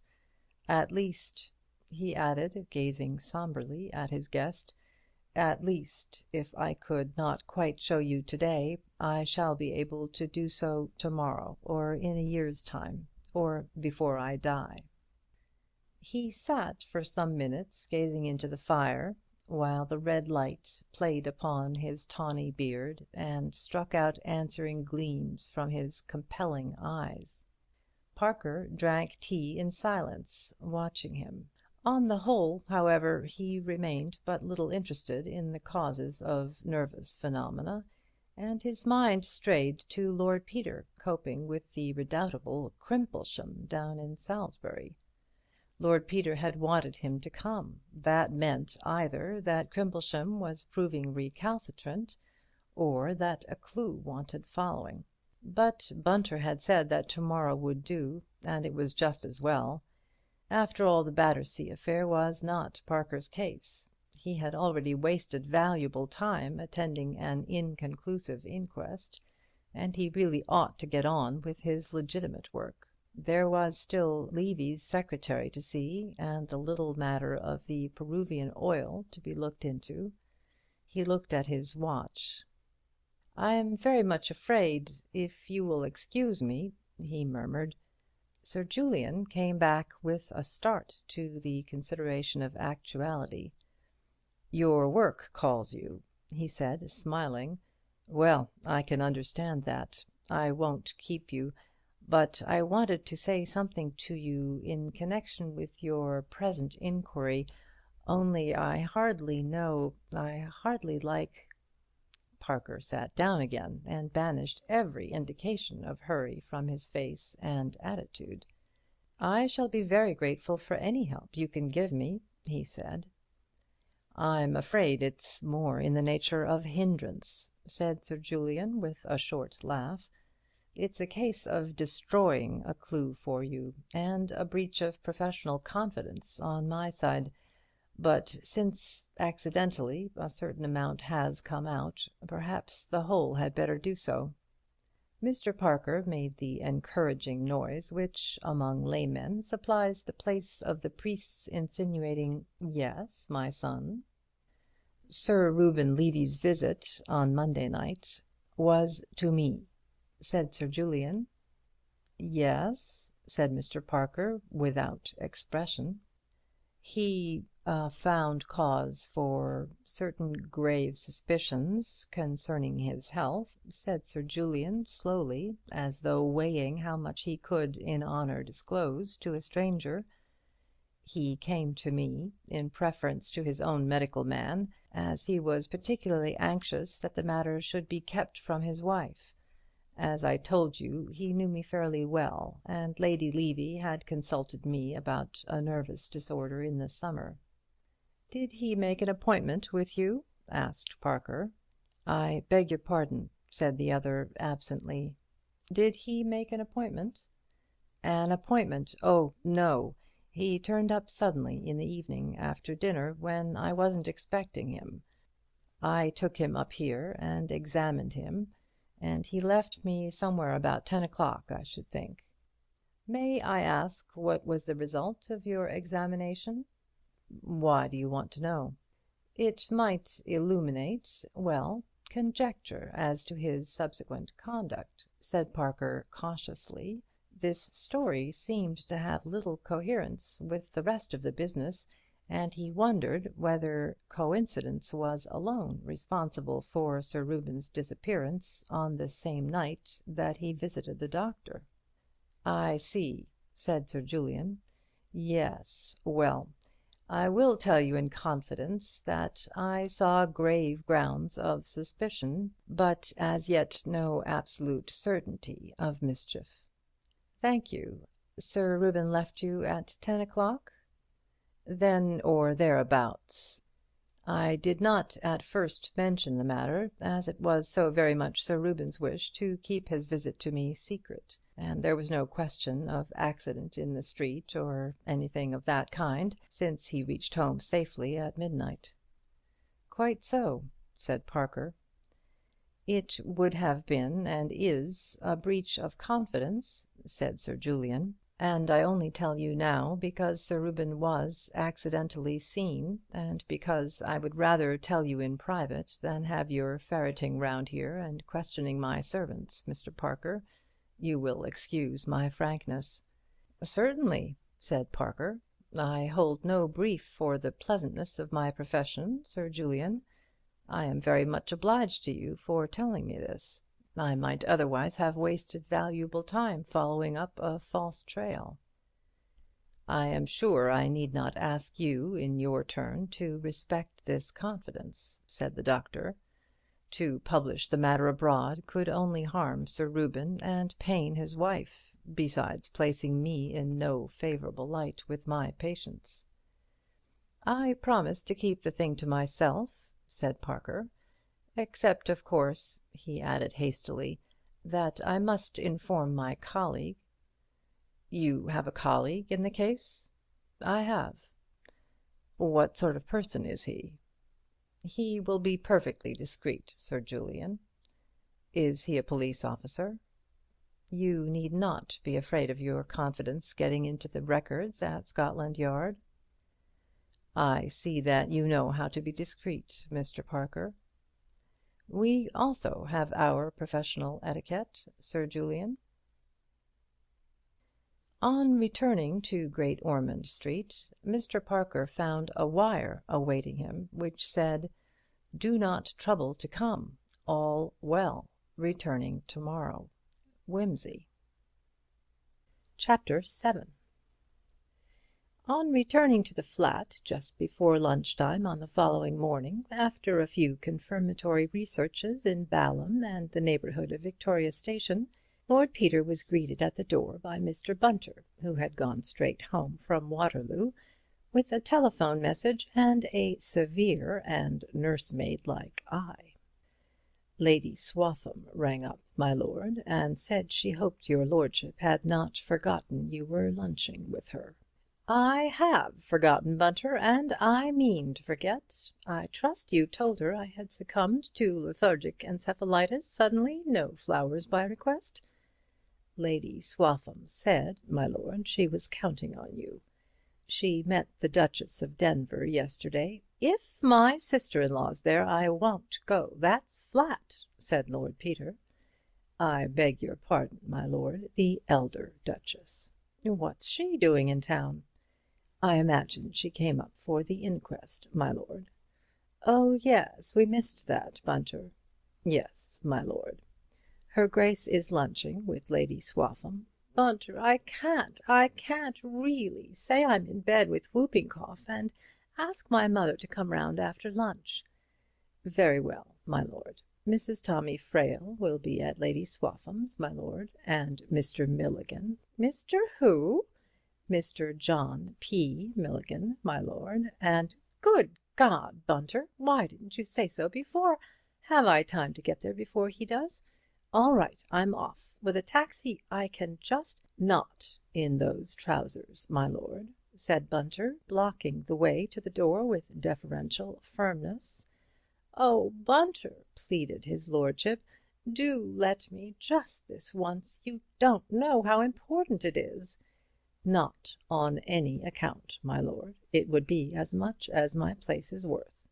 "The trousers are all right, Bunter." "Not for Lady Swaffham's, my lord. Besides, your lordship forgets the man that ran against you with a milk can at Salisbury." And Mr. Bunter laid an accusing finger on a slight stain of grease showing across the light cloth. "I wish to God I'd never let you grow into a privileged family retainer, Bunter," said Lord Peter bitterly, dashing his walking stick into the umbrella stand. "You've no conception of the mistakes my mother may be making." Mr. Bunter smiled grimly and led his victim away. when an immaculate Lord Peter was ushered, rather late for lunch, into Lady Swatham's dining room, the Dowager Duchess of Denver was seated on a sofa, plunged in intimate conversation with Mr. John P. Milligan of Chicago. "I'm very pleased to meet you, Duchess," had been that financier's opening remark, "to thank you for your exceedingly kind invitation. I assure you it's a compliment I deeply appreciate." The Duchess beamed at him while conducting a rapid rally of all her intellectual forces. "Do come and sit down and talk to me, Mr. Milligan," she said. "I do so love talking to you great business men. Let me see, is it Railway King you are, or something about Puss in the Corner? At least, I don't mean that exactly, but that game one used to play with cards, all about wheat and oats, and there was a bull and a bear too, or was it a horse? No, a bear, because I remember one always had to try and get rid of it, and it used to get so dreadfully crumpled and torn, poor thing, always being handed about, one got to recognise it, and then one had to buy a new pack. So foolish it must seem to you, knowing the real thing, and dreadfully noisy, but really excellent for breaking the ice with rather stiff people who didn't know each other. I'm quite sorry it's gone out." Mr. Milligan sat down. "Well now," he said, "I guess it's as interesting for us business men to meet British aristocrats as it is for Britishers to meet American railway kings, Duchess. And I guess I'll make as many mistakes talking your kind of talk as you would make if you were tryin' to run a corner in wheat in Chicago. Fancy now, I called that fine lad of yours Lord Wimsey the other day, and he thought I'd mistaken him for his brother. That made me feel rather green." This was an unhoped-for lead. The Duchess walked warily. "Dear boy," she said, "I am so glad you met him, Mr. Milligan. Both my sons are such a great comfort to me, you know, though of course Gerald is more conventional, just the right kind of person for the House of Lords, you know, and a splendid farmer. I can't see Peter down at Denver half so well, though he is always going to all the right things in town, and very amusing sometimes, poor boy." "I was very much gratified by Lord Peter's suggestion," pursued Mr. Milligan, "for which I understand you are responsible, and I'll surely be very pleased to come any day you like, though I think you're flattering me too much." "Ah, well," said the Duchess, "I don't know if you're the best judge of that, Mr. Milligan. Not that I know anything about business myself," she added. "I'm rather old-fashioned for these days, you know, and I can't pretend to do more than know a nice man when I see him. For the other things I rely on my son." The accent of this speech was so flattering that Mr. Milligan purred almost audibly, and said, "Well, Duchess, I guess that's where a lady with a real beautiful old-fashioned soul has the advantage of these modern young blatherskites. There aren't many men who wouldn't be nice to her, and even then, if they aren't rock bottom, she can see through them." "But that leaves me where I was," thought the Duchess. "I believe," she said aloud, "that I ought to be thanking you in the name of the Vicar of Duke's Denver for a very munificent cheque which reached him yesterday for the Church Restoration Fund. He was so delighted and astonished, poor dear man." "Oh, that's nothing," said Mr. Milligan. "We haven't any fine old crusted buildings like yours over on our side, so it's a privilege to be able to drop a little kerosene into the wormholes when we hear of one in the old country suffering from senile decay. So when your lad told me about Duke's Denver, I took the liberty to subscribe without waiting for the bazaar." "I'm sure it was very kind of you," said the Duchess.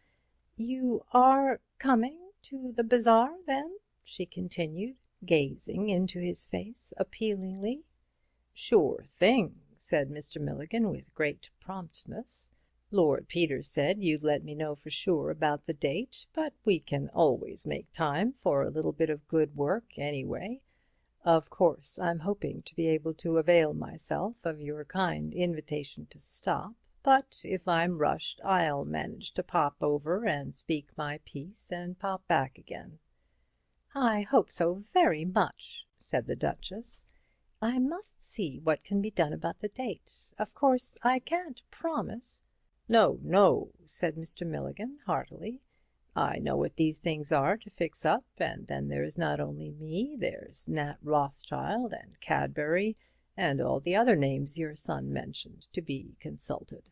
The Duchess turned pale at the thought that any one of these illustrious persons might sometime turn up in somebody's drawing-room, but by this time she had dug herself in comfortably, and was even beginning to find her range.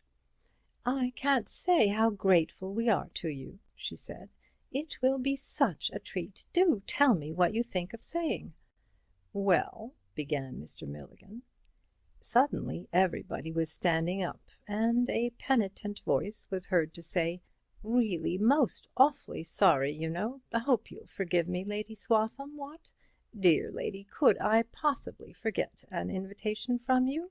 Fact is, I had to go see a man down in Salisbury, absolutely true, 'pon my word, and the fellow wouldn't let me get away. I'm simply grovelling before you, Lady Swaffham. Shall I go and eat my lunch in the corner?" Lady Swaffham gracefully forgave the culprit. "Your dear mother is here," she said.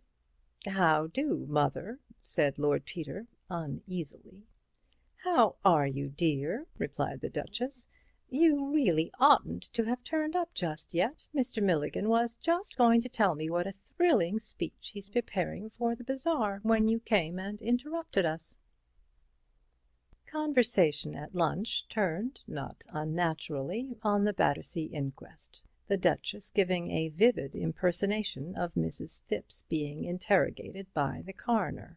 "Did you hear anything unusual in the night?" says the little man, leaning forward and screaming at her, and so crimson in the face, and his ears sticking out so, just like a cherubim in that poem of Tennyson's.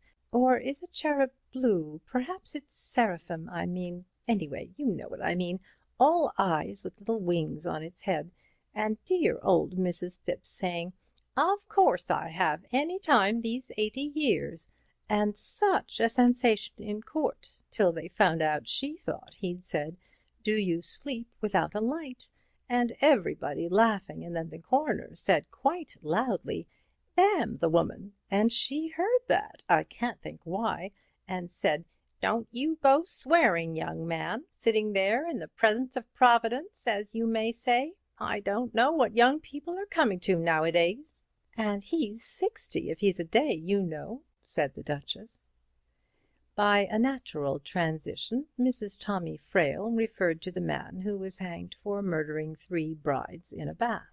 "I always thought that was so ingenious," she said, gazing soulfully at Lord Peter.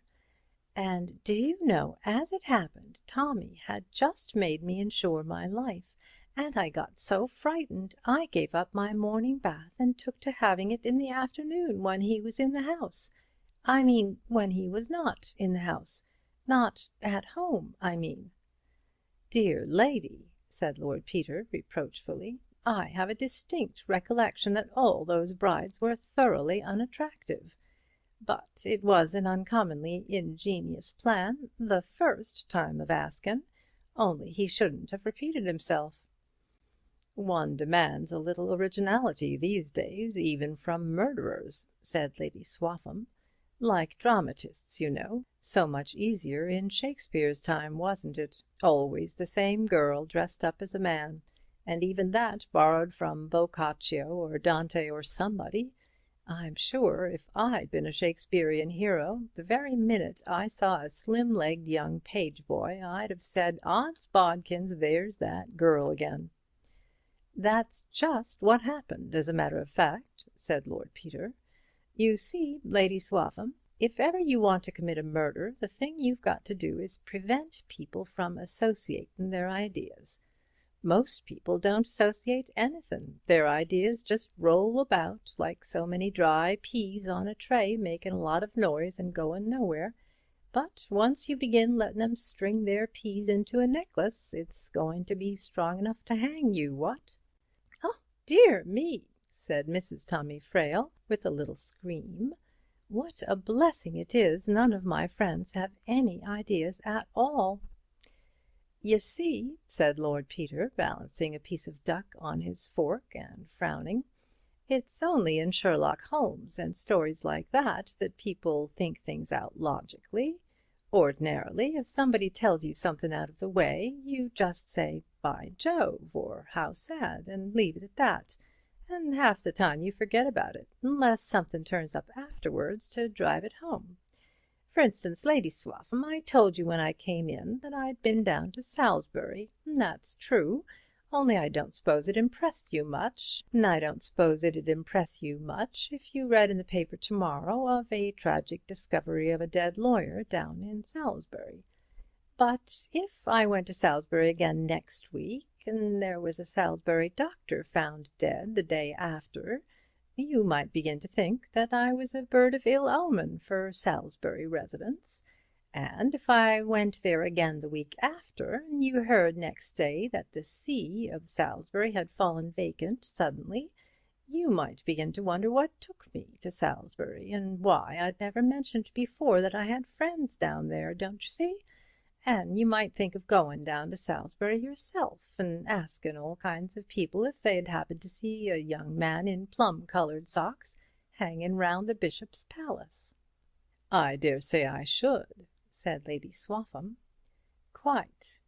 And if you found that the lawyer and the doctor had once upon a time been in business at Poggleton-on-the-Marsh, when the bishop had been vicar there, you'd begin to remember you'd once heard me paying a visit to Poggleton-on-the-Marsh a long time ago, and you'd begin to look up the parish registers there and discover I'd been married, under an assumed name, by the vicar, to the widow of a wealthy farmer who had died suddenly of peritonitis, as certified by the doctor, after the lawyer made a will leaving me all her money. And then you'd begin to think I might have a very good reason for getting rid of such promising blackmailers as the lawyer, the doctor, and the bishop. Only if I hadn't started an association in your mind by getting rid of 'em all in the same place, you'd never have thought of going to Poggleton-on-the-Marsh. You wouldn't even have remembered I'd ever been there." "Were you ever there, Lord Peter?" enquired Mrs. Tommy anxiously. "I don't think so," said Lord Peter. "The name threads no beads in my mind, but it might any day, you know." "But if you were investigating a crime," said Lady Swaffham, "you'd have to begin by the usual things, I suppose, finding out what the person had been doing and who'd been to call, and looking for a motive, wouldn't you?" "Oh, yes," said Lord Peter. "But most of us have such dozens of motives for murdering all sorts of inoffensive people. There's lots of people I'd like to murder, wouldn't you?" "Heaps," said Lady Swaffham. "There's that dreadful—perhaps I'd better not say it, though, for fear you should remember it later on." "Well, I wouldn't if I were you," said Peter amiably. "You never know. It'd be beastly awkward if the person died suddenly tomorrow." "The difficulty with this Battersea case, I guess," said Mr. Milligan, "is that nobody seems to have any associations with the gentleman in the bath." "So hard on poor Inspector Sugg," said the Duchess. "I quite felt for the man having to stand up there and answer a lot of questions when he had nothing at all to say." Lord Peter applied himself to the duck, having got a little behindhand. Presently he heard somebody ask the Duchess if she had seen Lady Levy. "She's in great distress," said the woman who had spoken, a Mrs. Freemantle, "though she clings to the hope that he will turn up. I suppose you knew him, Mr. Milligan. Know him, I should say, for I hope he's still alive somewhere." Mrs. Freemantle was the wife of an eminent railway director, and celebrated for her ignorance of the world of finance. Her faux pas in this connection enlivened the tea parties of city men's wives. "Well, I've dined with him," said Mr. Milligan good-naturedly. "I think he and I have done our best to ruin each other, Mrs. Freemantle. If this were the States," he added, "I'd be much inclined to suspect myself of having put Sir Reuben in a safe place. But we can't do business that way in your old country, no ma'am." "It must be exciting work doing business in America," said Lord Peter. "It is," said Mr. Milligan. "I guess my brothers are having a good time there right now. I'll be joining them again before long, as soon as I've fixed up a little bit of work for them on this side." "Well, you mustn't go till after my bazaar," said the Duchess. Lord Peter spent the afternoon in a vain hunt for Mr. Parker. He ran him down eventually after dinner in Great Ormond Street. Parker was sitting in an elderly but affectionate armchair, with his feet on the mantelpiece, relaxing his mind with a modern commentary on the Epistle to the Galatians. He received Lord Peter with quiet pleasure, though without rapturous enthusiasm, and mixed him a whisky and soda. Peter took up the book his friend had laid down and glanced over the pages. "All these men work with a bias in their minds one way or the other," he said. "They find what they are looking for." "Oh, they do," agreed the detective. "But one learns to discount that almost automatically, you know. When I was at college, I was all on the other side. Conybeare and Robertson and Dewes and those people, you know, till I found they were all so busy looking for a burglar whom nobody had ever seen that they couldn't recognize the footprints of the household, so to speak. Then I spent 2 years learning to be cautious." Said Lord Peter. "Theology must be good exercise for the brain then, for you're easily the most cautious devil I know.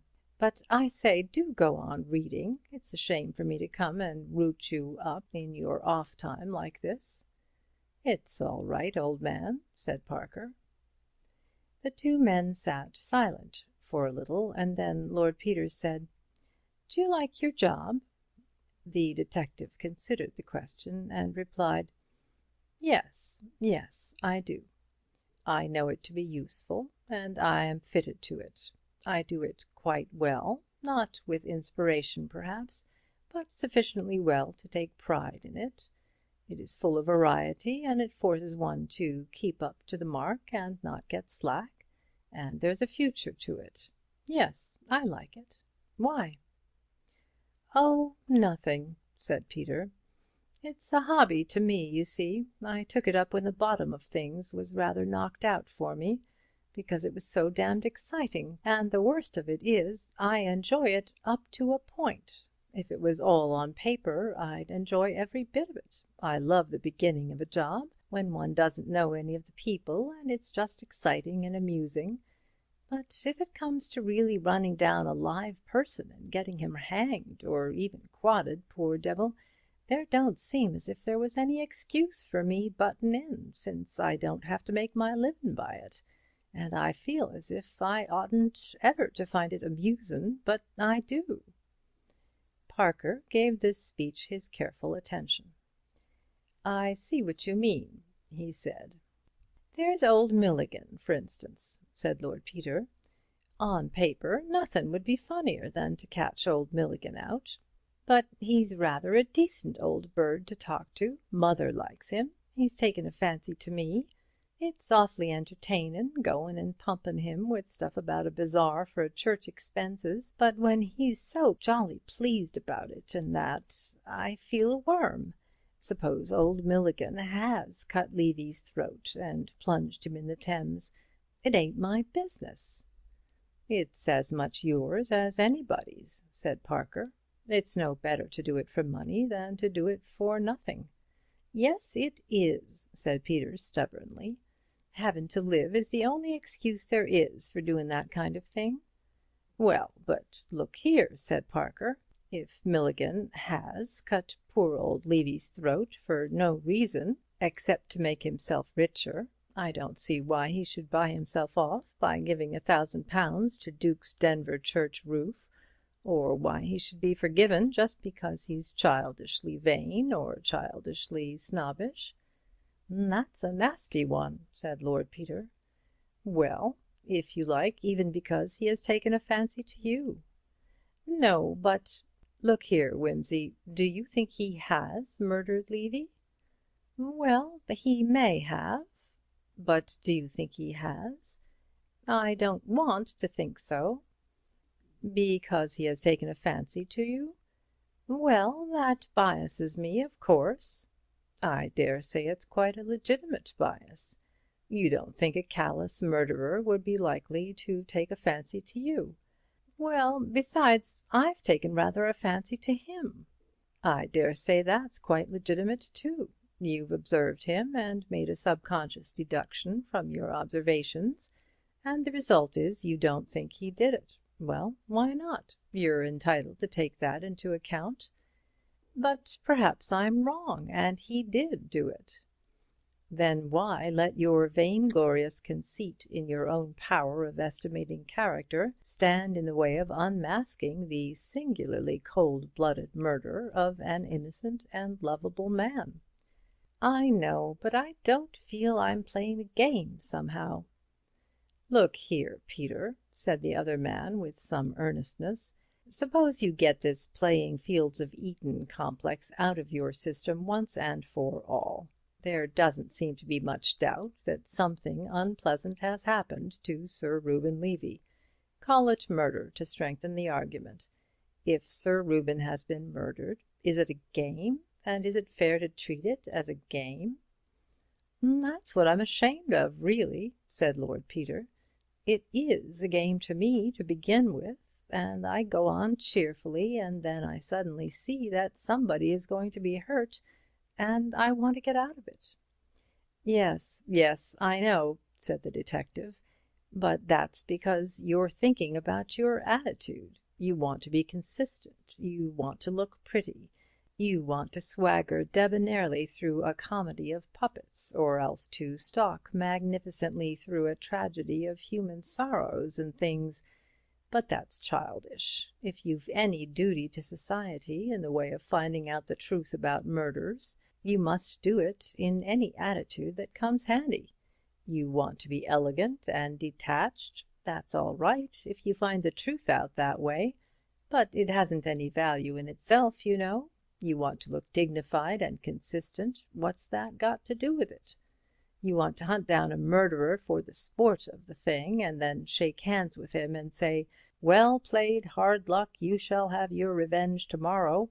Well, you can't do it like that. Life's not a football match. You want to be a sportsman. You can't be a sportsman. You're a responsible person." "I don't think you ought to read so much theology," said Lord Peter. "It has a brutalizing influence." He got up and paced about the room, looking idly over the bookshelves. Then he sat down again, filled and lit his pipe, and said, "Well, I'd better tell you about the ferocious and hardened Crimplesham." He detailed his visit to Salisbury. Once assured of his bona fides, Mr. Crimplesham had given him the fullest details of his visit to town. "And I've substantiated it all," groaned Lord Peter, "and unless he's corrupted half Balham, there's no doubt he spent the night there. And the afternoon was really spent with the bank people, and half the residents of Salisbury seem to have seen him off on Monday before lunch, and nobody but his own family or young Wicks seems to have anything to gain by his death. And even if young Wicks wanted to make away with him, it's rather far-fetched to go and murder an unknown man in Thipps's place in order to stick Crimplesham's eyeglasses on his nose." "Where was young Wicks on Monday?" asked Parker. "At a dance given by the precentor," said Lord Peter wildly. "David, his name is David, dancing before the Ark of the Lord in the face of the whole cathedral close." There was a pause. "Tell me about the inquest," said Wimsey. Parker obliged with a summary of the evidence. "Do you believe the body could have been concealed in the flat after all?" he asked. "I know we looked, but I suppose we might have missed something." "We might, but Sugg looked as well." "Sugg! You do Sugg an injustice," said Lord Peter. "If there had been any signs of Thipps' complicity in the crime, Sugg would have found them." "Why?" "Why? Because he was looking for them. He's like your commentators on the Galatians. He thinks that either Thipps or Gladys Horrocks, or Gladys Horrocks's young man, did it. Therefore he found marks on the window sill where Gladys Horrocks's young man might have come in or handed something in to Gladys Horrocks. He didn't find any signs on the roof because he wasn't looking for them." "But he went over the roof before me." "Yes, but only in order to prove that there were no marks there. He reasons like this. Gladys Horrocks's young man is a glazier. Glaziers come on ladders. Glaziers have ready access to ladders. Therefore, Gladys Horrocks's young man has ready access to a ladder. Therefore, Gladys Horrocks's young man came on a ladder. Therefore, there will be marks on the window sill and none on the roof. Therefore, he finds marks on the window sill, but none on the roof.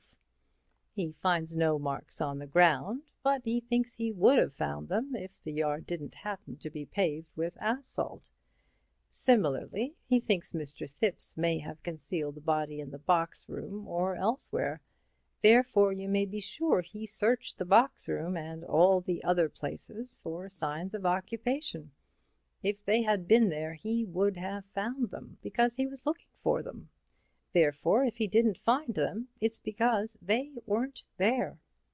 "All right," said Parker. "Stop talking. I believe you." He went on to detail the medical evidence. "By the way," said Lord Peter, "to skip across for a moment to the other case, has it occurred to you that perhaps Levy was going out to see Freke on Monday night?" "He did," said Parker, rather unexpectedly, and proceeded to recount his interview with the nerve specialist. "Humph!" said Lord Peter. "I say, Parker, these are funny cases, ain't they? Every line of enquiry seems to peter out. It's awfully exciting up to a point, you know, and then nothing comes of it. It's like rivers getting lost in the sand." "Yes," said Parker. "And there's another one I lost this morning." "What's that?" "Oh, I was pumping Levy's secretary about his business. I couldn't get much that seemed important, except further details about the Argentine and so on. Then I thought I'd just ask round in the city about those Peruvian oil shares, but Levy hadn't even heard of them, so far as I could make out. I routed out the brokers and found a lot of mystery and concealment, as one always does, you know, when somebody's been rigging the market, and at last I found one name at the back of it, but it wasn't Levy's." "No? Whose was it?" "Oddly enough, Freke's. It seems mysterious. He bought a lot of shares last week in a secret kind of way, a few of them in his own name, and then quietly sold them out on Tuesday at a small profit, a few hundreds, not worth going to all that trouble about, you wouldn't think." "Shouldn't have thought he ever went in for that kind of gamble." "He doesn't, as a rule. That's the funny part of it." "Well, you never know," said Lord Peter. "People do these things just to prove to themselves or somebody else that they could make a fortune that way if they liked. I've done it myself in a small way." He knocked out his pipe and rose to go. "I say, old man," he said suddenly, as Parker was letting him out, "does it occur to you that Freke's story doesn't fit in awfully well with what Anderson says about the old boy having been so jolly at dinner on Monday night? Would you be, if you thought you'd got anything of that sort?" "No, I shouldn't," said Parker. "But," he added with his habitual caution, "some men will jest in the dentist's waiting room. You for one." "Well, that's true," said Lord Peter, and went downstairs. Chapter 8. Lord Peter reached home about midnight, feeling extraordinarily wakeful and alert. Something was jigging and worrying in his brain. It felt like a hive of bees stirred up by a stick. He felt as though he were looking at a complicated riddle of which he had once been told the answer, but had forgot it, and was always on the point of remembering. "Somewhere," said Lord Peter to himself, "somewhere I've got the key to these two things. I know I've got it, only I can't remember what it is. Somebody said it. Perhaps I said it. I can't remember where, but I know I've got it. Go to bed, Bunter. I shall sit up a little. I'll just slip on a dressing-gown." Before the fire he sat down, with his pipe in his mouth and his jazz-coloured peacocks gathered about him. He traced out this line and that line of investigation, rivers running into the sand. They ran out from the thought of Levy, last seen at 10 o'clock in Prince of Wales Road. They ran back from the picture of the grotesque dead man in Mr. Thipps's bathroom. They ran over the roof and were lost in the sand. Rivers running into the sand. Rivers running underground, very far underground. Where Alf, the sacred river, ran, through caverns measureless to man, down to a sunless sea. By leaning his head down, it seemed to Lord Peter that he could hear them very faintly, lipping and gurgling somewhere in the darkness. But where? He felt quite sure that somebody had told him once, only he had forgotten. He roused himself, threw a log on the fire, and picked up a book which the indefatigable Bunter, carrying on his daily fatigues amid the excitements of special duty, had brought from the Times Book Club. It happened to be Sir Julian Freke's Physiological Bases of the Conscience, which he had seen reviewed 2 days before. "This ought to send one to sleep," said Lord Peter. "If I can't leave these problems to my subconscious, I'll be as limp as a rag tomorrow." He opened the book slowly and glanced carelessly through the preface. "I wonder if that's true about Levy being ill," he thought, putting the book down. "It doesn't seem likely, and yet, dash it all, I'll take my mind off it." He read on resolutely for a little. "I don't suppose Mother's kept up with the Levys much," was the next importunate train of thought. "Dad always hated self-made people and wouldn't have 'em at Denver, and old Gerald keeps up the tradition. I wonder if she knew Freke well in those days. She seems to get on with Milligan. I trust Mother's judgment a good deal. She was a brick about that bazaar business. I ought to have warned her. She said something once." He pursued an elusive memory for some minutes, till it vanished altogether with a mocking flicker of the tail. He returned to his reading. Presently another thought crossed his mind, aroused by a photograph of some experiment in surgery. If the evidence of Freke and that man Watts hadn't been so positive, he said to himself, I should be inclined to look into the matter of those shreds of lint on the chimney. He considered this, shook his head, and read with determination. Mind and matter were one thing. That was the theme of the physiologist. Matter could erupt, as it were, into ideas. You could carve passions in the brain with a knife. You could get rid of imagination with drugs, and cure an outworn convention like a disease. Quote, "The knowledge of good and evil is an observed phenomenon attendant upon a certain condition of the brain cells, which is removable." End quote. That was one phrase. And again, quote, "Conscience in man may, in fact, be compared to the sting of a hive bee, which, so far from conducing to the welfare of its possessor, cannot function even in a single instance without occasioning its death." The survival value in each case is thus purely social. And if humanity ever passes from its present phase of social development into that of a higher individualism, as some of our philosophers have ventured to speculate, we may suppose that this interesting mental phenomenon may gradually cease to appear, just as the nerves and muscles which once controlled the movements of our ears and scalps have, in all save a few backward individuals, become atrophied and of interest only to the physiologist." End quote.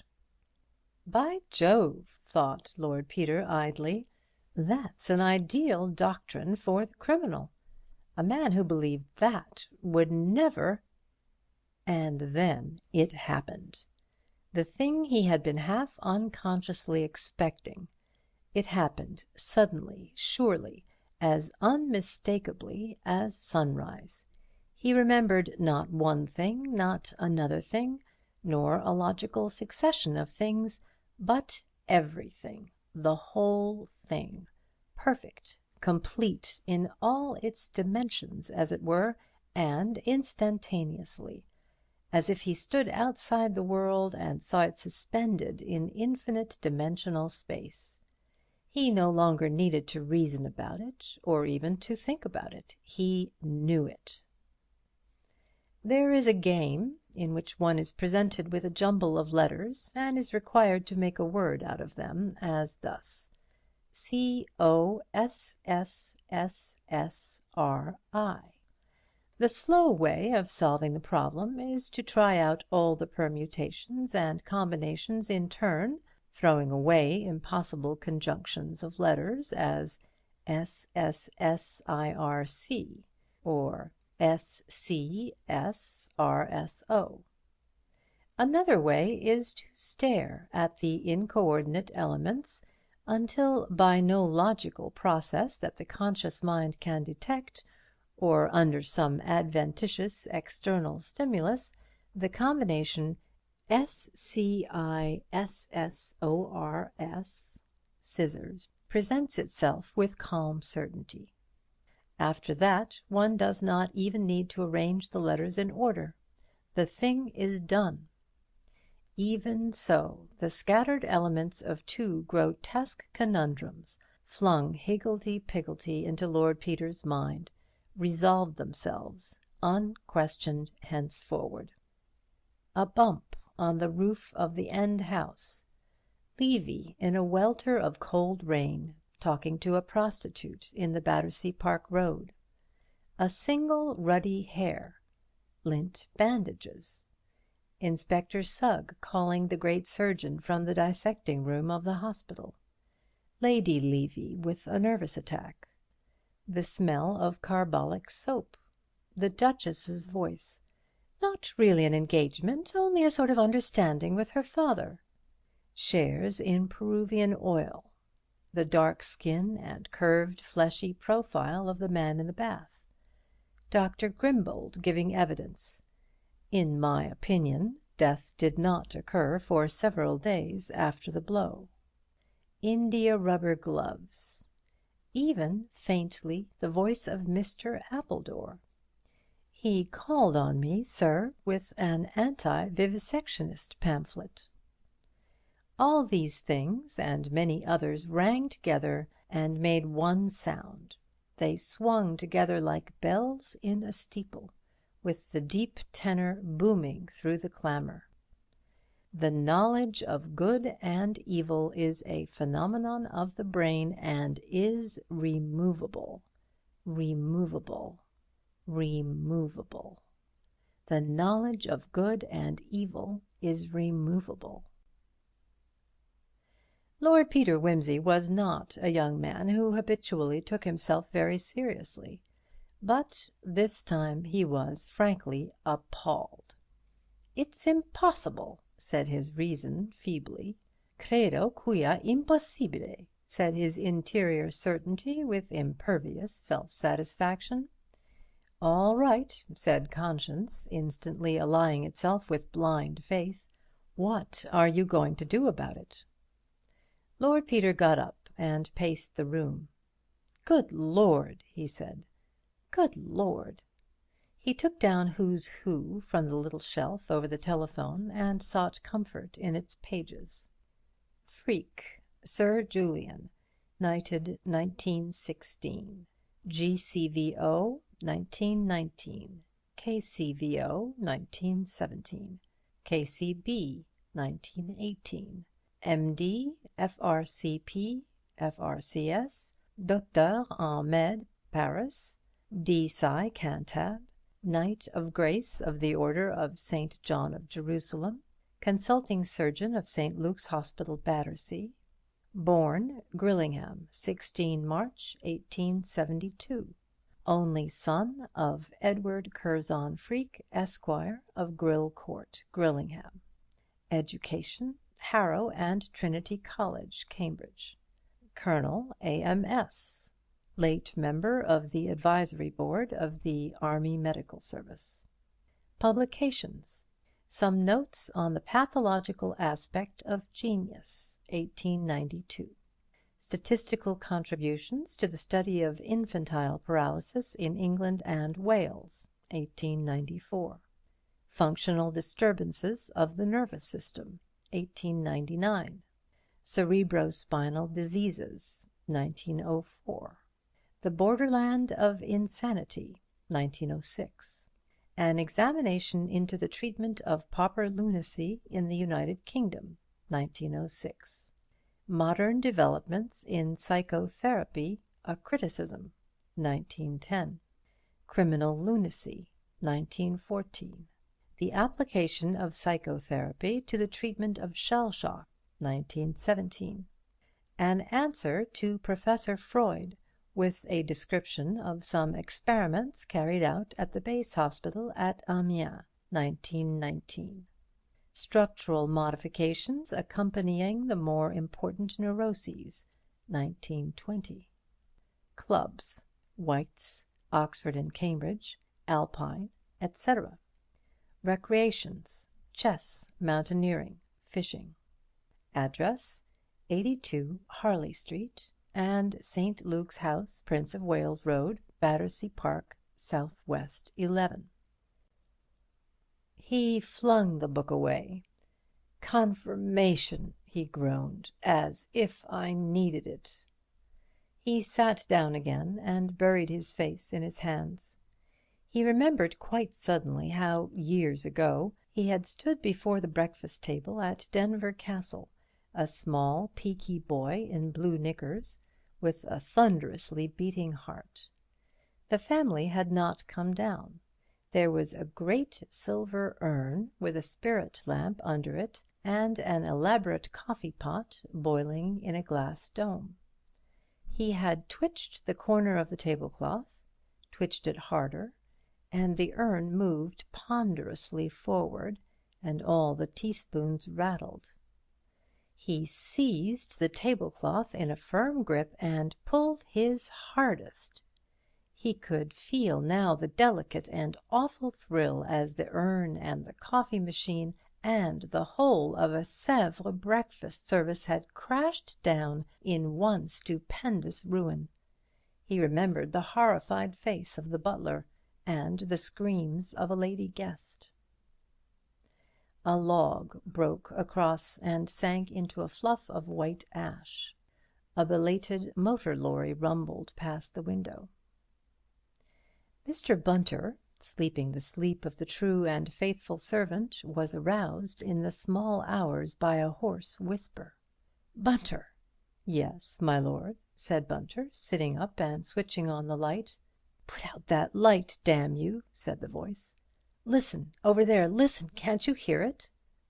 "It's nothing, my lord," said Bunter, hastily getting out of bed and catching hold of his master. "It's all right. You get to bed quick and I'll fetch you a drop of bromide. Why, you're all shivering. You've been sitting up too late." "Hush!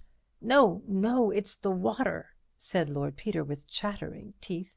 "It's up to their waists down there, poor devils. But listen, can't you hear it? Tap, tap, tap. They're mining us. But I don't know where. I can't hear. I can't. Listen, you. There it is again. We must find it. We must stop it. Listen! Oh, my God, I can't hear anything for the noise of the guns. Can't they stop the guns?" "Oh, dear," said Mr. Bunter to himself.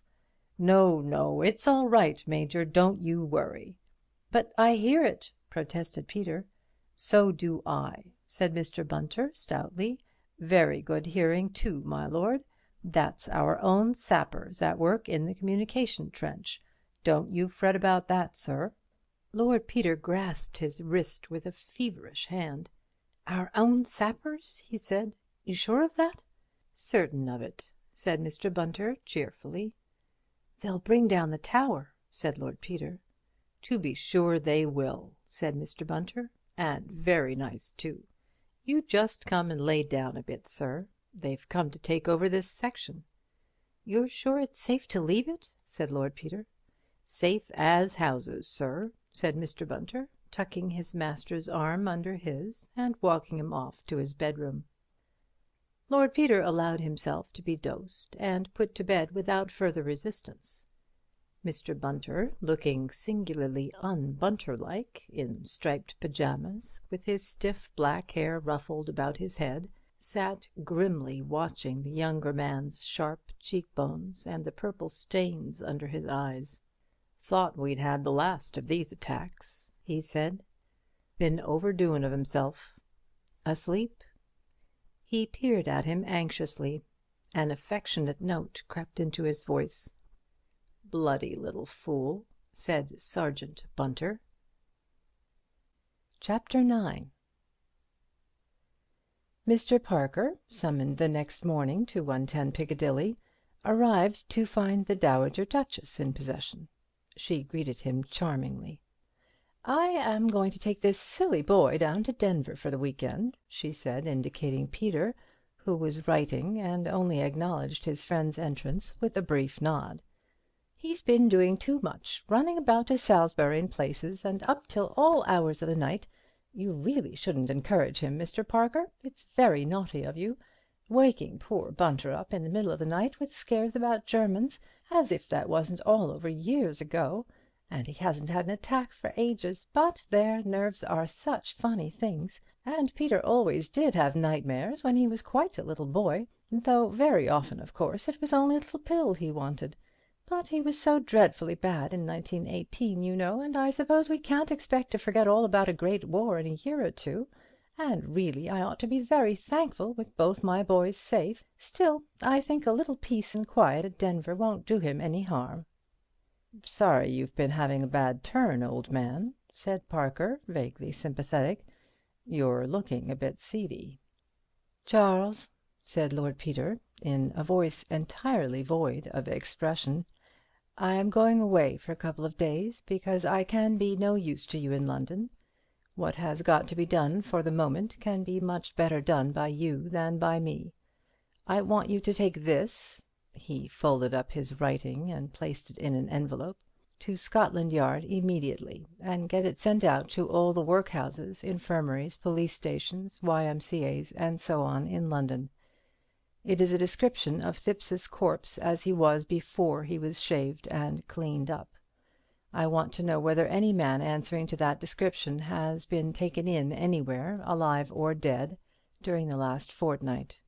You will see Sir Andrew Mackenzie personally, and get the paper sent out at once by his authority. You will tell him that you have solved the problems of the Levy murder and the Battersea mystery." Mr. Parker made an astonished noise, to which his friend paid no attention. "And you will ask him to have men in readiness with a warrant to arrest a very dangerous and important criminal at any moment on your information. When the replies to this paper come in, you will search for any mention of St. Luke's Hospital, or of any person connected with St. Luke's Hospital, and you will send for me at once. Meanwhile, you will scrape acquaintance, I don't care how, with one of the students at St. Luke's. Don't march in there blowing about murders and police warrants, or you may find yourself in Queer Street. I shall come up to town as soon as I hear from you, and I shall expect to find a nice ingenious Sawbones here to meet me." He grinned faintly. "Do you mean you've got to the bottom of this thing?" asked Parker. "Yes. I may be wrong. I hope I am. But I know I'm not." "You won't tell me?" "D'you know," said Peter, "honestly, I'd rather not. I say I may be wrong, and I'd feel as if I'd libelled the Archbishop of Canterbury." "Well, tell me, is it one mystery or two?" "One." "You talked of the Levy murder. Is Levy dead?" "God, yes," said Peter with a strong shudder. The Duchess looked up from where she was reading the Tatler. "Peter," she said, "is that your ague coming on again? Whatever you two are chattering about, you'd better stop it at once if it excites you. Besides, it's about time to be off." "All right, Mother," said Peter. He turned to Bunter, standing respectfully in the door with an overcoat and suitcase. "You understand what you have to do, don't you?" he said. "Perfectly. Thank you, my lord. The car is just arriving, your grace." "With Mrs. Thipps inside it," said the Duchess. "She'll be delighted to see you again, Peter. You remind her so of Mr. Thipps. Good morning, Bunter." "Good morning, your grace." Parker accompanied them downstairs. When they had gone, he looked blankly at the paper in his hand. Then, remembering that it was Saturday and there was need for haste, he hailed a taxi. "Scotland Yard!" he cried.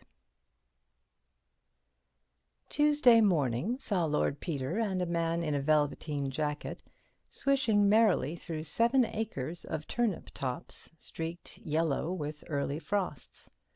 A little way ahead, a sinuous undercurrent of excitement among the leaves proclaimed the unseen yet ever near presence of one of the Duke of Denver's setter pups.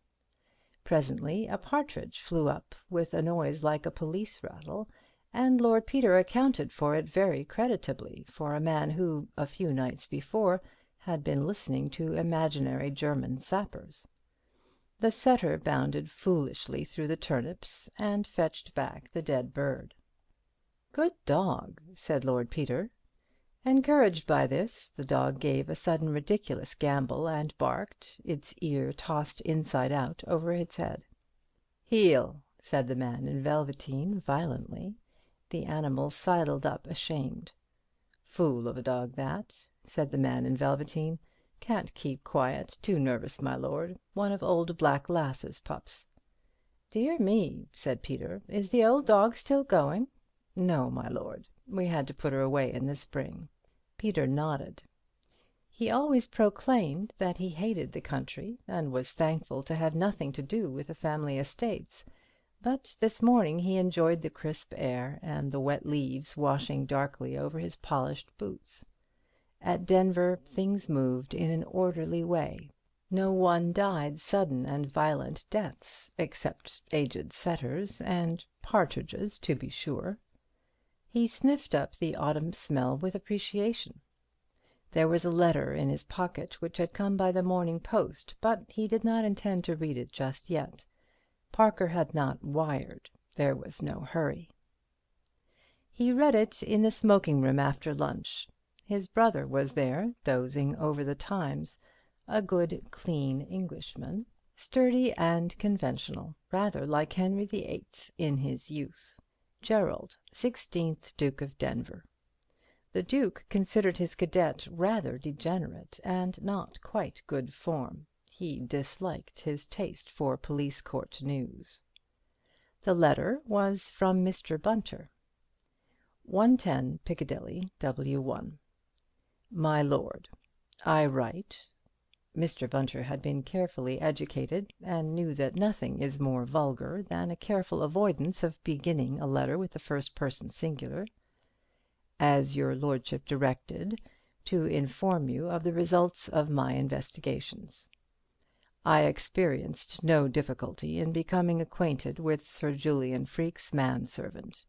He belongs to the same club as the Honourable Frederick Arbuthnot's man, who is a friend of mine, and was very willing to introduce me. He took me to the club yesterday, Sunday, evening, and we dined with the man, whose name is John Cummings. And afterwards I invited Cummings to drinks and a cigar in the flat. Your lordship will excuse me doing this, knowing that it is not my habit, but it has always been my experience that the best way to gain a man's confidence is to let him suppose that one takes advantage of one's employer. "I always suspected Bunter of being a student of human nature," commented Lord Peter. "I gave him the best port." "The deuce you did," said Lord Peter. "Having heard you and Mr. Arbuthnot talk over it." Said Lord Peter. "Its effects were quite equal to my expectations as regards the principal matter in hand, but I very much regret to state that the man had so little understanding of what was offered to him that he smoked a cigar with it, one of your lordship's Villars. You will understand that I made no comment on this at the time, but your lordship will sympathize with my feelings. May I take this opportunity of expressing my grateful appreciation of your lordship's excellent taste in food, drink, and dress? It is, if I may say so, more than a pleasure. It is an education to valet and buttle your lordship." Lord Peter bowed his head gravely. "What on earth are you doing, Peter, sittin' there noddin' and grinning like a whatchamacallit?" demanded the Duke, coming suddenly out of a snooze. "Some one writing pretty things to you, what?" "Charming things," said Lord Peter. The Duke eyed him doubtfully. "Hope to goodness you don't go and marry a chorus beauty," he muttered inwardly, and returned to the Times. Over dinner I had set myself to discover Cummings's tastes, and found them to run in the direction of the music-hall stage. During his first glass I drew him out in this direction, your lordship having kindly given me opportunities of seeing every performance in London, and I spoke more freely than I should consider becoming in the ordinary way, in order to make myself pleasant to him. I may say that his views on women and the stage were such as I should have expected from a man who would smoke with your lordship's port. With the second glass I introduced the subject of your lordship's enquiries. In order to save time, I will write out our conversation in the form of a dialogue as nearly as possible as it actually took place. Cummings: "You seem to get many opportunities of seeing a bit of life, Mr. Bunter." Bunter: "One can always make opportunities if one knows how." Cummings: "Ah, it's very easy for you to talk, Mr. Bunter. You're not married, for one thing." Bunter: "I know better than that, Mr. Cummings." Cummings: "So do I, now, when it's too late." He sighed heavily, and I filled up his glass. Bunter: "Does Mrs. Cummings live with you at Battersea?" Cummings: "Yes, her and me we do for my governor. Such a life! Not but what there's a char comes in by the day. But what's a char? I can tell you it's dull all by ourselves in that d—d Battersea suburb." Bunter: "Not very convenient for the halls, of course." Cummings: "I believe you. It's all right for you here in Piccadilly, right on the spot, as you might say. And I dare say your governor's often out all night, eh?" Bunter: "Oh, frequently, Mr. Cummings." Cummings: "And I dare say you take the opportunity to slip off yourself every so often, eh?" Bunter: "Well, what do you think, Mr. Cummings?" Cummings: "That's it. There you are. But what's a man to do with a nagging fool of a wife, and a blasted scientific doctor for a governor, as sits up all night cutting up dead bodies and experimenting with frogs?" Bunter: "Surely he goes out sometimes." Cummings: "Not often, and always back before 12. And the way he goes on if he rings the bell and you ain't there, I give you my word, Mr. Bunter." Bunter: "Temper?" Cummings: No, but looking through you nasty-like, as if you was on that operating table of his and he was going to cut you up. Nothing a man could rightly complain of, you understand, Mr. Bunter, just nasty looks. Not but what I will say he's very correct. Apologizes if he's been inconsiderate, but what's the good of that when he's been and gone and lost you your night's rest? Bunter: How does he do that? Keeps you up late, you mean? Cummings: Not him. Far from it. House locked up and household to bed at 10:30. That's his little rule. Not but what I'm glad enough to go as a rule. It's that dreary. Still, when I do go to bed, I like to go to sleep. Bunter: What does he do? Walk about the house? Cummings: Doesn't he? All night. And in and out of the private door to the hospital. Bunter: You don't mean to say, Mr. Cummings, a great specialist like Sir Julian Freke does night work at the hospital? Cummings: No, he does his own work, research work, as you may say. Cuts people up. They say he's very clever. Could take you or me to pieces like a clock, Mr. Bunter, and put us together again. Bunter: Do you sleep in the basement, then, to hear him so plain? Cummings: No, our bedroom's at the top, but Lord, what's that? He'll bang the door so you can hear him all over the house.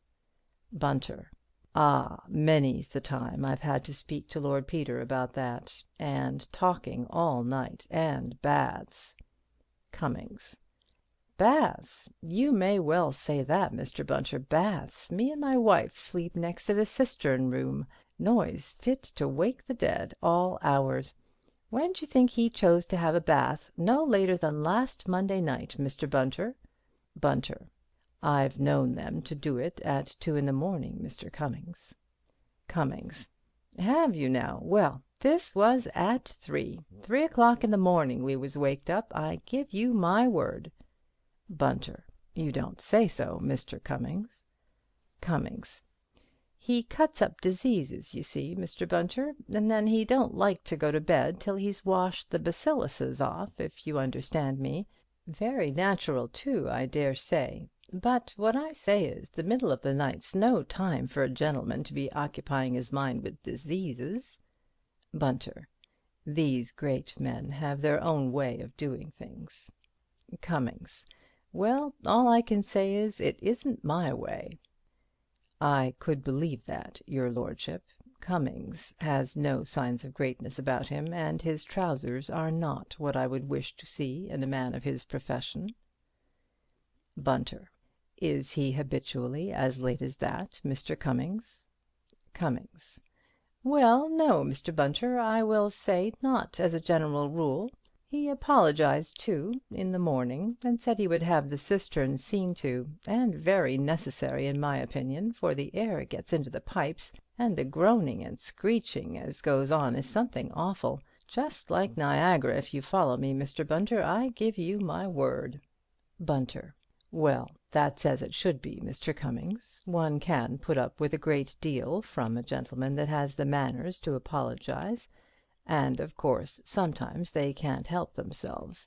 A visitor will come in unexpectedly and keep them late, perhaps.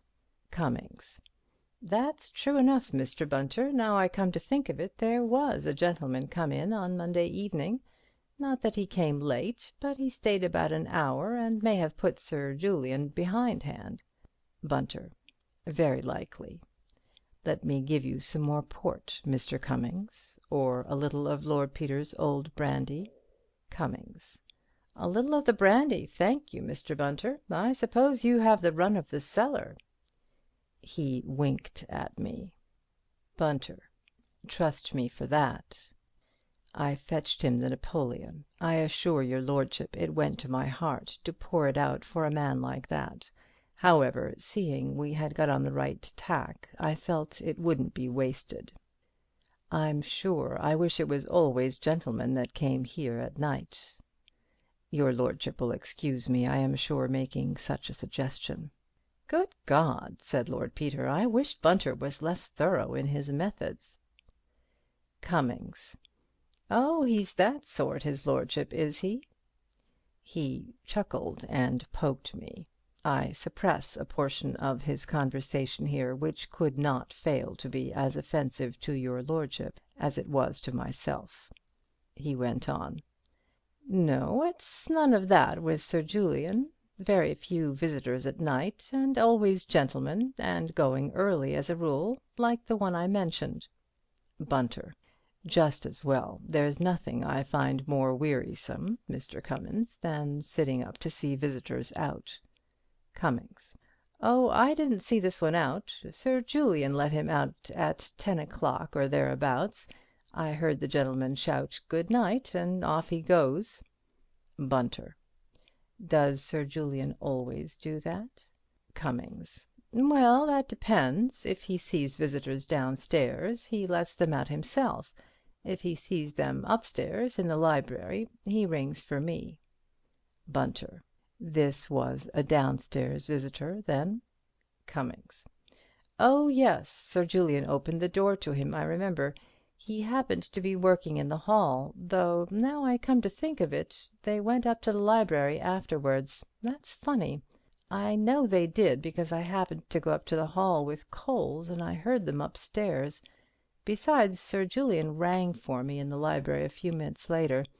Still, anyway, we heard him go at 10, or it may have been a bit before.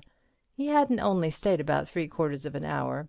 However, as I was saying, there was Sir Julian banging in and out of the private door all night, and a bath at 3 in the morning, and up again for breakfast at 8. It beats me. If I had all his money, curse me if I'd go poking about with dead men in the middle of the night. If it was a nice live girl, now, Mr. Bunter."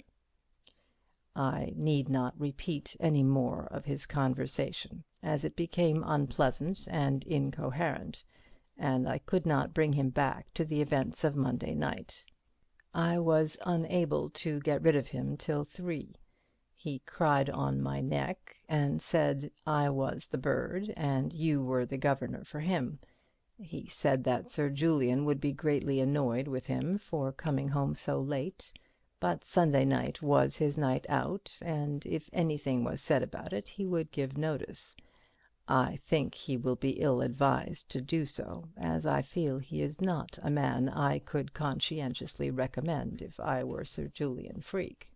I noticed that his boot heels were slightly worn down. I should wish to add, as a tribute to the great merits of your lordship's cellar, that although I was obliged to drink a somewhat large quantity both of the Cockburn 68 and the 1800 Napoleon, I feel no headache or ill effects this morning. Trusting that your lordship is deriving real benefit from the country air, and that the little information I have been able to obtain will prove satisfactory, I remain, with respectful duty to all the family, their ladyships, obediently yours, Mervyn Bunter. "You know," said Lord Peter thoughtfully to himself, "I sometimes think Mervyn Bunter's pulling my leg. What is it, Soames?" "A telegram, my lord." "Parker," said Lord Peter, opening it. It said: "Description recognized, Chelsea workhouse. Unknown vagrant, injured street accident Wednesday week. Died workhouse Monday. Delivered St. Luke's same evening by order Freke. Much puzzled. Parker." "Hooray!" said Lord Peter, suddenly sparkling. "I'm glad I've puzzled Parker. Gives me confidence in myself. Makes me feel like Sherlock Holmes. Perfectly simple, Watson. Dash it all, though, this is a beastly business. Still, it's puzzled Parker." "What's the matter?" asked the Duke, getting up, yawning. "Marching orders," said Peter. "Back to town. Many thanks for your hospitality, old bird. I'm feeling no end better. Ready to tackle Professor Moriarty or Leon Kestrel or any of 'em." "I do wish you'd keep out of the police courts," grumbled the Duke. "It makes it so dashed awkward for me, having a brother making himself conspicuous." "Sorry, Gerald," said the other. I know I'm a beastly blot on the old scutcheon. Why can't you marry and settle down and live quietly, doing something useful?" said the Duke, unappeased. "Because that was a washout, as you perfectly well know," said Peter. "Besides," he added cheerfully, "I'm being no end useful. You may come to want me yourself, you never know, when anybody comes blackmailing you, Gerald, or your first deserted wife turns up unexpectedly from the West Indies. You'll realize the pull of having a private detective in the family. Delicate private business arranged with tact and discretion, investigations undertaken, divorce evidence a specialty, every guarantee. Come now." "Ass," said Lord Denver, throwing the newspaper violently into his armchair. "When do you want the car?" "Almost at once. I say, Jerry, I'm taking Mother up with me." "Why should she be mixed up in it?" "Well, I want her help." "I call it most unsuitable," said the Duke. The Dowager Duchess, however, made no objection. "I used to know her quite well," she said, "when she was Christine Ford. Why, dear?" "Because," said Lord Peter, "there's a terrible piece of news to be broken to her about her husband." "Is he dead, dear?" "Yes, and she will have to come and identify him." "Poor Christine." "Under very revolting circumstances, Mother." "I'll come with you, dear." "Thank you, Mother, you're a brick.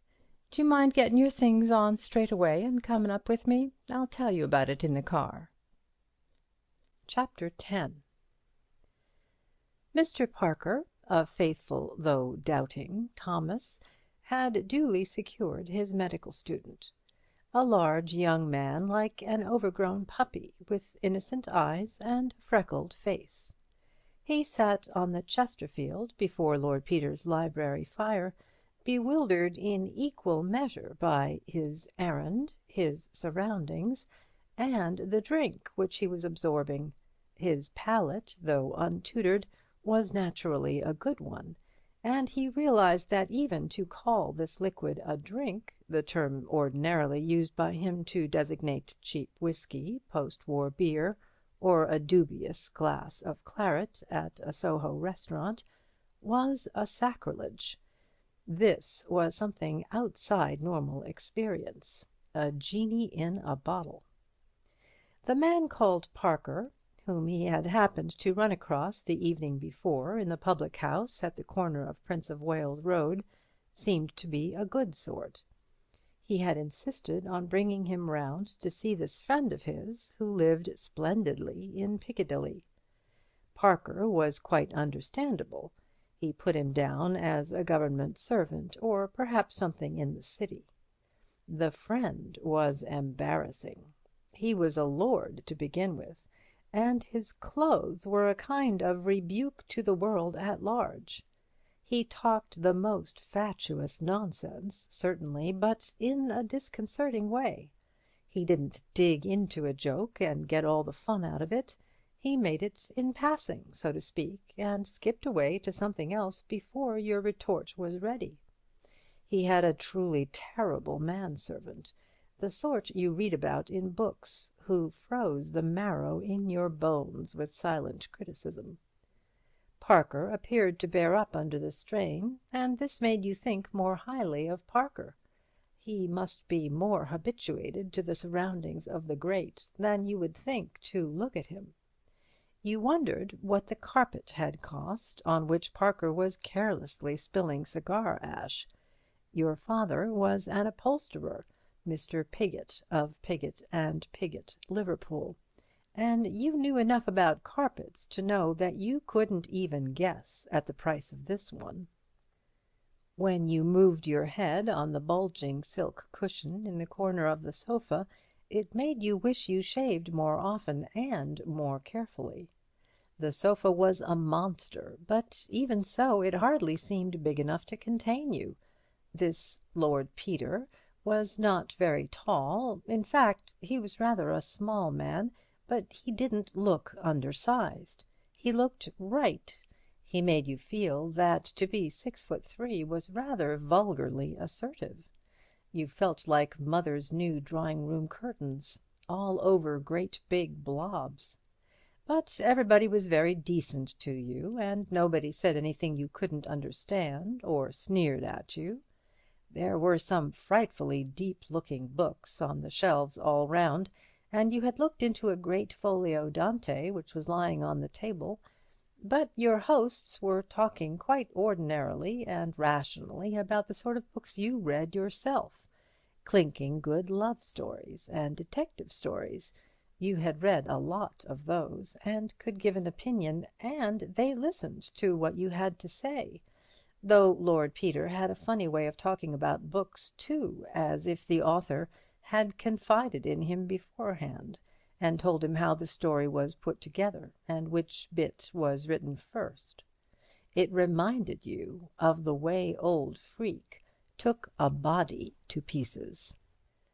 "Thing I object to in detective stories," said Mr. Piggott, "is the way the fellows remember every bloomin' thing that's happened to 'em within the last 6 months. They're always ready with their time of day, and was it rainin' or not, and what were they doin' on such and such a day. Reel it all off like a page of poetry. But one ain't like that in real life. D'you think so, Lord Peter?" Lord Peter smiled, and young Piggott, instantly embarrassed, appealed to his earlier acquaintance. "You know what I mean, Parker. Come now, one day's so like another. I'm sure I couldn't remember—well, I might remember yesterday, p'raps, but I couldn't be certain about what I was doing last week if I was to be shot for it." "No," said Parker, "and evidence given in police statements sounds just as impossible. But they don't really get it like that, you know.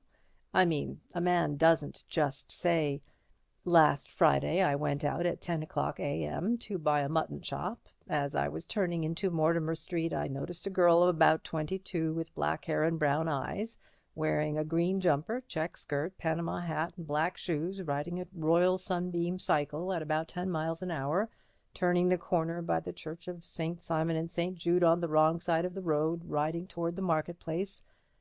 It amounts to that, of course, but it's really wormed out of him by a series of questions." "And in short stories," said Lord Peter, "it has to be put in statement form, because the real conversation would be so long and twaddly and tedious, and nobody would have the patience to read it. Writers have to consider their readers, if any, you see."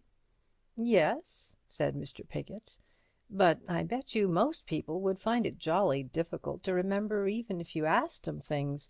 I should. Of course, I know I'm a bit of a fool, but then most people are, ain't they? You know what I mean. Witnesses ain't detectives. They're just average idiots like you and me." "Quite so," said Lord Peter, smiling as the force of the last phrase sank into its unhappy perpetrator.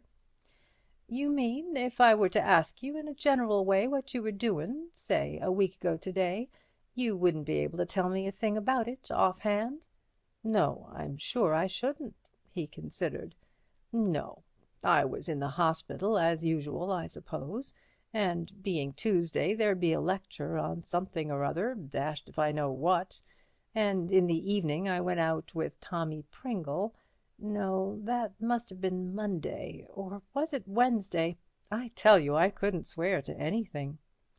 "You do yourself an injustice," said Lord Peter gravely.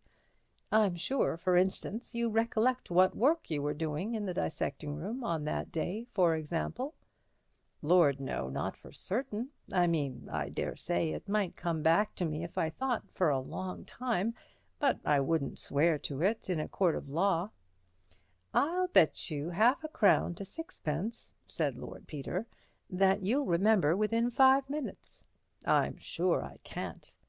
"We'll see. Do you keep a notebook of the work you do when you dissect? Drawings or anything?" "Oh, yes." "Think of that. What's the last thing you did in it?" "That's easy, because I only did it this morning. It was leg muscles." "Yes. Who was the subject?" "An old woman of sorts, died of pneumonia." "Yes. Turn back the pages of your drawing book in your mind. What came before that? Oh, some animals. Still legs. I'm doing motor muscles at present. Yes, that was old Cunningham's demonstration on comparative anatomy. I did rather a good thing of hare's legs and a frog's, and rudimentary legs on a snake. Yes. Which day does Mr. Cunningham lecture? Friday. Friday. Yes. Turn back again. What comes before that? Mr. Piggott shook his head. Do your drawings of legs begin on the right-hand page or the left-hand page? Can you see the first drawing? Yes, I can see the date written at the top. It's a section of a frog's hind leg, on the right-hand page. Yes. Think of the open book in your mind's eye. What is opposite to it? This demanded some mental concentration. Something round, coloured. Oh, yes, it's a hand. Yes, you went on from the muscles of the hand and arm to leg and foot muscles? Yes, that's right. I've got a set of drawings of arms. Yes, did you make those on Thursday? No, I'm never in the dissecting room on Thursday.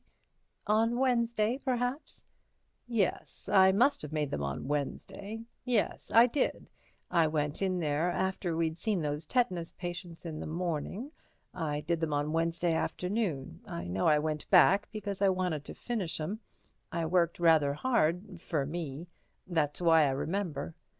Yes, you went back to finish them. When had you begun them, then? Why, the day before.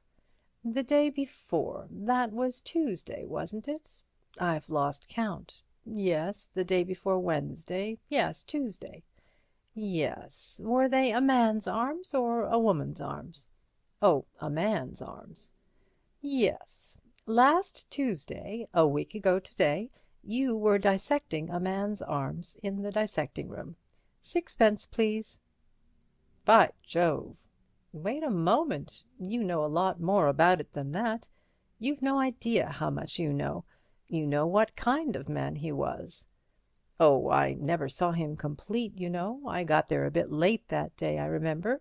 I'd asked for an arm specially, because I was rather weak in arms, and Watts, that's the attendant, had promised to save me one. Yes, you have arrived late and found an arm waiting for you. You are dissecting it, taking your scissors and slitting up the skin and pinning it back. Was it very young, fair skin? Oh, no, ordinary skin, I think, with dark hairs on it. Yes, that was it. Yes, a lean, stringy arm, perhaps, with no extra fat anywhere?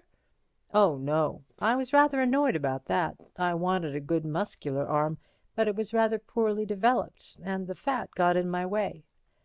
Yes, a sedentary man who didn't do much manual work. That's right. Yes, you dissected the hand, for instance, and made a drawing of it. You would have noticed any hard calluses? Oh, there was nothing of that sort. No, but should you say it was a young man's arm? Firm young flesh and limber joints? No. No. Old and stringy, perhaps? No. Middle-aged, with rheumatism. I mean, there was a chalky deposit in the joints, and the fingers were a bit swollen. Yes. A man about 50? About that. Yes. There were other students at work on the same body? Oh, yes. Yes. And they made all the usual sort of jokes about it? I expect so. Oh, yes. You can remember some of them. Who is your local funny man, so to speak? Tommy Pringle. What was Tommy Pringle doing? Can't remember. Whereabouts was Tommy Pringle working? Over by the instrument cupboard by sink C. Yes. Get a picture of Tommy Pringle in your mind's eye. Mr. Piggott began to laugh. I remember now. Tommy Pringle said the old Sheeny— Why? Did he call him a Sheeny? I don't know, but I know he did. Perhaps he looked like it. Did you see his head? No. Who had the head? "I don't know. Oh, yes, I do, though. Old Freak bagged the head himself, and little Bouncible Binns was very cross about it, because he'd been promised a head to do with old Scrooger." "I see. What was Sir Julian doing with the head?" "He called us up and gave us a jaw on spinal hemorrhage and nervous lesions." "Yes. Well, go back to Tommy Pringle." Tommy Pringle's joke was repeated, not without some embarrassment. "Quite so. Was that all?" "No. The chap who was working with Tommy said that sort of thing came from overfeeding." "I deduce that Tommy Pringle's partner was interested in the alimentary canal?" "Yes, and Tommy said if he thought they'd feed you like that, he'd go to the workhouse himself." "Then the man was a pauper from the workhouse?" "Well, he must have been, I suppose." "Are workhouse paupers usually fat and well fed?" "Well, no, come to think of it, not as a rule." In fact, it struck Tommy Pringle and his friend that this was something a little out of the way in a workhouse subject. "Yes." "And if the alimentary canal was so entertaining to these gentlemen, I imagine the subject had come by his death shortly after a full meal?" "Yes. Oh, yes. He'd have had to, wouldn't he?" "Well, I don't know," said Lord Peter. "That's in your department, you know." "That would be your inference from what they said?" "Oh, yes, undoubtedly." "Yes. You wouldn't, for example, expect them to make that observation if the patient had been ill for a long time and fed on slops?" "Of course not." "Well, you see, you really know a lot about it. On Tuesday week you were dissecting the arm muscles of a rheumatic, middle-aged Jew of sedentary habits, who had died shortly after eating a heavy meal, of some injury producing spinal hemorrhage and nervous lesions and so forth, and who was presumed to come from the workhouse." "Yes." "And you could swear to those facts, if need were?" "Well, if you put it that way, I suppose I could." "Of course you could." Mr. Piggott sat for some moments in contemplation. "I say," he said at last, "I did know all that, didn't I?" "Oh, yes, you knew it all right, like Socrates' slave." "Who's he?" "A person in a book I used to read as a little boy." "Oh, does he come in The Last Days of Pompeii?" "No, another book. I dare say you escaped it. It's rather dull."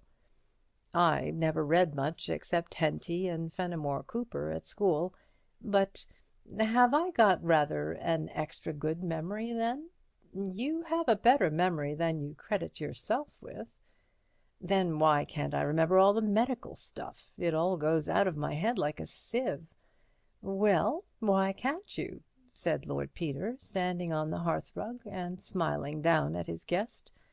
"Well," said the young man, "the chaps who examine one don't ask the same sort of questions you do." "No?" "No, they leave you to remember all by yourself, and it's beastly hard. Nothing to catch hold of, don't you know? But, I say, how did you know about Tommy Pringle being the funny man, and—" "I didn't, till you told me." "No, I know, but how did you know he'd be there if you did ask? I mean to say, I say," said Mr. Piggott, who was becoming mellowed by influences themselves not unconnected with the alimentary canal, "I say, are you rather clever, or am I rather stupid?" "No, no," said Lord Peter. "It's me. I'm always askin' such stupid questions. Everybody thinks I must mean somethin' by 'em." This was too involved for Mr. Piggott. "Never mind," said Parker soothingly. "He's always like that. You mustn't take any notice. He can't help it. It's premature senile decay, often observed in the families of hereditary legislators. Go away, Wimsey, and play us the Beggar's Opera or something." "That's good enough, isn't it?" said Lord Peter, when the happy Mr. Piggott had been dispatched home after a really delightful evening. "I'm afraid so," said Parker, "but it seems almost incredible." "There's nothing incredible in human nature," said Lord Peter, "at least in educated human nature. Have you got that exhumation order?" "I shall have it to-morrow. I thought of fixing up with the workhouse people for to-morrow afternoon. I shall have to go and see them first." "Right you are. I'll let my mother know." "I begin to feel like you, Wimsey. I don't like this job." "I like it a deal better than I did." "You are really certain we're not making a mistake?" Lord Peter had strolled across to the window. The curtain was not perfectly drawn, and he stood gazing out through the gap into lighted Piccadilly. At this he turned around. "If we are," he said, "we shall know to-morrow, and no harm will have been done. But I rather think you will receive a certain amount of confirmation on your way home. Look here, Parker, d'you know, if I were you I'd spend the night here. There's a spare bedroom. I can easily put you up." Parker stared at him. "Do you mean I'm likely to be attacked?" "I think it very likely indeed." "Is there anybody in the street?" "Not now. There was half an hour ago." "When Piggott left?" "Yes." "I say, I hope the boy is in no danger." "That's what I went down to see. I don't think so. Fact is, I don't suppose anybody would imagine we'd exactly made a confidant of Piggott. But I think you and I are in danger. You'll stay?" "I'm damned if I will, Wimsey. Why should I run away?" "Bosh," said Peter. "You'd run away all right if you believed me, and why not? You don't believe me. In fact, you're still not certain I'm on the right tack. Go in peace, but don't say I didn't warn you." "I won't. I'll dictate a message with my dying breath to say I was convinced." "Well, don't walk. Take a taxi." "Very well, I'll do that. And don't let anybody else get into it." "No." It was a raw, unpleasant night. A taxi deposited a load of people returning from the theatre at the block of flats next door, and Parker secured it for himself. He was just giving the address to the driver when a man came hastily running up from a side street. He was in evening dress and an overcoat. He rushed up, signalling frantically. "Sir, dear me, why, it's Mr. Parker. How fortunate! If you would be so kind. Summoned from the club. A sick friend. Can't find a taxi. Everybody going home from the theatre. If I might share your cab. You are returning to Bloomsbury? I want Russell Square, if I might presume. A matter of life and death." He spoke in hurried gasps, as though he had been running violently and far. Parker promptly stepped out of the taxi. "Delighted to be of service to you, Sir Julian," he said. "Take my taxi. I am going down to Craven Street myself, but I'm in no hurry. Pray make use of the cab." "It's extremely kind of you," said the surgeon. "I am ashamed—" "That's all right," said Parker cheerily. "I can wait." He assisted Freke into the taxi. "What number?" "24 Russell Square, driver, and look sharp." The taxi drove off. Parker remounted the stairs and rang Lord Peter's bell. "Thanks, old man," he said. "I'll stop the night after all." "Come in," said Wimsey. "Did you see that?" asked Parker. "I saw something. What happened exactly?" Parker told his story. "Frankly," he said, "I've been thinking you a bit mad, but now I'm not quite so sure of it." Peter laughed. "Blessed are they that have not seen and yet have believed. Bunter, Mr. Parker will stay the night. Look here, Wimsey, let's have another look at this business. Where's that letter?" Lord Peter produced Bunter's essay in dialogue. Parker studied it for a short time in silence. "You know, Wimsey, I'm as full of objections to this idea as an egg is of meat." "So am I, old son. That's why I want to dig up our Chelsea pauper. But trot out your objections." "Well?" Well, look here, I don't pretend to be able to fill in all the blanks myself, but here we have two mysterious occurrences in one night, and a complete chain connecting the one with the other through one particular person. It's beastly, but it's not unthinkable. Yes, I know all that, but there are one or two quite definite stumbling blocks. Yes, I know, but see here. On the one hand, Levy disappeared after being seen looking for Prince of Wales Road at 9 o'clock. At 8 next morning, a dead man, not unlike him in general outline, is discovered in a bath in Queen Caroline Mansions. Levy, by Freke's own admission, was going to see Freke. By information received from Chelsea Workhouse, a dead man, answering to the description of the Battersea corpse in its natural state, was delivered that same day to Freke. We have Levy with a past and no future, as it were, an unknown vagrant with a future in the cemetery and no past, and Freke stands between their future and their past. That looks all right. Yes, now further, Freke has a motive for getting rid of Levy, an old jealousy.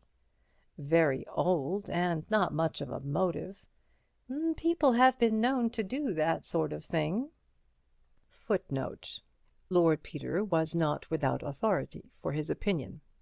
Quote, with respect to the alleged motive, it is of great importance to see whether there was a motive for committing such a crime, or whether there was not, or whether there is an improbability of its having been committed so strong as not to be overpowered by positive evidence.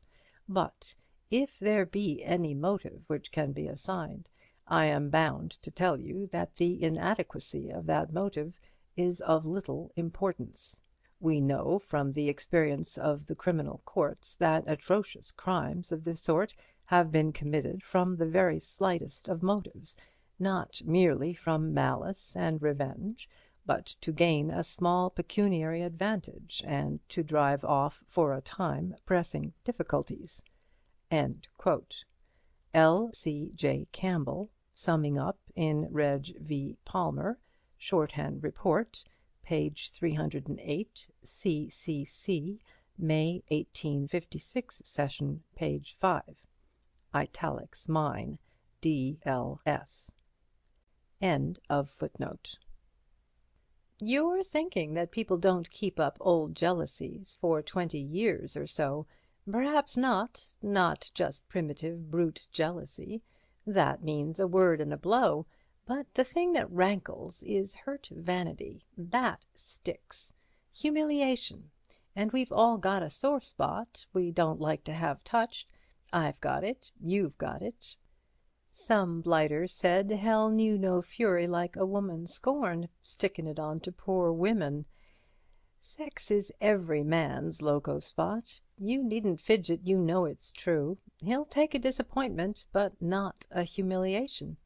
I knew a man once who'd been turned down, not too charitably, by a girl he was engaged to. He spoke quite decently about her. I asked what had become of her. Oh, he said, she married the other fellow. And then burst out, couldn't help himself. Lord, yes, he cried, I think of it jilted for a Scotchman. I don't know why he didn't like Scots, but that was what got him on the raw. Look at Freke. I've read his books. His attacks on his antagonists are savage. And he's a scientist, yet he can't bear opposition even in his work, which is where any first-class man is most sane and open-minded. Do you think he's a man to take a beating from any man on a side issue? On a man's most sensitive side issue? People are opinionated about side issues, you know. I see red if anybody questions my judgment about a book. And Levy, who was nobody 20 years ago, romps in and carries off Freke's girl from under his nose. It isn't the girl Freke would bother about. It's having his aristocratic nose put out of joint by a little Jewish nobody. There's another thing. Freke got another side issue. He likes crime. In that criminology book of his he gloats over a hardened murderer. I've read it, and I've seen the admiration simply glaring out between the lines whenever he writes about a callous and successful criminal. He reserves his contempt for the victims, or the penitents, or the men who lose their heads and get found out. His heroes are Edmond de la Pommeraye, who persuaded his mistress into becoming an accessory to her own murder, and George Joseph Smith, of Brides in a Bath fame, who could make passionate love to his wife in the night, and carry out his plot to murder her in the morning. After all, he thinks conscience is a sort of vermiform appendix. Chop it out, and you'll feel all the better. Freke isn't troubled by the usual conscientious deterrent. Witness his own hand in his books. Now, again, the man who went to Levy's house in his place knew the house. Freke knew the house. He was a red-haired man, smaller than Levy, but not much smaller, since he could wear his clothes without appearing ludicrous.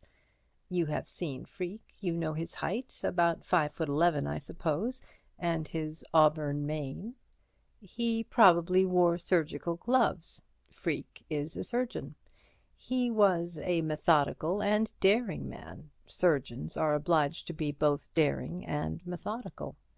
Now take the other side. The man who got hold of the Battersea corpse had to have access to dead bodies. Freke obviously had access to dead bodies. He had to be cool and quick and callous about handling a dead body. Surgeons are all that. He had to be a strong man to carry the body across the roofs and dump it in at Thipps's window. Freke is a powerful man and a member of the Alpine Club. He probably wore surgical gloves, and he let the body down from the roof with a surgical bandage. This points to a surgeon again. He undoubtedly lived in the neighbourhood. Freke lives next door. The girl you interviewed heard a bump on the roof of the end house. That is the house next to Freke's. Every time we look at Freke, he leads somewhere, whereas Milligan and Thipps and Crimplesham and all the other people we've honoured with our suspicion simply led nowhere. Yes, but it's not quite so simple as you make out. What was Levy doing in that surreptitious way at Freke's on Monday night? Well, you have Freke's explanation. Oh, rot, Wimsey. You said yourself it wouldn't do. Excellent. It won't do. Therefore, Freke was lying. Why should he lie about it, unless he had some object in hiding the truth? Well, but why mention it at all? Because Levy, contrary to all expectation, had been seen at the corner of the road. That was a nasty accident for Freke. He thought it best to be beforehand with an explanation of sorts. He reckoned, of course, on nobody's ever connecting Levy with Battersea Park. Well, then we come back to the first question. Why did Levy go there? I don't know, but he was got there somehow. Why did Freke buy all those Peruvian oil shares?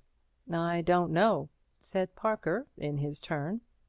Anyway, went on Wimsey, Freke expected him and made arrangement to let him in himself, so that Cummings shouldn't see who the caller was. But the caller left again at 10. Oh, Charles, I did not expect this of you. This is the purest suggery. Who saw him go? Somebody said good night and walked away down the street, and you believe it was Levy because Freke didn't go out of his way to explain that it wasn't. Do you mean that Freke walked cheerfully out of the house to Park Lane and left Levy behind, dead or alive, for Cummings to find? We have Cummings's word that he did nothing of the sort. A few minutes after the steps walked away from the house, Freke rang the library bell and told Cummings to shut up for the night. Then, well, there's a side door to the house, I suppose. In fact, you know there is. Cummings said so, through the hospital. Yes, well, where was Levy? Levy went up into the library and never came down. You've been in Freke's library. Where would you have put him?" "In my bedroom next door." "Then that's where he did put him." "But suppose the man went in to turn down the bed?" "Beds are turned down by the housekeeper earlier than 10 o'clock." "Yes, but Cummings heard Freke about the house all night." "He heard him go in and out 2 or 3 times. He'd expect him to do that anyway." "Do you mean to say Freke got all that job finished before 3 in the morning?" "Why not?" "Quick work." "Well, call it quick work. Besides, why 3? Cummings never saw him again till he called him for 8 o'clock breakfast." "But he was having a bath at 3. "I don't say he didn't get back from Park Lane before 3, but I don't suppose Cummings went and looked through the bathroom keyhole to see if he was in the bath." Parker considered again. "How about Crimplesham's pince-nez?" he asked. "That is a bit mysterious," said Lord Peter. "And why Thipps's bathroom?" "Why, indeed? Pure accident, perhaps, or pure devilry." "Do you think all this elaborate scheme could have been put together in a night, Wimsey?" "Far from it. It was conceived as soon as that man, who bore a superficial resemblance to Levy, came into the workhouse. He had several days." "I see." "Freke gave himself away at the inquest. He and Grimbold disagreed about the length of the man's illness. If a small man, comparatively speaking, like Grimbold, presumes to disagree with a man like Freke, it's because he is sure of his ground." "Then, if your theory is sound, Freke made a mistake." "Yes, a very slight one. He was guarding with unnecessary caution against starting a train of thought in the mind of anybody, say the workhouse doctor. Up till then he'd been reckoning on the fact that people don't think a second time about anything, a body, say, that's once been accounted for." "What made him lose his head?" "A chain of unforeseen accidents. Levy's having been recognized, my mother's son having foolishly advertised in the Times his connection with the Battersea end of the mystery, Detective Parker, whose photograph has been a little prominent in the illustrated press lately, seen sitting next door to the Duchess of Denver at the inquest. His aim in life was to prevent the two ends of the problem from linking up. And there were 2 of the links literally side by side. Many criminals are wrecked by over-caution." Parker was silent. Chapter 11. "A regular pea souper, by Jove," said Lord Peter. Parker grunted and struggled irritably into an overcoat. "It affords me, if I may say so, the greatest satisfaction," continued the noble lord, "that in a collaboration like ours all the uninteresting and disagreeable routine work is done by you." Parker grunted again. "Do you anticipate any difficulty about the warrant?" enquired Lord Peter. Parker grunted a third time. "I suppose you've seen to it that all this business is kept quiet?" "Of course." "You've muzzled the workhouse people?" "Of course." "And the police?" "Yes." "Because if you haven't, there'll probably be nobody to arrest." "My dear Wimsey, do you think I'm a fool?" "I had no such hope." Parker grunted finally and departed.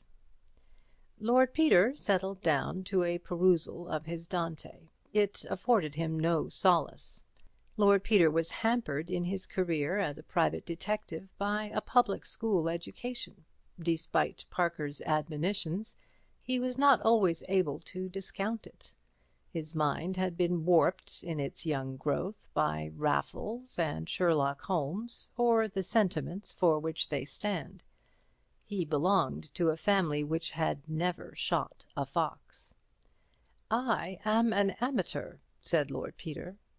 Nevertheless, while communing with Dante, he made up his mind. In the afternoon he found himself in Harley Street. Sir Julian Freke might be consulted about one's nerves from 2 till 4 on Tuesdays and Fridays. Lord Peter rang the bell. "Have you an appointment, sir?" enquired the man who opened the door. "No," said Lord Peter, "but will you give Sir Julian my card? I think it possible he may see me without one." He sat down in a beautiful room in which Sir Julian's patients awaited his healing counsel.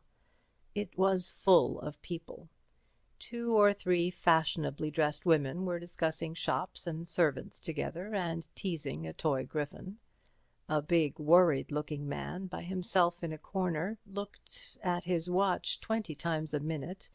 Lord Peter knew him by sight. It was Wintrington, a millionaire, who had tried to kill himself a few months ago.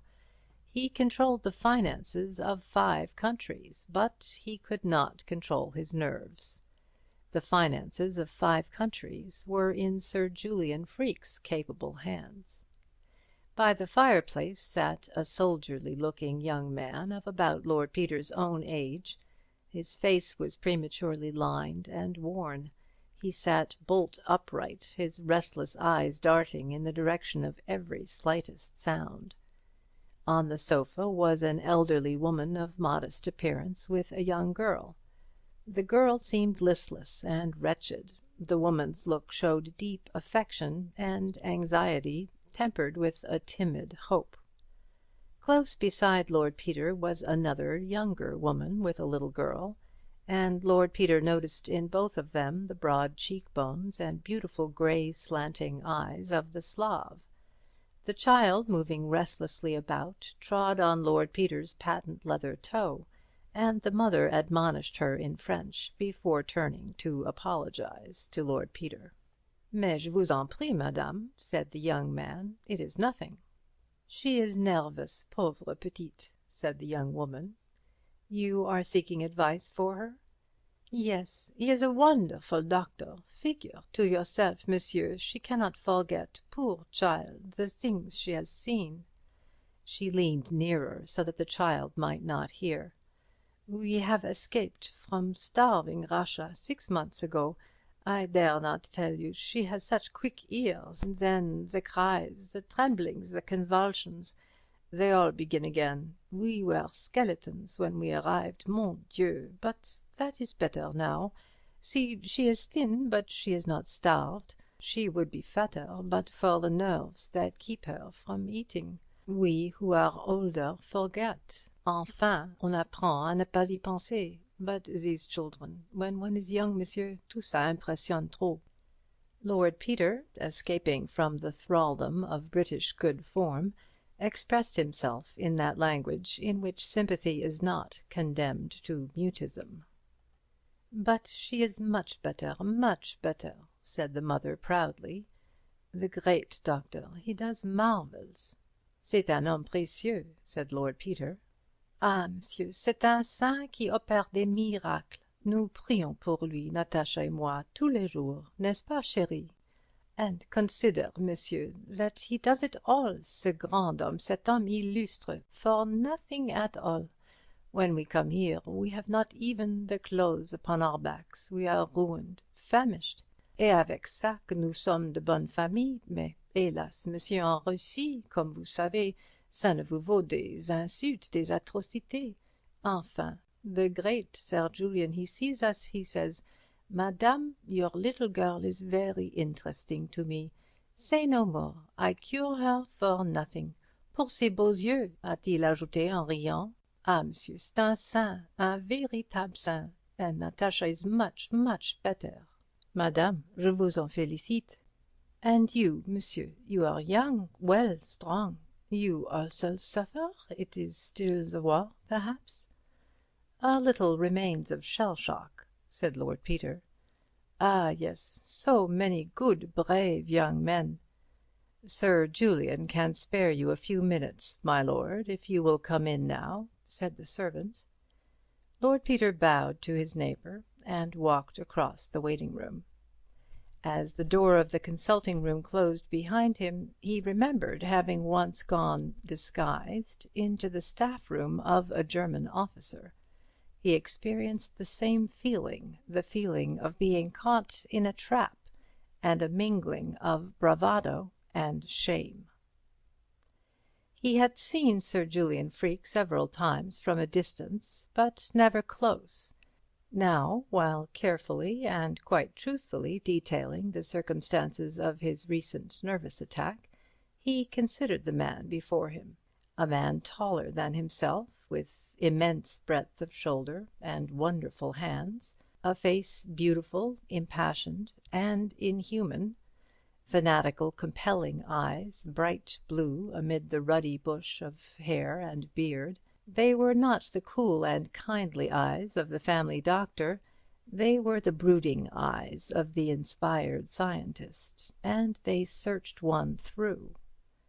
Well, thought Lord Peter, I shan't have to be explicit, anyhow. Yes, said Sir Julian, yes. You had been working too hard, puzzling your mind, yes. More than that, perhaps, troubling your mind, shall we say? I found myself faced with a very alarming contingency. Yes. Unexpected, perhaps? Very unexpected indeed. Yes. Following on a period of mental and physical strain? Well, perhaps. Nothing out of the way. Yes. The unexpected contingency was personal to yourself? It demanded an immediate decision as to my own actions, yes. In that sense it was certainly personal. Quite so. You would have to assume some responsibility, no doubt. A very grave responsibility. Affecting others besides yourself. Affecting one other person vitally, and a very great number indirectly. Yes. The time was night. You were sitting in the dark? Not at first. I think I put the light out afterward. Quite so. That action would naturally suggest itself to you. Were you warm? I think the fire had died down. My man tells me that my teeth were chattering when I went in to him. Yes. You live in Piccadilly? Yes. Heavy traffic sometimes goes past during the night, I expect. Oh, frequently. Just so. Now, this decision you refer to, you had taken that decision? Yes. Your mind was made up? Oh, yes. You had decided to take the action, whatever it was? Yes. Yes. It involved perhaps a period of inaction? Of comparative inaction, yes. Of suspense, shall we say? Yes, of suspense, certainly. Possibly of some danger. I don't know that that was in my mind at the time. No, it was a case in which you could not possibly consider yourself. If you like to put it that way. Quite so, yes. You had these attacks frequently in 1918? Yes, I was ill for some months. Quite. Since then they have recurred less frequently? Much less frequently. Yes. When did the last occur? About 9 months ago. Under what circumstances? I was being worried by certain family matters. It was a question of deciding about some investments, and I was largely responsible. Yes. You were interested last year, I think, in some police case? Yes, in the recovery of Lord Attenbury's emerald necklace. That involved some severe mental exercise? I suppose so, but I enjoyed it very much. Yes. Was the exertion of solving the problem attended by any bad results physically? None. No. You were interested but not distressed. Exactly. Yes. You have been engaged in other investigations of the kind? Yes, little ones.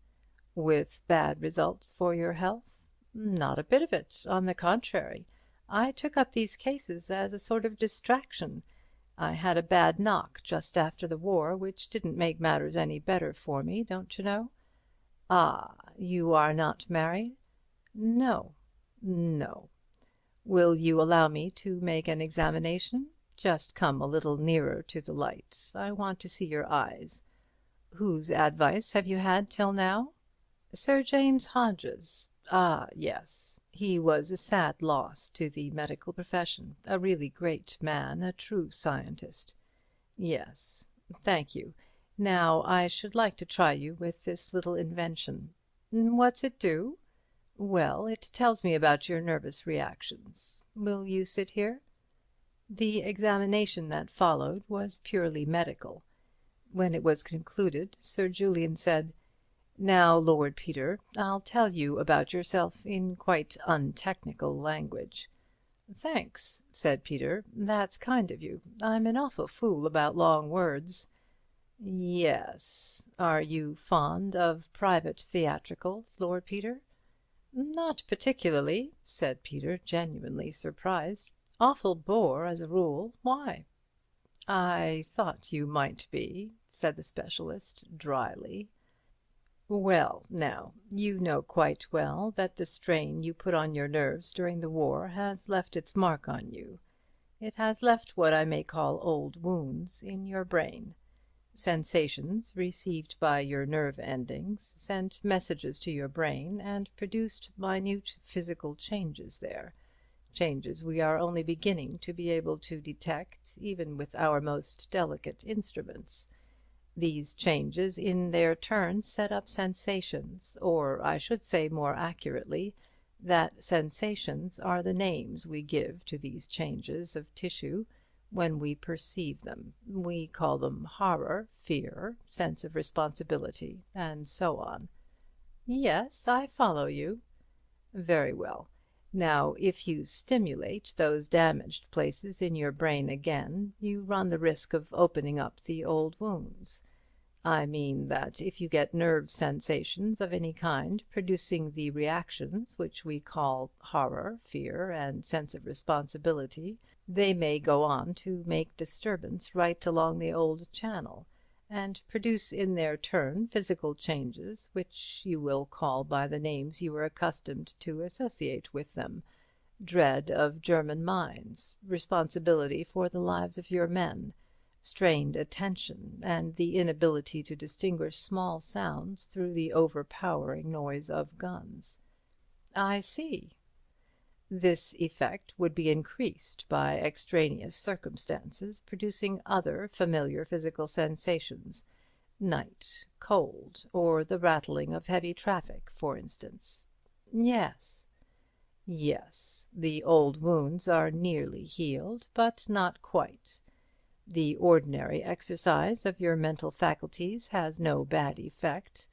It is only when you excite the injured part of your brain. Yes, I see. Yes, you must avoid these occasions. You must learn to be irresponsible, Lord Peter. My friends say I'm only too irresponsible already. Very likely. A sensitive nervous temperament often appears so, owing to its mental nimbleness. Oh, yes. This particular responsibility you were speaking of still rests upon you? Yes, it does. You have not yet completed the course of action on which you have decided? Not yet. You feel bound to carry it through? Oh, yes, I can't back out of it now. No. You are expecting further strain? A certain amount. Do you expect it to last much longer? Very little longer now. Ah. Your nerves are not all they should be. No? No. Nothing to be alarmed about, but you must exercise care while undergoing this strain, and afterwards you should take a complete rest. How about a voyage in the Mediterranean or the South Seas or somewhere? Thanks, I'll think about it. Meanwhile, to carry you over the immediate trouble, I will give you something to strengthen your nerves. It will do you no permanent good, you understand, but it will tide you over the bad time, and I will give you a prescription. Thank you. Sir Julian got up and went into a small surgery leading out of the consulting room. Lord Peter watched him moving about, boiling something and writing. Presently he returned with a piece of paper and a hypodermic syringe. "Here is the prescription, and now if you will just roll up your sleeve, I will deal with the necessity of the immediate moment." Lord Peter obediently rolled up his sleeve. Sir Julian Freke selected a portion of his forearm and anointed it with iodine. "What's that you're going to stick into me? Bugs?" The surgeon laughed. "Not exactly," he said. He pinched up a portion of flesh between his finger and thumb. "You've had this kind of thing before, I expect." "Oh, yes," said Lord Peter. He watched the cool fingers, fascinated, and the steady approach of the needle. "Yes, I've had it before, and, d'you know, I don't care frightfully about it." He had brought up his right hand, and it closed over the surgeon's wrist like a vice. The silence was like a shock. The blue eyes did not waver. They burned down steadily upon the heavy white lids below them. Then these slowly lifted. The grey eyes met the blue coldly, steadily, and held them. When lovers embrace, there seems no sound in the world but their own breathing. So the two men breathed, face to face. "As you like, of course, Lord Peter," said Sir Julian courteously. "Afraid I'm rather a silly ass," said Lord Peter. "But I never could abide these little gadgets. I had one once that went wrong and gave me a rotten bad time. They make me a bit nervous." "In that case," replied Sir Julian, "it would certainly be better not to have the injection. It might rouse up just those sensations which we are desirous of avoiding. You will take the prescription, then, and do what you can to lessen the immediate strain as far as possible." "Oh, yes, I'll take it easy, thanks," said Lord Peter. He rolled his sleeve down neatly. "I'm much obliged to you. If I have any further trouble, I'll look in again." Do," said Sir Julian cheerfully. "Only make an appointment next time. I'm rather rushed these days. I hope your mother is quite well. I saw her the other day at the Battersea inquest. You should have been there. It would have interested you." Chapter 12. The vile raw fog tore your throat and ravaged your eyes. You could not see your feet. You stumbled in your walk over poor men's graves. The feel of Parker's old trench coat beneath your fingers was comforting.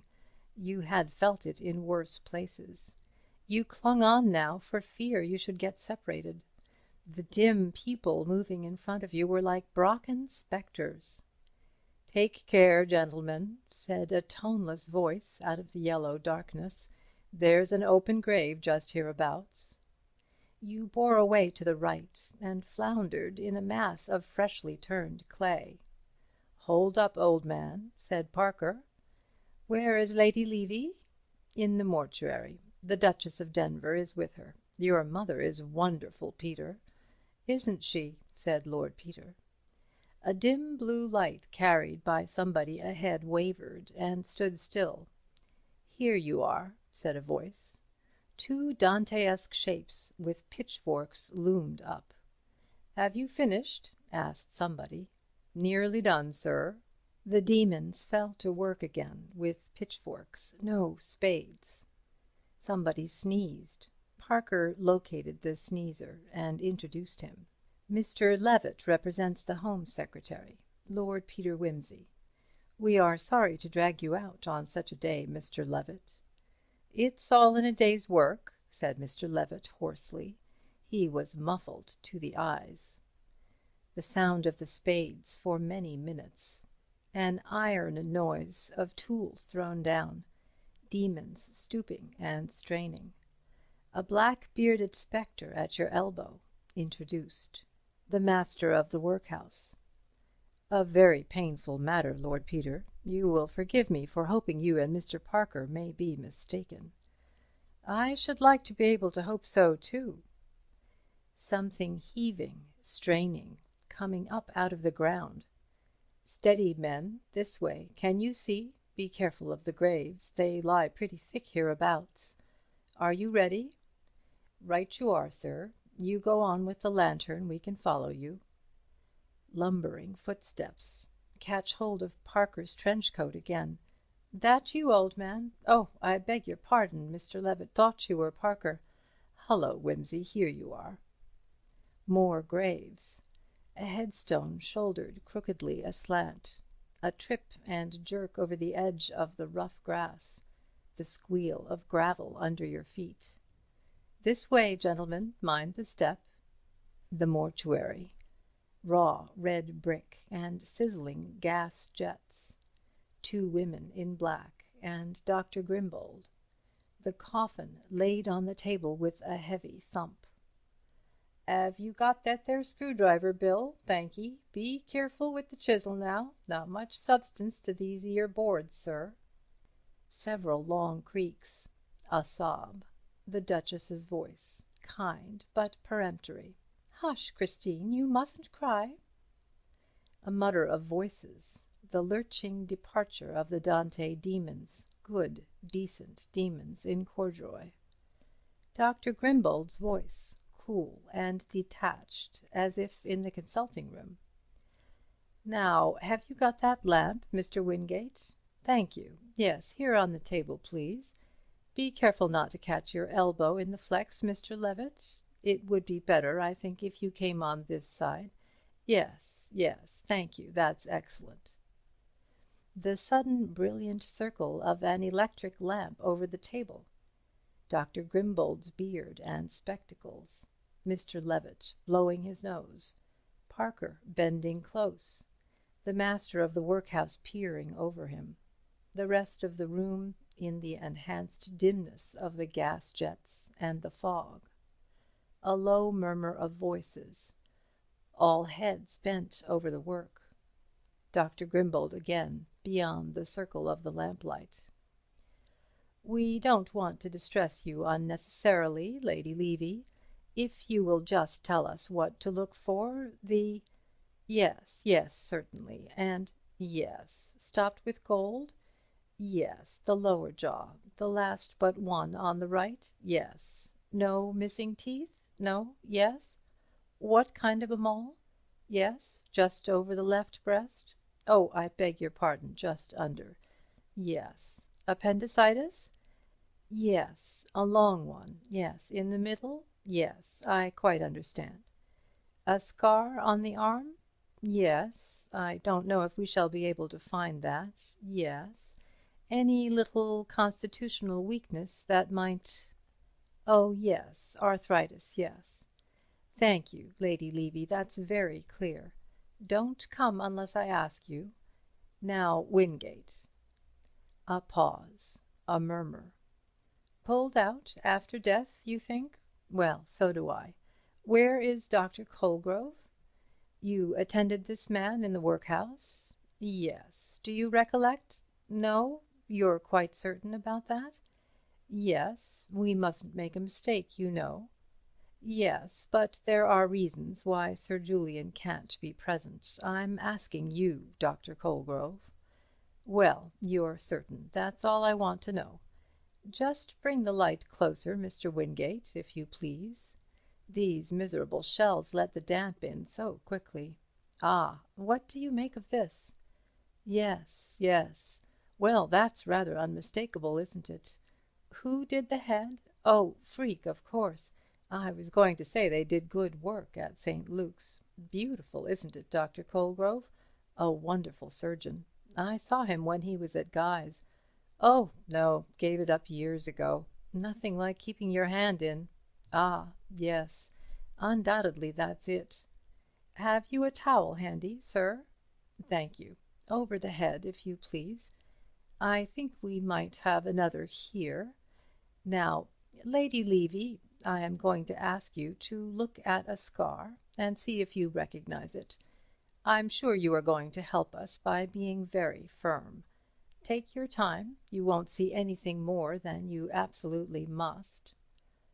Lucy, don't leave me. "No, dear." A space cleared at the table, the lamplight on the Duchess's white hair. "Oh, yes, oh, yes.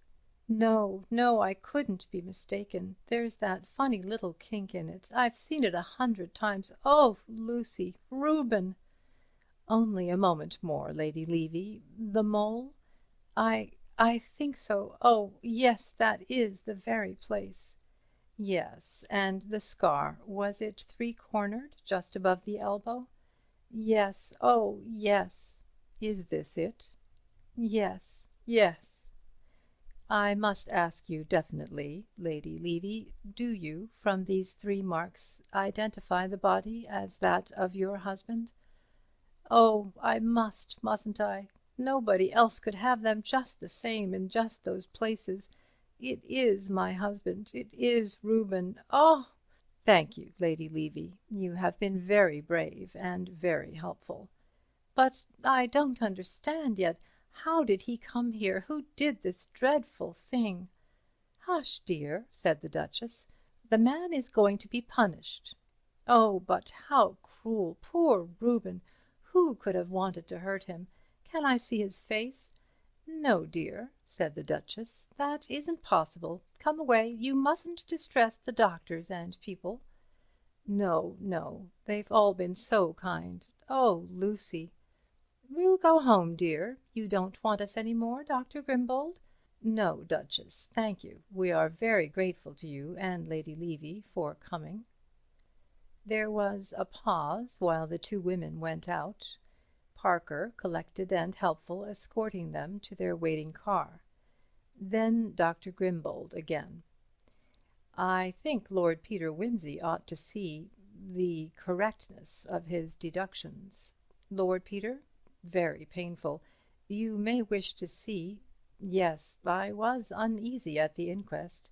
Yes, Lady Levy, remarkably clear evidence. Yes, most shocking case. Ah, here's Mr. Parker. You and Lord Peter Wimsey entirely justified. Do I really understand? Really? I can hardly believe it. So distinguished a man. As you say, when a great brain turns to crime. Yes, look here. Marvellous work, marvellous. Somewhat obscured by this time, of course, but the most beautiful sections. Here, you see, the left hemisphere, and here, through the corpus striatum, here again, the very track of the damage done by the blow. Wonderful. Guessed it. Saw the effect of the blow as he struck it, you know. Ah, I should like to see his brain, Mr. Parker. And to think that... Heavens, Lord Peter, you don't know what a blow you have struck at the whole profession, the whole civilized world. Oh, my dear sir, can you ask me? My lips are sealed, of course. All our lips are sealed. The way back through the burial ground. Fog again, and the squeal of wet gravel. "Are your men ready, Charles?" "They have gone. I sent them off when I saw Lady Levy to the car." "Who is with them?" "Sugg." "Sugg?" "Yes, poor devil. They've had him up on the mat at headquarters for bungling the case. All that evidence of Thipps's about the night club was corroborated, you know. The girl he gave the gin and bitters to was caught and came and identified him, and they decided their case wasn't good enough and let Thipps and the Horrocks girl go. Then they told Sugg he had overstepped his duty and ought to have been more careful. So he ought, but he can't help being a fool. I was sorry for him. It may do him some good to be in at the death. After all, Peter, you and I had special advantages." "Yes, well, it doesn't matter. Whoever goes won't get there in time. Sugg's as good as another." But Sugg, an experience rare in his career, was in time. Parker and Lord Peter were at 110 Piccadilly. Lord Peter was playing Bach, and Parker was reading Origen when Sugg was announced. "We've got our man, sir," said he. "Good God," said Peter, "alive?" "We were just in time, my lord. We rang the bell and marched straight up past his man to the library. He was sitting there doing some writing. When we came in he made a grab for his hypodermic, but we were too quick for him, my lord. We didn't mean to let him slip through our hands, having got so far. We searched him thoroughly and marched him off." "He is actually in jail, then?" "Oh, yes, safe enough, with 2 warders to see he doesn't make away with himself." "You surprise me, Inspector. Have a drink." "Thank you, my lord. I may say that I'm very grateful to you. This case was turning out a pretty bad egg for me. If I was rude to your lordship—" "Oh, it's all right, Inspector," said Lord Peter hastily. "I don't see how you could possibly have worked it out. I had the good luck to know something about it from other sources."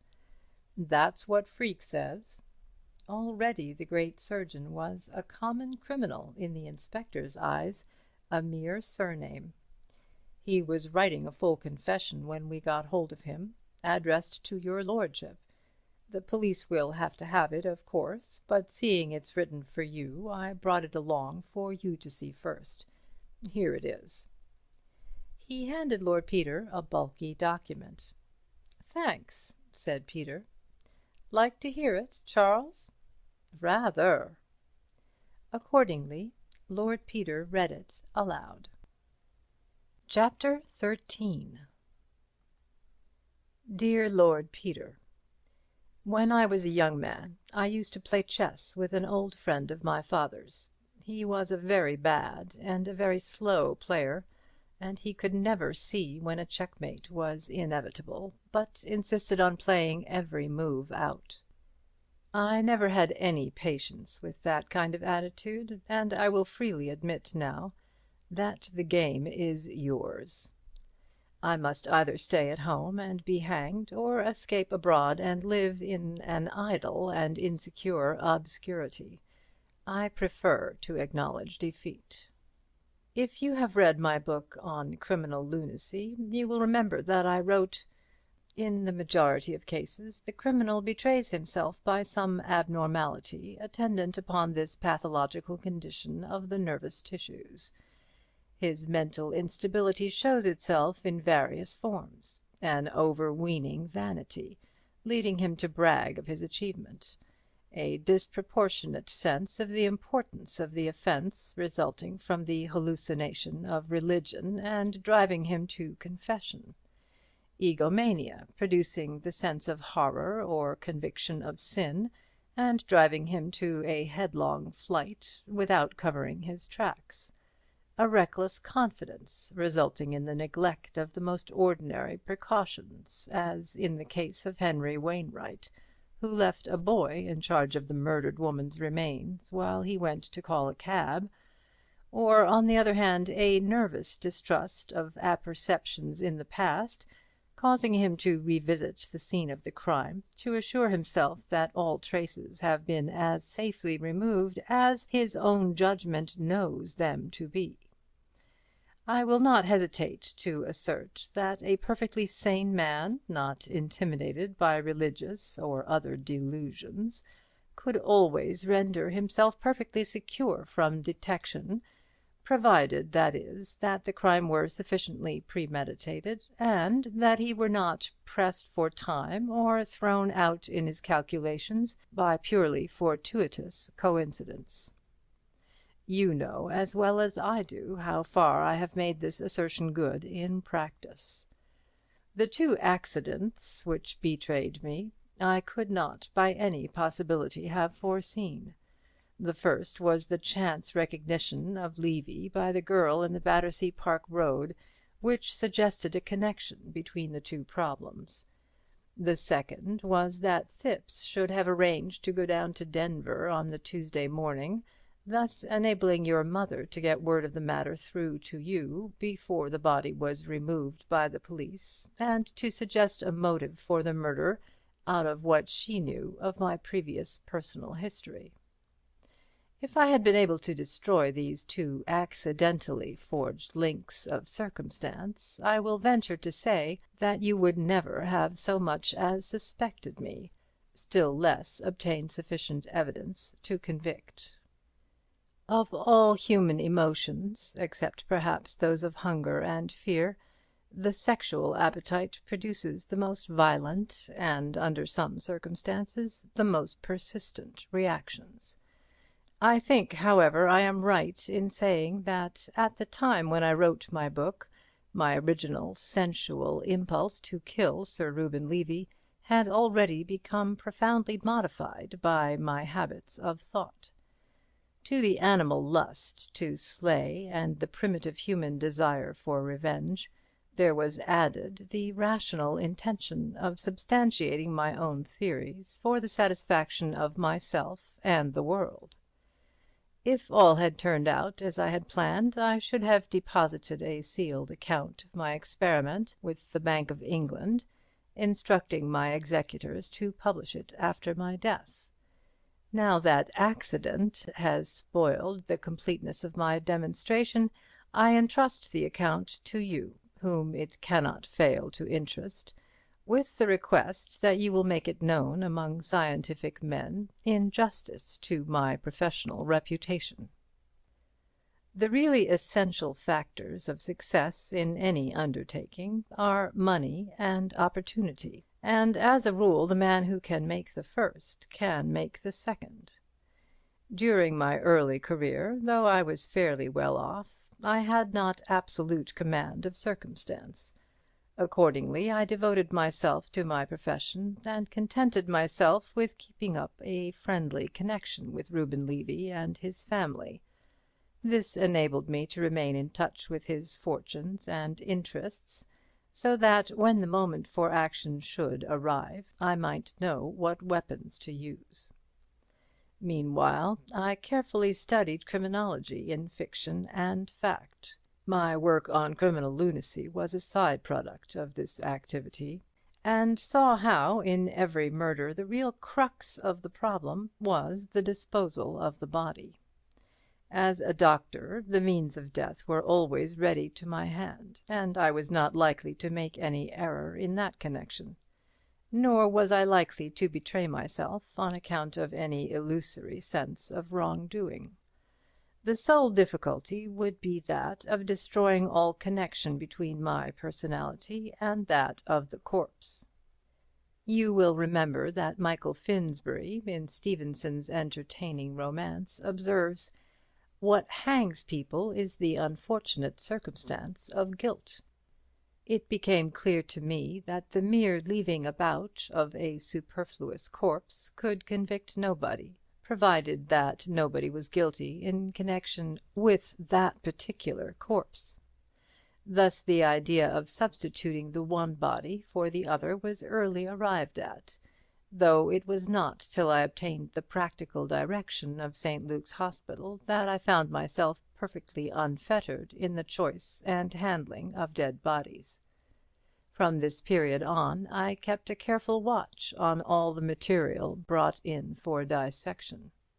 My opportunity did not present itself until the week before Sir Reuben's disappearance, when the medical officer at the Chelsea workhouse sent word to me that an unknown vagrant had been injured that morning by the fall of a piece of scaffolding, and was exhibiting some very interesting nervous and cerebral reactions. I went round and saw the case, and was immediately struck by the man's strong superficial resemblance to Sir Reuben. He had been heavily struck on the back of the neck, dislocating the 4th and 5th cervical vertebrae, and heavily bruising the spinal cord. It seemed highly unlikely that he could ever recover, either mentally or physically, and in any case there appeared to me to be no object in indefinitely prolonging so unprofitable an existence. He had obviously been able to support life until recently, as he was fairly well nourished, but the state of his feet and clothing showed that he was unemployed, and under present conditions he was likely to remain so.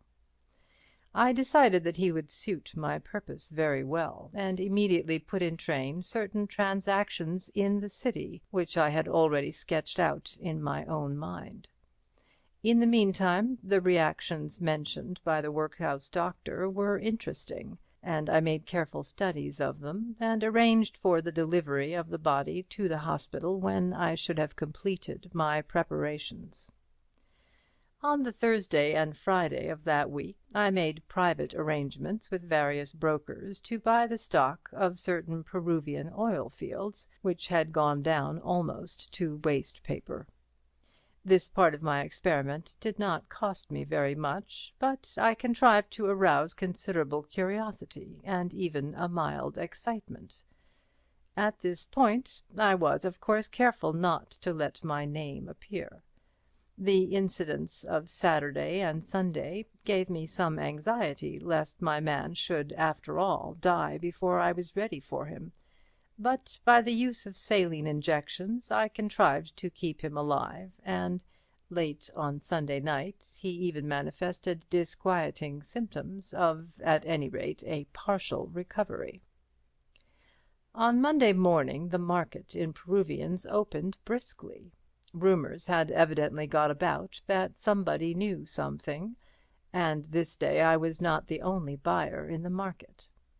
I bought a couple of hundred more shares in my own name, and left the matter to take care of itself. At lunch-time I made my arrangements to run into Levy accidentally at the corner of the Mansion House. He expressed, as I expected, his surprise at seeing me in that part of London. I simulated some embarrassment, and suggested that we should lunch together. I dragged him to a place a bit off the usual beat, and there ordered a good wine, and drank of it as much as he might suppose sufficient to induce a confidential mood. I asked him how things were going on 'Change. He said, "Oh, all right," but appeared a little doubtful, and asked me whether I did anything in that way. I said I had a little flutter occasionally, and that, as a matter of fact, I'd been put on to rather a good thing. I glanced round apprehensively at this point, and shifted my chair nearer to his.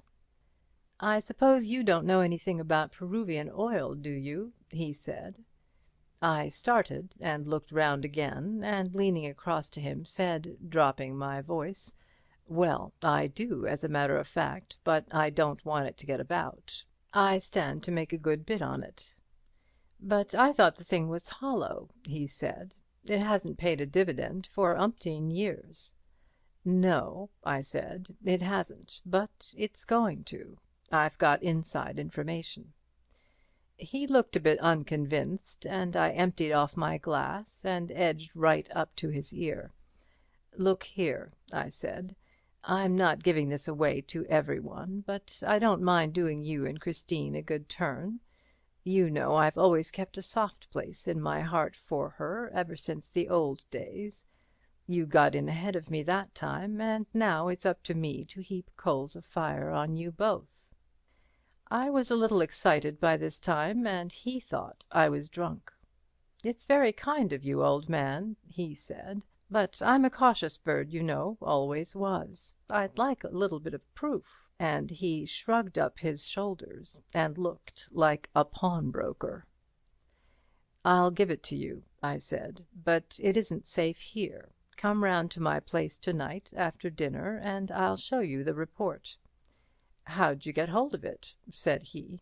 "I'll tell you tonight," said I. "Come round after dinner, any time after 9, say." "To Harley Street?" he asked, and I saw that he meant coming. "No," I said, "to Battersea, Prince of Wales Road. I've got some work to do at the hospital. And look here," I said, "don't you let on to a soul that you're coming.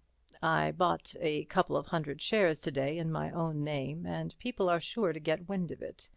If we're known to be about together, someone'll twig something. In fact, it's anything but safe talking about it in this place." "All right," he said, "I won't say a word to anybody. I'll turn up about 9 o'clock. You're sure it's a sound thing?" "It can't go wrong," I assured him, and I meant it. We parted after that, and I went round to the workhouse. My man had died at about 11 o'clock. I had seen him just after breakfast, and was not surprised. I completed the usual formalities with the workhouse authorities, and arranged for his delivery at the hospital about 7 o'clock. In the afternoon, as it was not one of my days to be in Harley Street, I looked up an old friend who lives close to Hyde Park, and found that he was just off to Brighton on some business or other. I had tea with him, and saw him off by the 5:35 from Victoria. On issuing from the barrier, it occurred to me to purchase an evening paper, and I thoughtlessly turned my steps to the bookstall. The usual crowds were rushing to catch suburban trains home, and on moving away I found myself involved in a contrary stream of travellers, coming up out of the Underground or bolting from all sides for the 5:45 to Battersea Park and Wandsworth Common. I disentangled myself after some buffeting, and went home in a taxi. And it was not till I was safely seated there that I discovered somebody's gold-rimmed pince-nez involved in the astrakhan collar of my overcoat.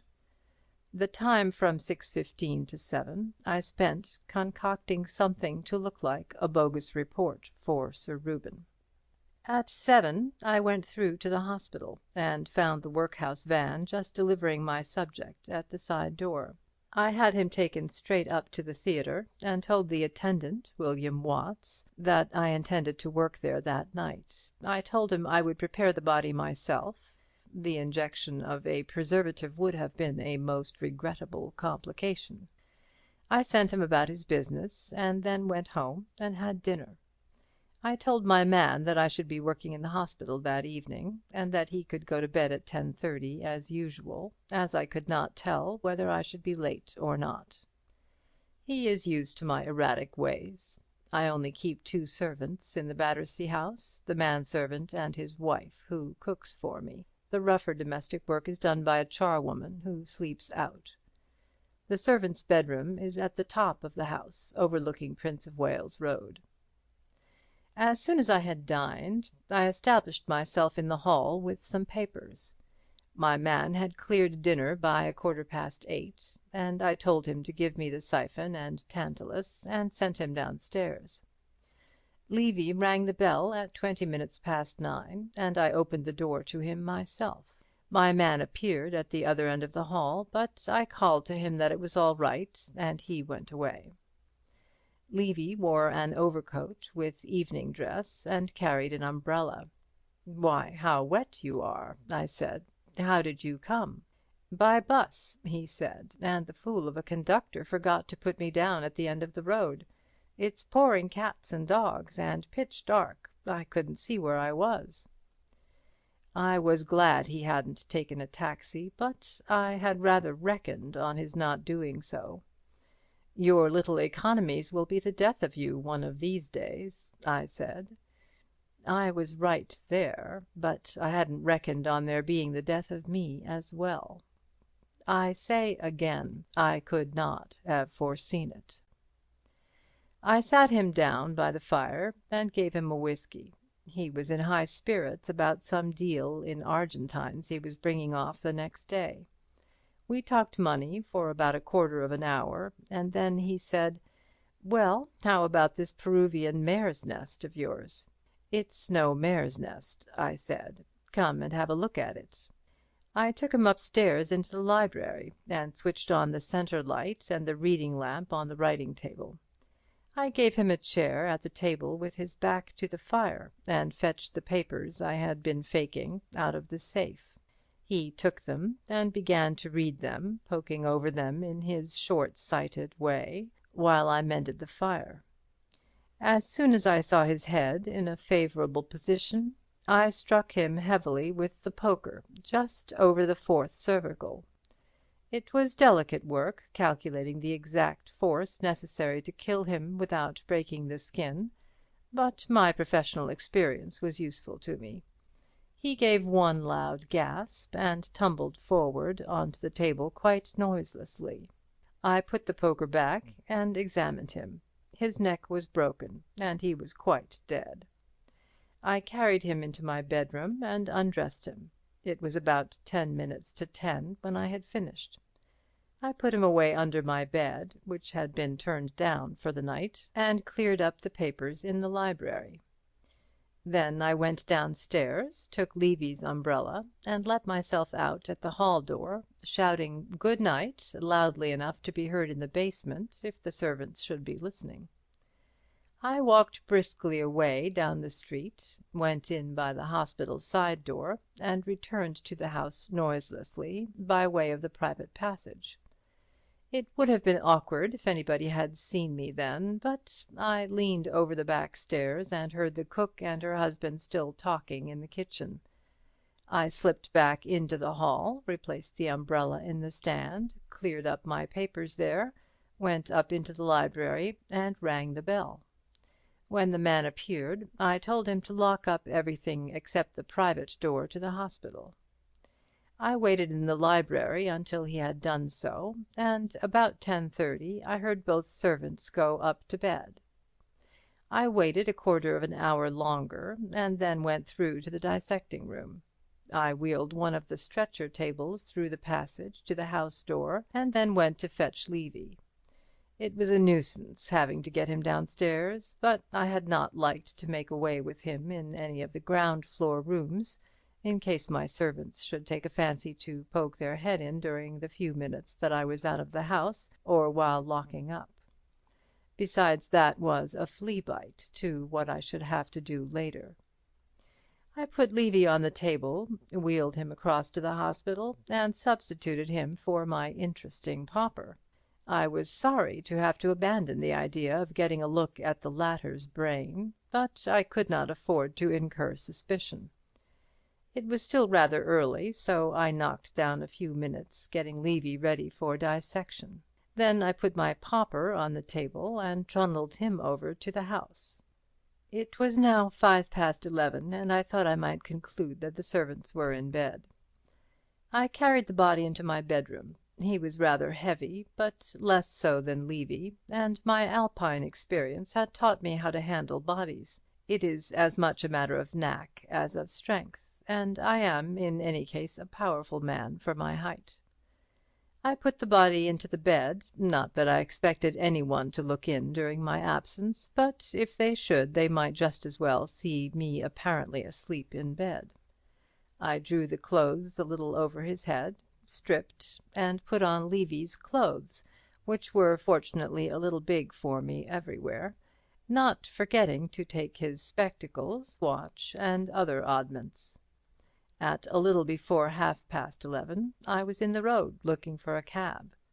People were just beginning to come home from the theatre, and I easily secured one at the corner of Prince of Wales Road.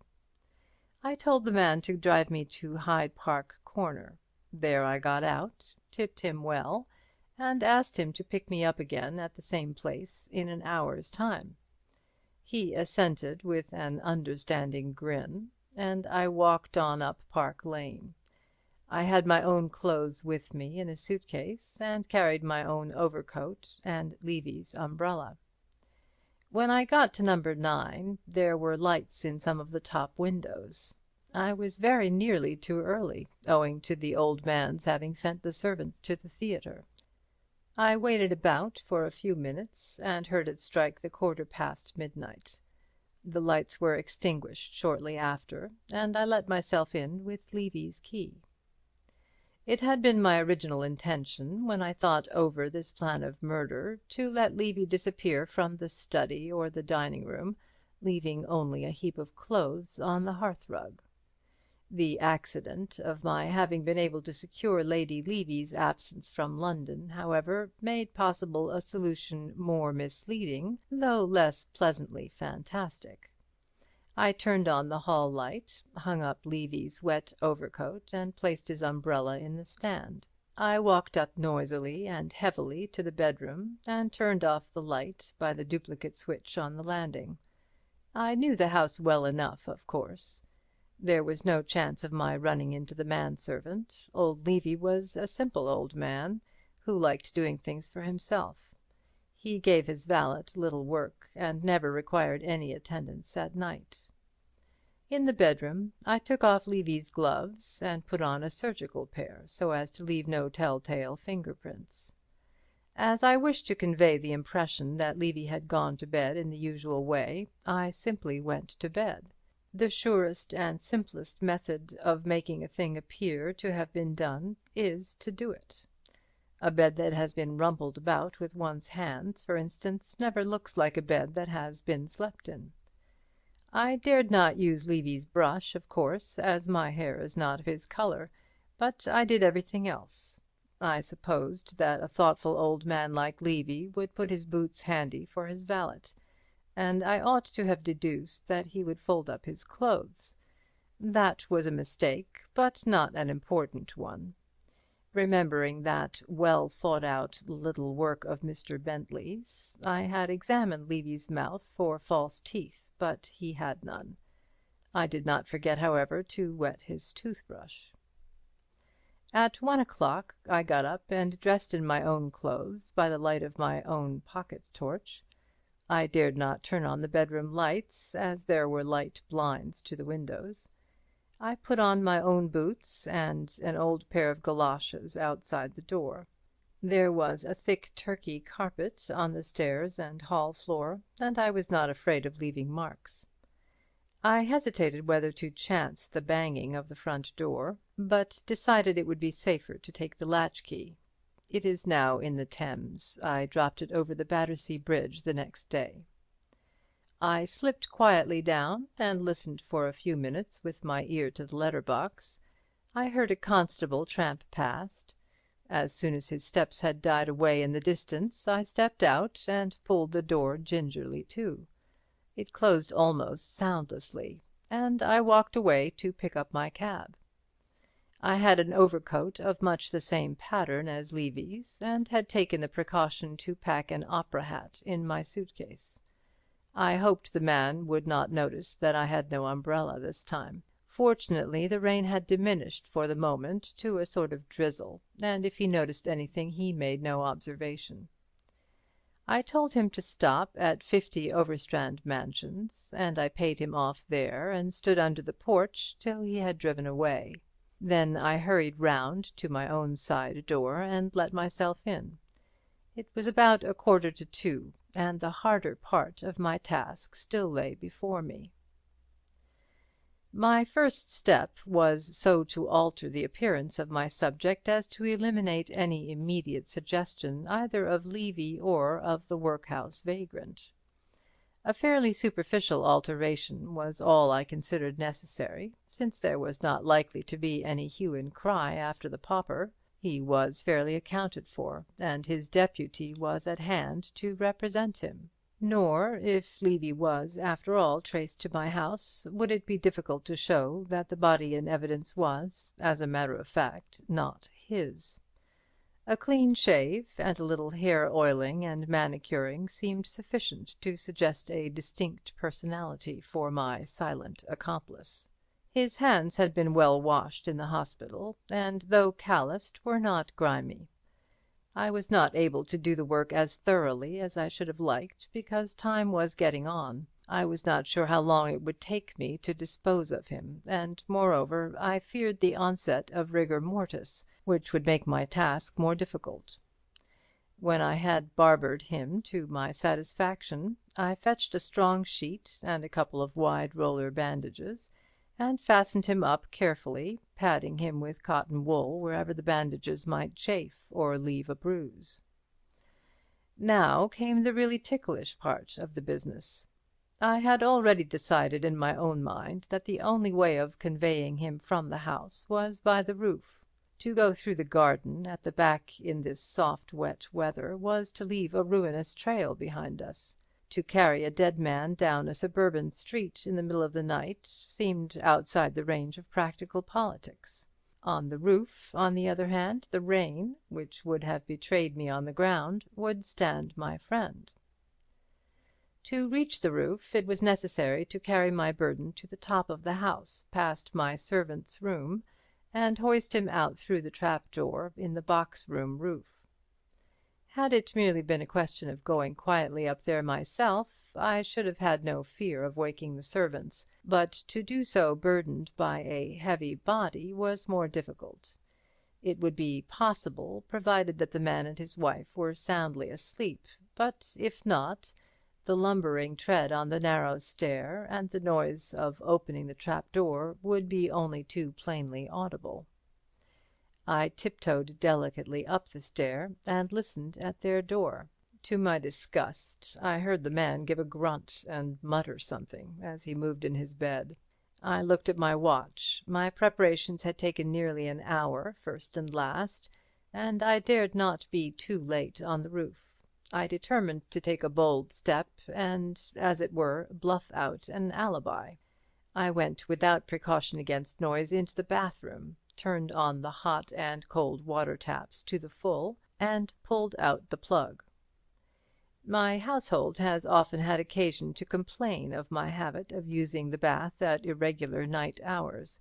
Not only does the rush of water into the cistern disturb any sleepers on the Prince of Wales Road side of the house, but my cistern is afflicted with peculiarly loud gurglings and thumpings, while frequently the pipes emit a loud groaning sound.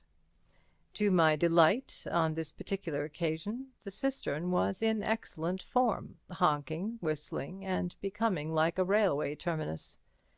I gave the noise 5 minutes' start, and when I calculated that the sleepers would have finished cursing me and put their heads under the clothes to shut out the din, I reduced the flow of water to a small stream and left the bathroom, taking good care to leave the light burning and lock the door after me. Then I picked up my pauper and carried him upstairs as lightly as possible. The box room is a small attic on the side of the landing opposite to the servants' bedroom and the cistern room. It has a trap-door reached by a short wooden ladder. I set this up, hoisted up my pauper, and climbed up after him. The water was still racing into the cistern, which was making a noise as though it were trying to digest an iron chain, and with the reduced flow in the bathroom, the groaning of the pipes had risen almost to a hoot. I was not afraid of anybody hearing other noises. I pulled the ladder through onto the roof after me. Between my house and the last house in Queen Caroline Mansions there is a space of only a few feet. Indeed, when the mansions were put up, I believe there was some trouble about ancient lights, but I suppose the parties compromised somehow. Anyhow, my 7-foot ladder reached well across. I tied the body firmly to the ladder, then pushed it over till the far end was resting on the parapet of the opposite house. Then I took a short run across the cistern room and the box room roof, and landed easily on the other side, the parapet being happily both low and narrow. The rest was simple. I carried my pauper along the flat roofs, intending to leave him, like the hunchback in the story, on someone's staircase or down a chimney. I had got about halfway along when I suddenly thought, why, this must be about little Thipps's place, and I remembered his silly face and his silly chatter about vivisection. It occurred to me pleasantly how delightful it would be to deposit my parcel with him and see what he made of it. I lay down and peered over the parapet at the back. It was pitch dark and pouring with rain again by this time, and I risked using my torch. That was the only incautious thing I did, and the odds against being seen from the houses opposite were long enough. 1 second's flash showed me just what I had hardly dared to hope, an open window just below me. I knew those flats well enough to be sure it was either the bathroom or the kitchen. I made a noose in the third bandage that I had brought with me, and made it fast under the arms of the corpse. I twisted it into a double rope, and secured the end to the iron stanchion of a chimney stack. Then I dangled our friend over. I went down after him myself with the aid of a drain pipe, and was soon hauling him in by Thipps's bathroom window. By that time I had got a little conceited with myself, and spared a few minutes to lay him out prettily and make him ship-shape. A sudden inspiration suggested that I should give him the pair of pince-nez which I had happened to pick up at Victoria. I came across them in my pocket while I was looking for a penknife to loosen a knot, and I saw what distinction they would lend his appearance, besides making it more misleading.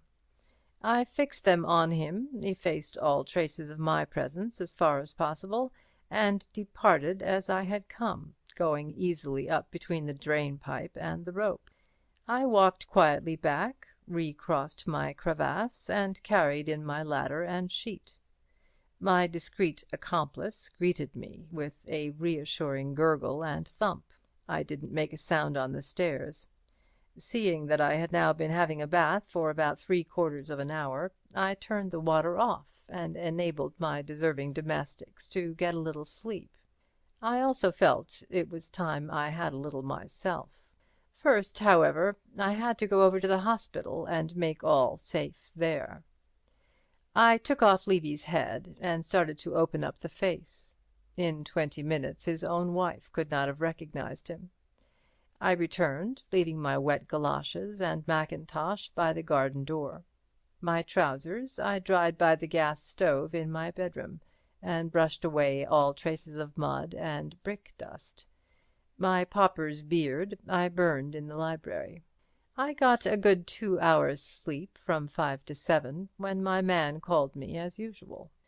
I apologized for having kept the water running so long and so late, and added that I thought I would have the cistern seen to. I was interested to note that I was rather extra hungry at breakfast, showing that my night's work had caused a certain wear and tear of tissue. I went over afterwards to continue my dissection. During the morning a peculiarly thick-headed police inspector came to inquire whether a body had escaped from the hospital. I had him brought to me where I was, and had the pleasure of showing him the work I was doing on Sir Reuben Levy's head. Afterwards I went round with him to Thipps's, and was able to satisfy myself that my pauper looked very convincing. As soon as the Stock Exchange opened, I telephoned my various brokers, and by exercising a little care was able to sell out the greater part of my Peruvian stock on a rising market.